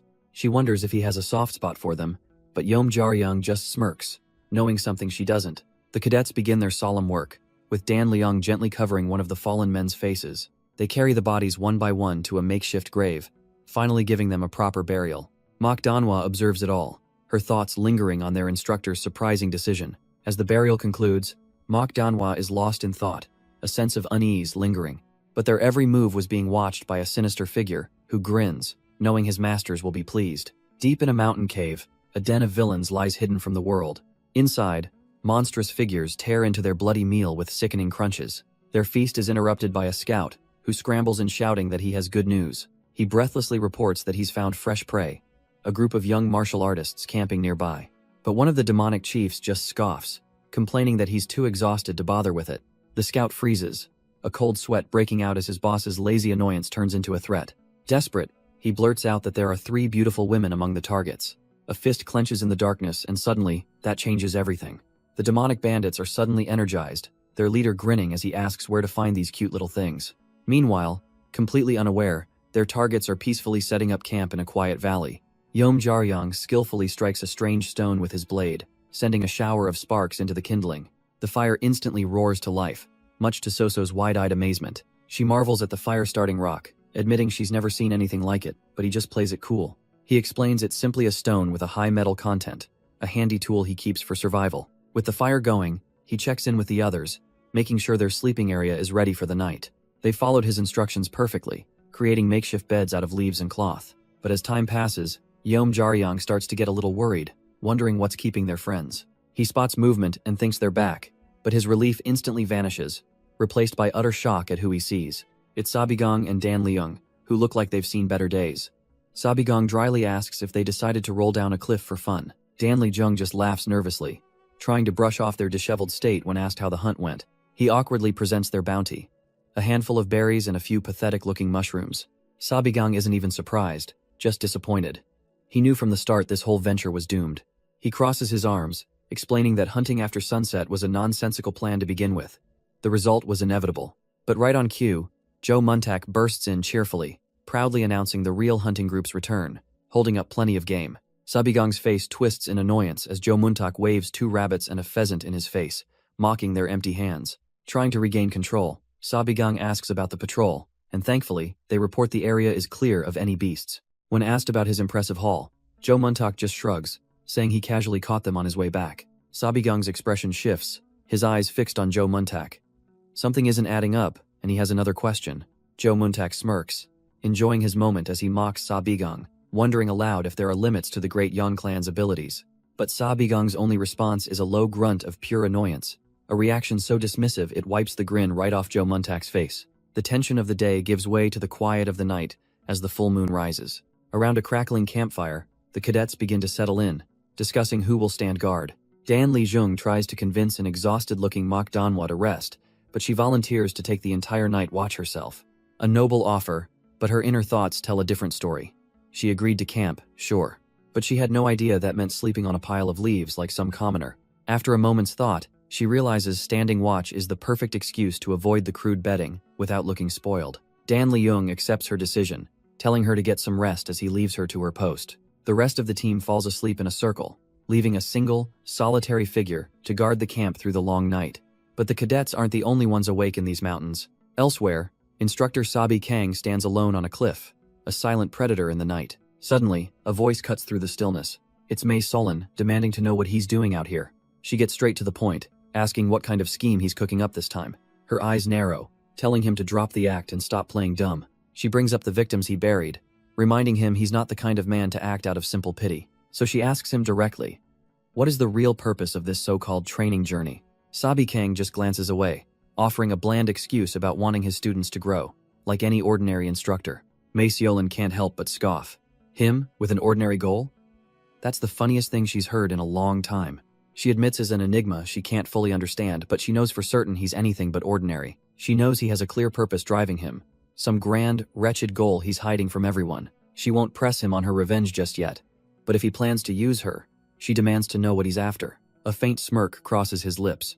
He expected nothing less, musing that her sharp instincts as the soul, taking Celestial Maiden are still intact. He reminds her of the past, how he once told her she wouldn't believe him even if he revealed everything. With a dismissive wave, he admits it's a pathetic excuse.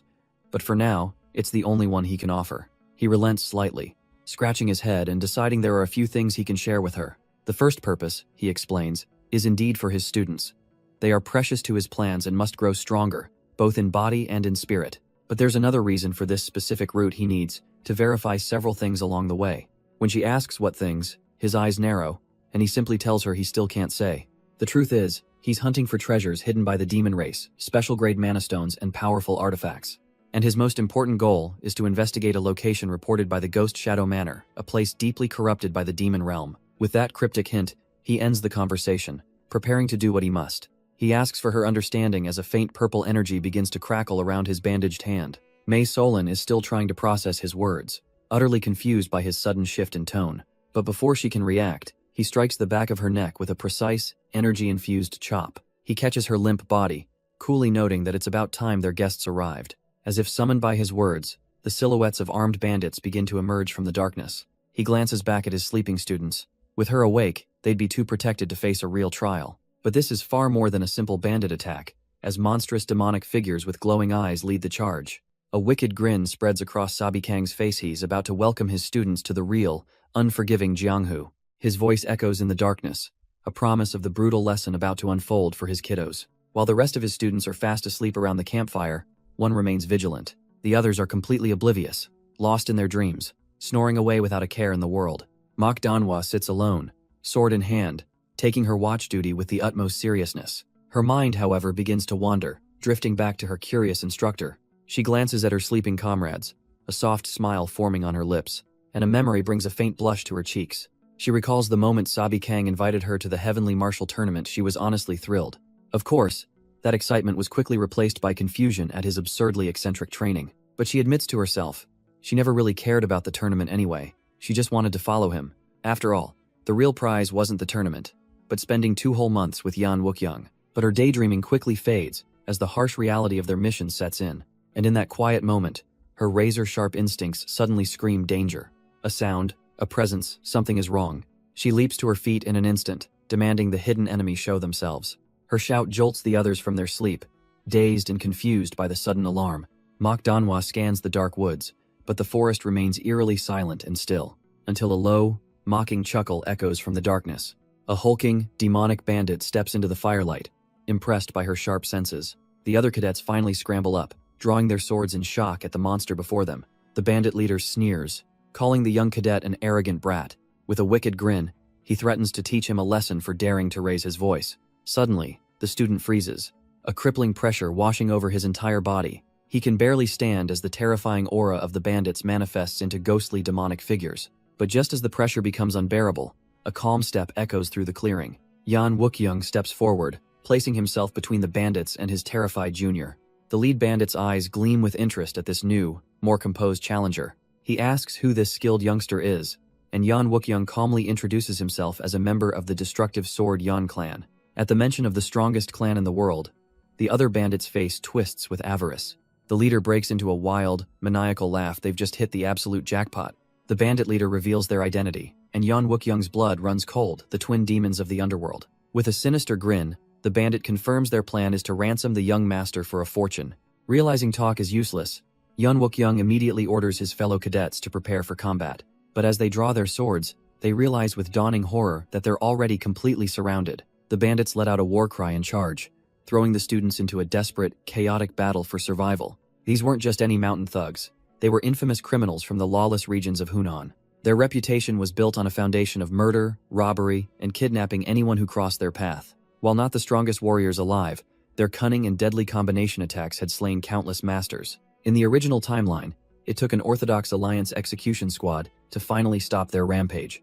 And Sabigang, watching from a distance, knows exactly how dangerous these two truly are. To him, these are nothing more than unorthodox martial artists, vicious, but not truly powerful. They are, in his cold calculation, the perfect first taste of reality for these inexperienced youths. A flicker of a smile crosses his face, a hint of cruel amusement. Time for a little field evaluation, he thinks, to see who sinks and who swims. Down in the valley, the clash of steel rings out as the cadets fight for their lives. Pushing himself to the limit, Dan Lejung channels all his inner energy into his sword. He cuts down a bandit in a brilliant flash of light, a single, hard-won victory. But the exertion leaves him gasping, horrified to find his reserves already running dry. Just as he falters, a voice roars for him to move, and a blur of purple energy erupts nearby. It's Yom Jaryang, eyes glowing, tearing through the bandits with overwhelming demonic power. While Joe Muntak desperately yells for him to slow down, Yom Jaryang charges ahead, eager for a real fight. But for every bandit they cut down, more seem to take their place, and even Joe Muntak begins to feel the pressure. So, however, seems almost serene, gracefully deflecting a bandit's clumsy strike. Suddenly, her eyes fly open in shock. A massive bandit lunges from her blind spot, his fist hurtling right towards her face. But instead of impact, he's the one who screams, clutching his fist as if it shattered against her. She stares, baffled, and asks if he's hurt. The bandit can only curse at her for asking such an obvious question. So is stunned into silence. That shouldn't have hurt him. What just happened? Before she can process it, Lee Big-yeom appears, his blade lit with energy, ready to protect his classmate.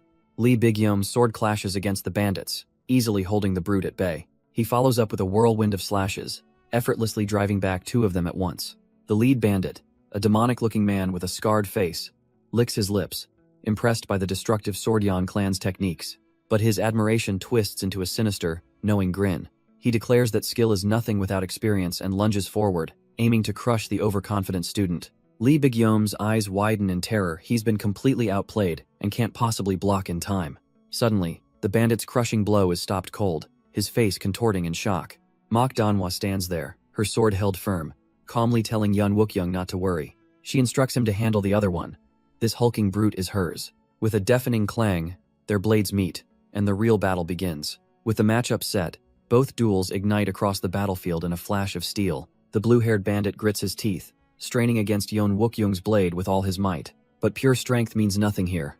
Their swords lock, and the student's refined power begins to push back. Yeon Wookyoung's eyes glint with focus. The fear is gone, replaced by the cold confidence of his clan. With a powerful shove, he breaks the stalemate and sends the demonic brute staggering backward. The bandit is floored. How could this kid have an inner energy deeper than his own decades of cultivation? Then it clicks. This isn't just skill.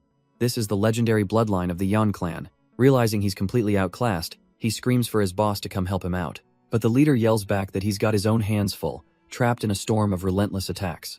He can't believe it. Mok Danhwa's speed is inhuman. Her blade, a dizzying blur he can't even track. The entire clearing erupts into a chaotic symphony of clashing steel as the cadets hold their own. Amidst the battle, Yeon Wookyoung calls out to Mok Danhwa, who pivots with an impatient look.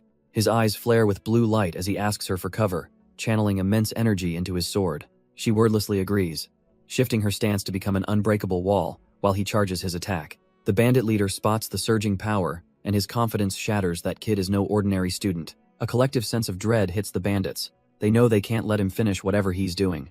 But Mok Danhwa stands in their way, her focus sharpening as she prepares the lightning flash sword art. She explodes forward with the fourth form, Stormy Heavens, her blade becoming a tempest of lethal strikes. Her attackers can only stare in disbelief as the blindingly fast technique cuts them down effortlessly. Behind her perfect defense, Yeon Wookyoung finally unleashes his own ultimate move, the Supreme Dragon Sword art. His eyes flare with azure light as he invokes the technique's first form. The Supreme Flash descends a single, blindingly fast pillar of pure sword energy.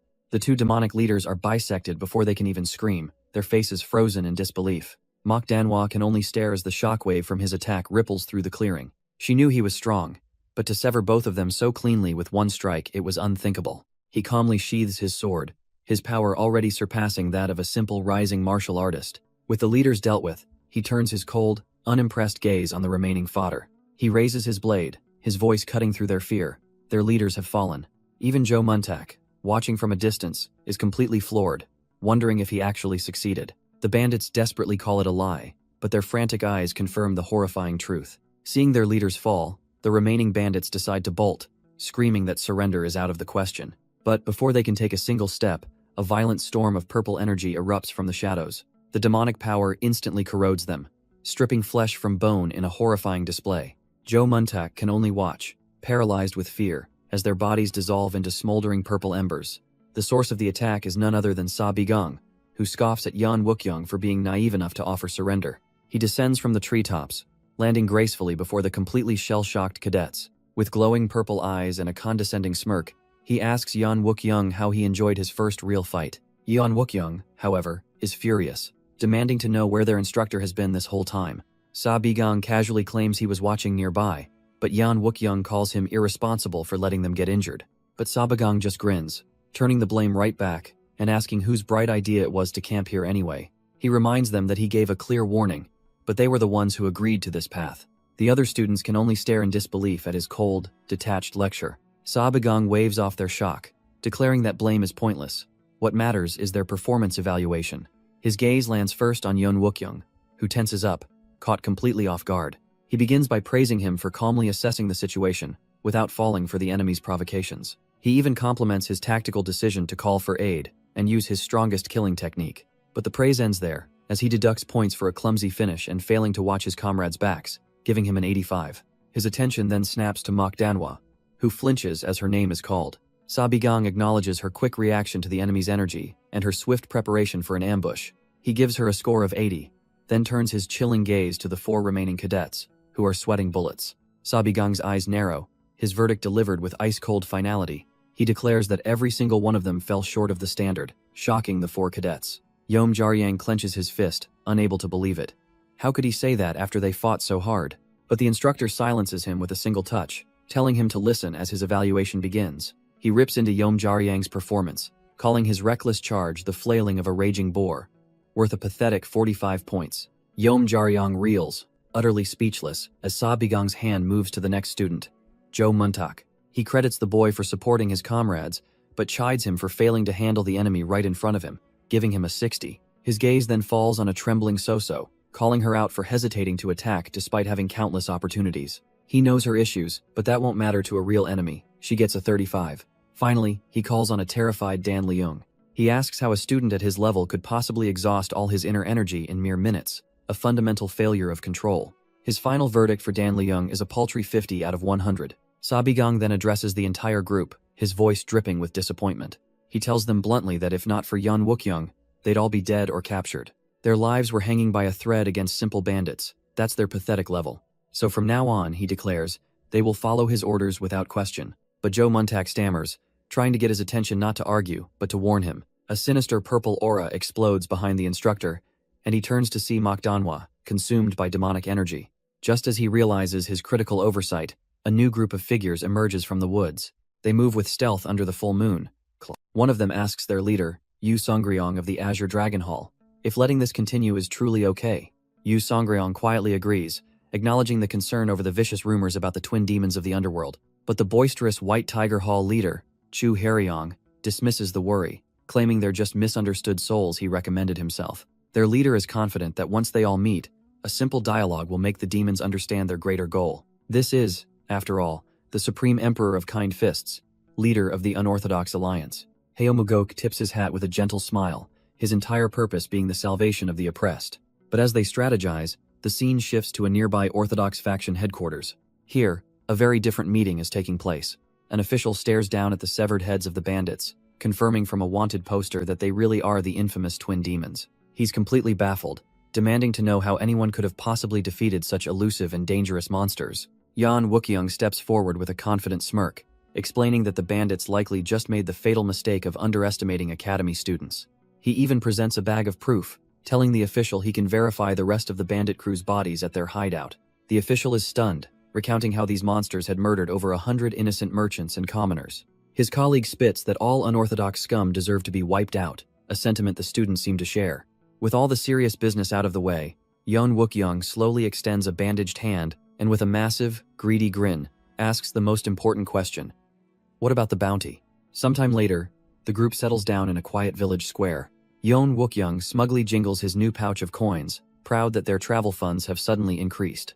Manhwa, however, is not impressed, telling him to stop being so embarrassing while he tries to apologize for some other mistake. He promises her a peaceful day of rest as the group finally digs into a hot meal, but her moment of peace is cut short as her sharp senses suddenly pick up on something strange. But as the others eat, Yeom Jaryong just stares down at his bowl, lost in thought. Yeon Wookyoung notices immediately, asking what's wrong with the group's biggest glutton. He points out that Yeom Jaryang is usually the first to devour his food greedily.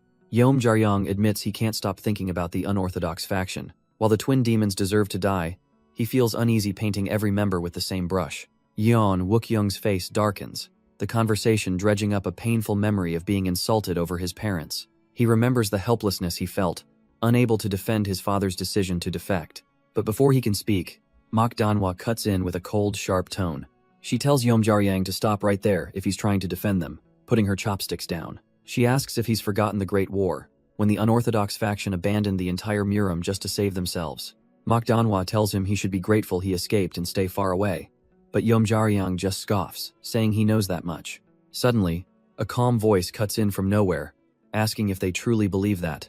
The students are stunned to see three figures now sitting at a nearby table that was empty just a second ago. The man in the center, his face obscured by a conical hat, was the one who spoke. He asks them calmly, "Is it so natural to be persecuted just for not participating in the Great War?" Manhwa's eyes widen in disbelief. How could this be? When did he even get there? She realizes with a jolt of fear that she never sensed any of them. All three are clearly incredible martial masters. The man ignores everyone else and looks directly at Sabigang, asking if he's the one in charge here. With a formal salute, he introduces himself with a slight bow. Haeomuguk, the leader of the Unorthodox Alliance. He offers a polite, almost gentle smile, greeting the stunned young talents of the Orthodox faction. The students are stunned, whispering in disbelief the Unorthodox Alliance, while Sabigang's hand tightens on his weapon. Even Yeon Wookyoung is baffled, wondering why a top-tier leader would waste his time picking a fight with some cadets. Chu Haeryong bristles with fury at the perceived insult, but Heo Mugyuk calmly clarifies he's not looking for trouble. With a slight, knowing smile, he reveals the actual reason he's here. He confesses that his group was planning to formally invite the twin demons of the underworld into their alliance. He'd been investigating their base when he overheard the cadets, realizing Head arrived just a step too late. Sabigang's eyes narrow, cutting straight to the point. Is he here for revenge? But Heo Mugyuk just laughs it off, reassuring them that he'd also heard unsettling rumors about the bandits. He states that if they were villains who deserved to die, then it's simply karma. He wouldn't have forgiven them either. But still, he laments. It's a pity how the Orthodox Murim persecutes anyone who falls from their grace.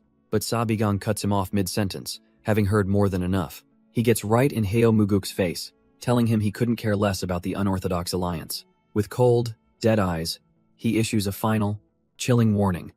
Bother him again, and he will die.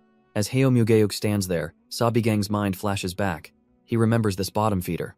In his past life, this same idiot gathered a bunch of persecuted sects, only to get them all crushed by the Orthodox faction, a bug not even worth his attention. That insult, however, is too much for the White Tiger Hall leader, who explodes in a torrent of fury. Chu Haeryong lunges forward, his fists crackling with power, ready to tear Sabigang apart. But Heo Mugyuk calmly intercepts, reminding his subordinate of the promise he made, not to cause trouble. He then turns to the Azure Dragon Hall master, telling her to stand down as well. With his entourage reined in, Heo Mugyuk just tips his hat with a grin, as if nothing just happened. Heo Mugyuk offers a half-hearted apology for ruining the meal, tipping his hat as he and his crew turn to leave. The other cadets simply stare, still processing the sudden tension and its equally sudden end. But Sabigang just scoffs, stretching as if he'd just dealt with some minor pests, calling them high and mighty nobodies. His friend, however, is a little more concerned, timidly asking if it's really okay to provoke them like that. Sabigang can't believe it. Why would he tremble before a ragtag cult with less than a few hundred members? At this, Manhwa has to intervene, asking Sabigang if he's perhaps mistaken about something. She calmly informs him that the Unorthodox Alliance is a massive force with over 1,000 members, and suddenly, Sabigang is speechless. Elsewhere, the White Tiger Hall leader is still fuming, demanding to know why Heo Mugyuk let them get away with such disrespect. Heo Mugyuk patiently explains that they are deep in Orthodox territory. One reckless move would waste all their efforts. He reminds his subordinate that their mission is the salvation of the wronged, not the intimidation of others. And so, for the sake of their grander mission, they'll leave quietly, a decision Yu Songryong begrudgingly accepts. Sabigang, meanwhile, is lost in memory, recalling the time he effortlessly crushed one of their members, fueling his arrogance. The White Tiger Hall leader, however, can barely contain his fury, grinding his teeth in silent rage. He stands there, practically vibrating with indignation, forced to swallow the insult. But the unorthodox alliance he just fought is no small fry. They're a new power that has become the largest force in the Murim underworld. Their stated goal isn't conquest, but something far more appealing. They offer salvation to the persecuted, a helping hand to those cast out by the Orthodox faction. This noble cause allowed them to grow explosively, all while carefully avoiding open war with the Orthodox alliance. It's a tense game of politics and power, as Yu Songryong knows all too well. A game Sabigang just stumbled into, now realizing he provoked a faction over 1,000 strong. Yu Songryong confirms that's the extent of what the world knows about the unorthodox alliance. Sabigang can hardly believe it, a nervous sweat trickling down his face as he asks if she's pulling his leg. The group continues on their way, but the tension of this new revelation hangs heavy in the air. He presses her again, needing to confirm if all of this is actually true.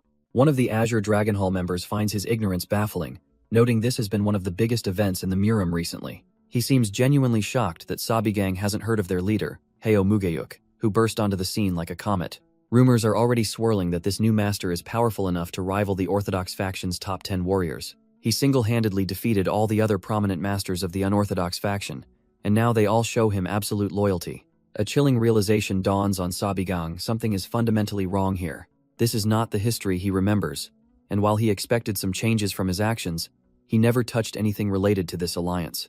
A massive, unknown variable is now at play. This is the one variable he can't comprehend, the one part of the puzzle that has no reason to exist. All his plans, his entire strategy, was built on the foundation of his past life's memories. A cold dread washes over him. What if other things have changed? What if the demons themselves are different now? He grits his teeth in frustration, wondering where the hell it all went wrong.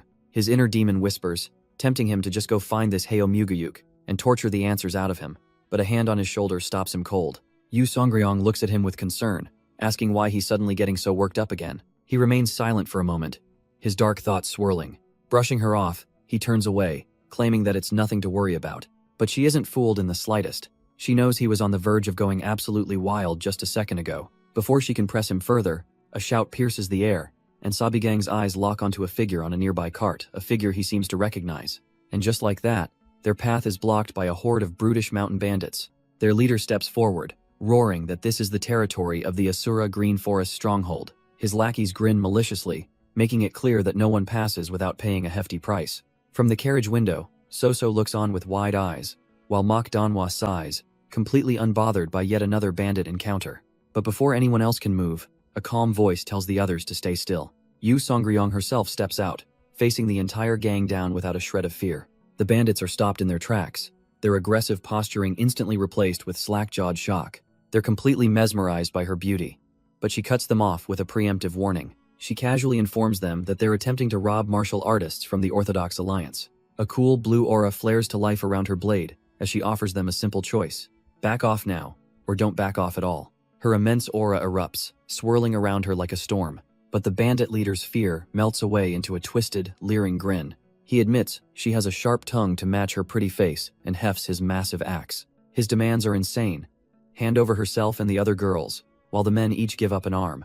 Yu Songryong is utterly dumbfounded by his sheer audacity. He's not strong, so how could he possibly be this confident against the Orthodox Alliance? With no room left for negotiation, she realizes there's only one path forward. She issues the order, and her Azure Dragon Hall members prepare to fight. The bandit leader roars for his own forces, the Asura Green Forest stronghold, to charge. He yells for his men to keep the women alive, but suddenly stops mid-swing, completely bewildered. Before his axe can even fall, a blade of pure blue energy erupts from the bandit leader's chest. It's Sabigang, who has appeared from nowhere to impale the man with a mana blade formed from a hex. A chilling purple aura surrounds him as he asks a single, pointed question.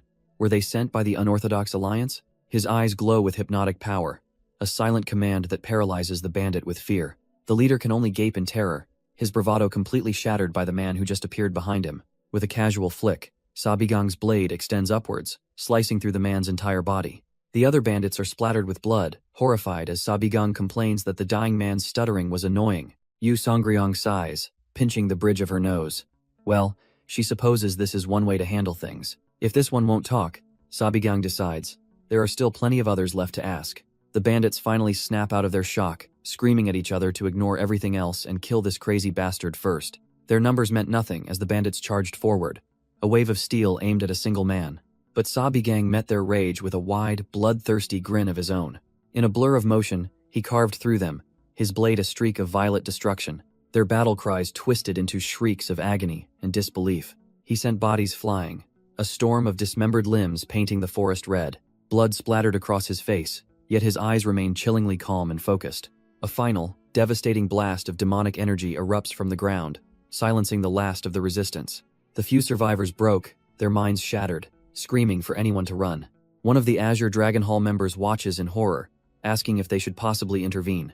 But Yu Songryong calmly watches the chaos, telling her subordinate to simply leave him be. Sabigang's eyes narrow with cold irritation at the lingering pests. He can't have the Azure Dragon members getting mixed up with a madman like himself. A wicked, blood-splattered grin spreads across his face as his demonic power flares. The last two bandits watch in horror, one crying out that they're all going to die. Raw terror grips his subordinate as he stares death in the face. The Mohawked vice leader frantically orders his man to use the trump card their master gave them.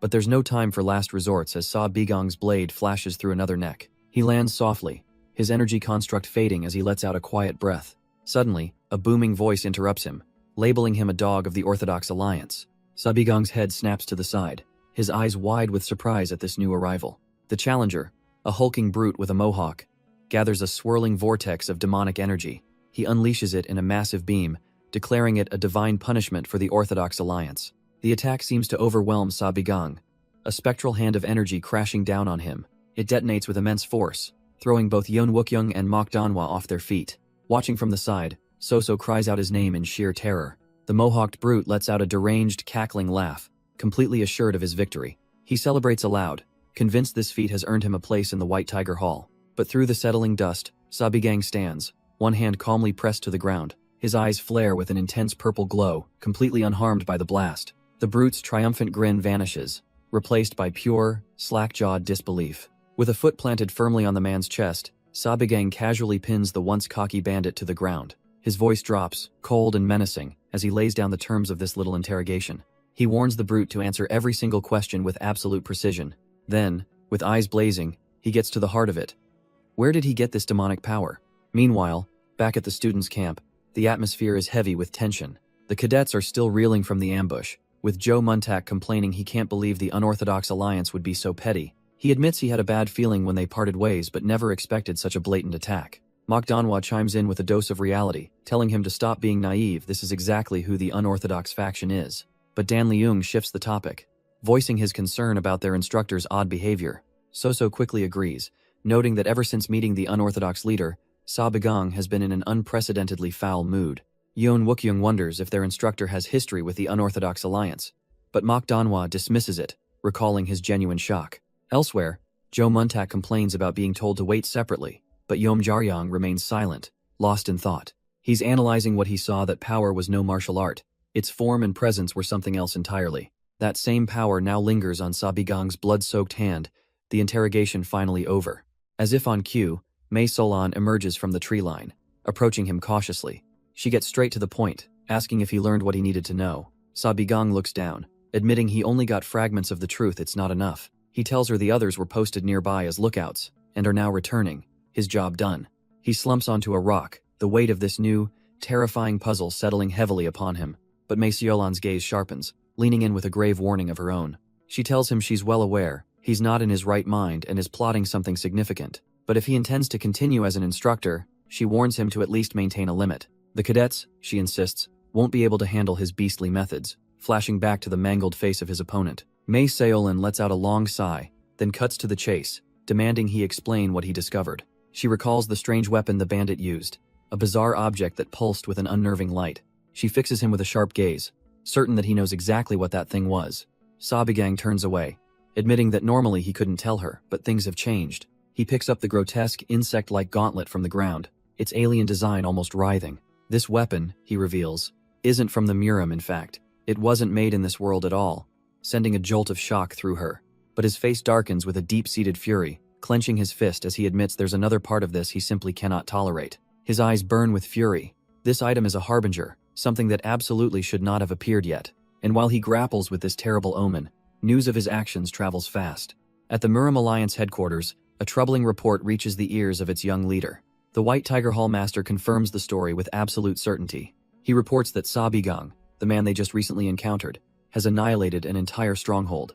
The Alliance leader's fist clenches, questioning if he truly attacked a peaceful camp and caused such a tragedy. Oh, of course, the Hall Master insists, claiming he ruthlessly slaughtered innocents just to make a name for himself. The leader recalls their meeting, now convinced Sabigang is a far rougher and more dangerous man than he ever suspected. With righteous anger burning in his heart, he declares his desire to personally hold him accountable. Behind him, his quiet aide simply nods, absorbing the leader's declaration. The White Tiger Hall Master grins, eagerly asking to handle this matter personally. He bows, vowing to return only after delivering divine punishment to that orthodox faction filth. Once the man is gone, the Alliance leader lets out a long, weary sigh. A gentle hand lands on his shoulder as his aide approaches, sensing his unease. She asks if he's troubled, but he just shakes his head. This is nothing new. He calls her by name, Seo Rehyang, assuring her there's nothing to worry about. She looks on with quiet understanding, fully trusting his judgment, because their grand dream cannot be broken by a single, insignificant warrior. Elsewhere, under the quiet light of the full moon, the White Tiger Hall Master begins his journey, completely oblivious to the game he's a part of. The White Tiger Hall Master, Cho Haryong, sets out on his mission, his mind fixed on his target, but his path is blocked by a stern figure waiting in the shadows. It's the Black Tortoise Hall Master, Dako Jin, and he looks anything but pleased, demanding to know what his colleague has done.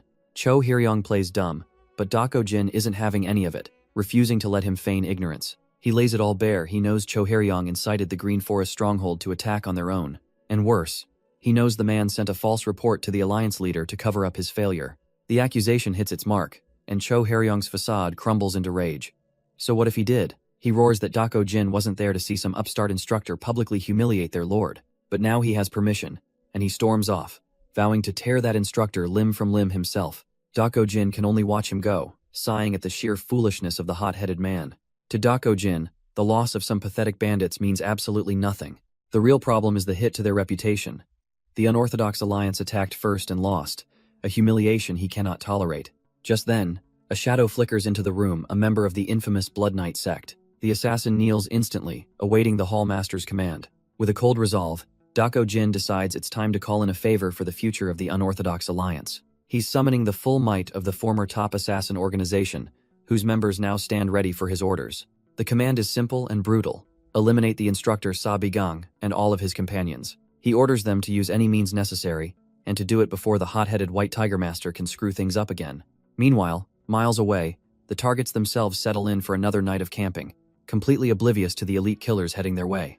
Jo Moontak and Yeon Wookyoung share a meal, noting that they're finally getting used to this rough lifestyle. Soso looks around, asking where Sabigang is, but Mok Danhwa calmly states he went to sleep early. As she tells everyone to start cleaning up, a silent shadow watches them from the rooftops. This hidden observer is Ghost Shadow number 7, a professional assassin on a mission. In a flashback, we see him receiving his orders from a superior. He was tasked with following Sabigang on his own, keeping him under strict surveillance. The rest of the squad, his commander explained, was off verifying the crucial information Sabigang had provided. Back in the present, number 7 grumbles to himself, annoyed at being assigned to follow these brats all by himself. Still, he has to admit the journey has been far from boring, recalling the chaotic ambush by the Green Forest bandits. He even remembers their tense meeting with the young, unsettling, unorthodox alliance leader. But his thoughts are cut short as a flicker of movement catches his attention. He scans the silent, moonlit landscape, his senses on high alert. Finding nothing, the assassin dismisses it, figuring he must be imagining things. Yet, beneath that same full moon, another warrior is wide awake. While his classmates sleep soundly around the campfire, Sabigang sits watch. He grips his sword tightly, an uneasy feeling telling him the night is far from peaceful, and his instincts are dead on, as a horde of assassins gathers on a nearby ridge, their target in sight. Their leader flashes a cruel smile, asking his subordinate if the preparations are complete. His subordinate confirms that all 25 members of the Blood Knight sect are in position and ready to strike. The leader smirks, satisfied, but reminds his man to stay sharp until the very end. An assassin rushes forward, remembering their intel on Sabigang, but he's suddenly taken out in a blur of motion. The leader's eyes widen in absolute shock. Impossible. He looks down at his fallen subordinate, realizing his gut feeling was right all along. There stands Sabigang, sword in hand, confirming that the presence he felt was no mere fantasy. Enraged, the leader plants his foot, the ground cracking under the force of his anger. He lunges forward in a furious dash, demanding to know the identity of this mysterious fighter. But his attack is met with ease, blocked by a blade now humming with a sinister purple aura. The leader reels back in absolute confusion, his blade crackling with an energy that isn't his own. Before he can even question it, a chilling voice whispers directly behind him. A second assassin holds a blade to his throat, quietly telling him to keep it down. With a soft thud, the once feared sect leader drops dead to the ground. His killer, Yom Jaryang, now stands alone, surrounded by the bodies of the entire assassin squad. But instead of pride, he just seems annoyed, grabbing his head over what a pain this all was. His senses suddenly scream, and he spins, flinging his bloody dagger into the shadows. The projectile is stopped dead, caught effortlessly between two bandaged fingers. Sabigang lowers his hand, casually complimenting the other assassin on his late-night work. Yom Jaryang is stunned, realizing Sabigang was awake this whole time. Sabigang smirks, admitting he was just watching the little frog work so hard. He claims he only stepped in because he was worried, but it seems that concern was misplaced. Yom Jaryang clarifies that while he was fine, these assassins would have been too much for the other cadets. A flicker of understanding crosses Sabigang's face as he processes this. He then gets down to business, asking if Yom Jaryang can identify the fallen assailants. After a quick look, Yom Jaryang confirms they're from the Blood Knight sect, a notorious unorthodox assassin group. The rumors were true, they've officially joined the unorthodox alliance. A sinister smile spreads across Sabigang's face. So, it's the alliance pulling the strings again.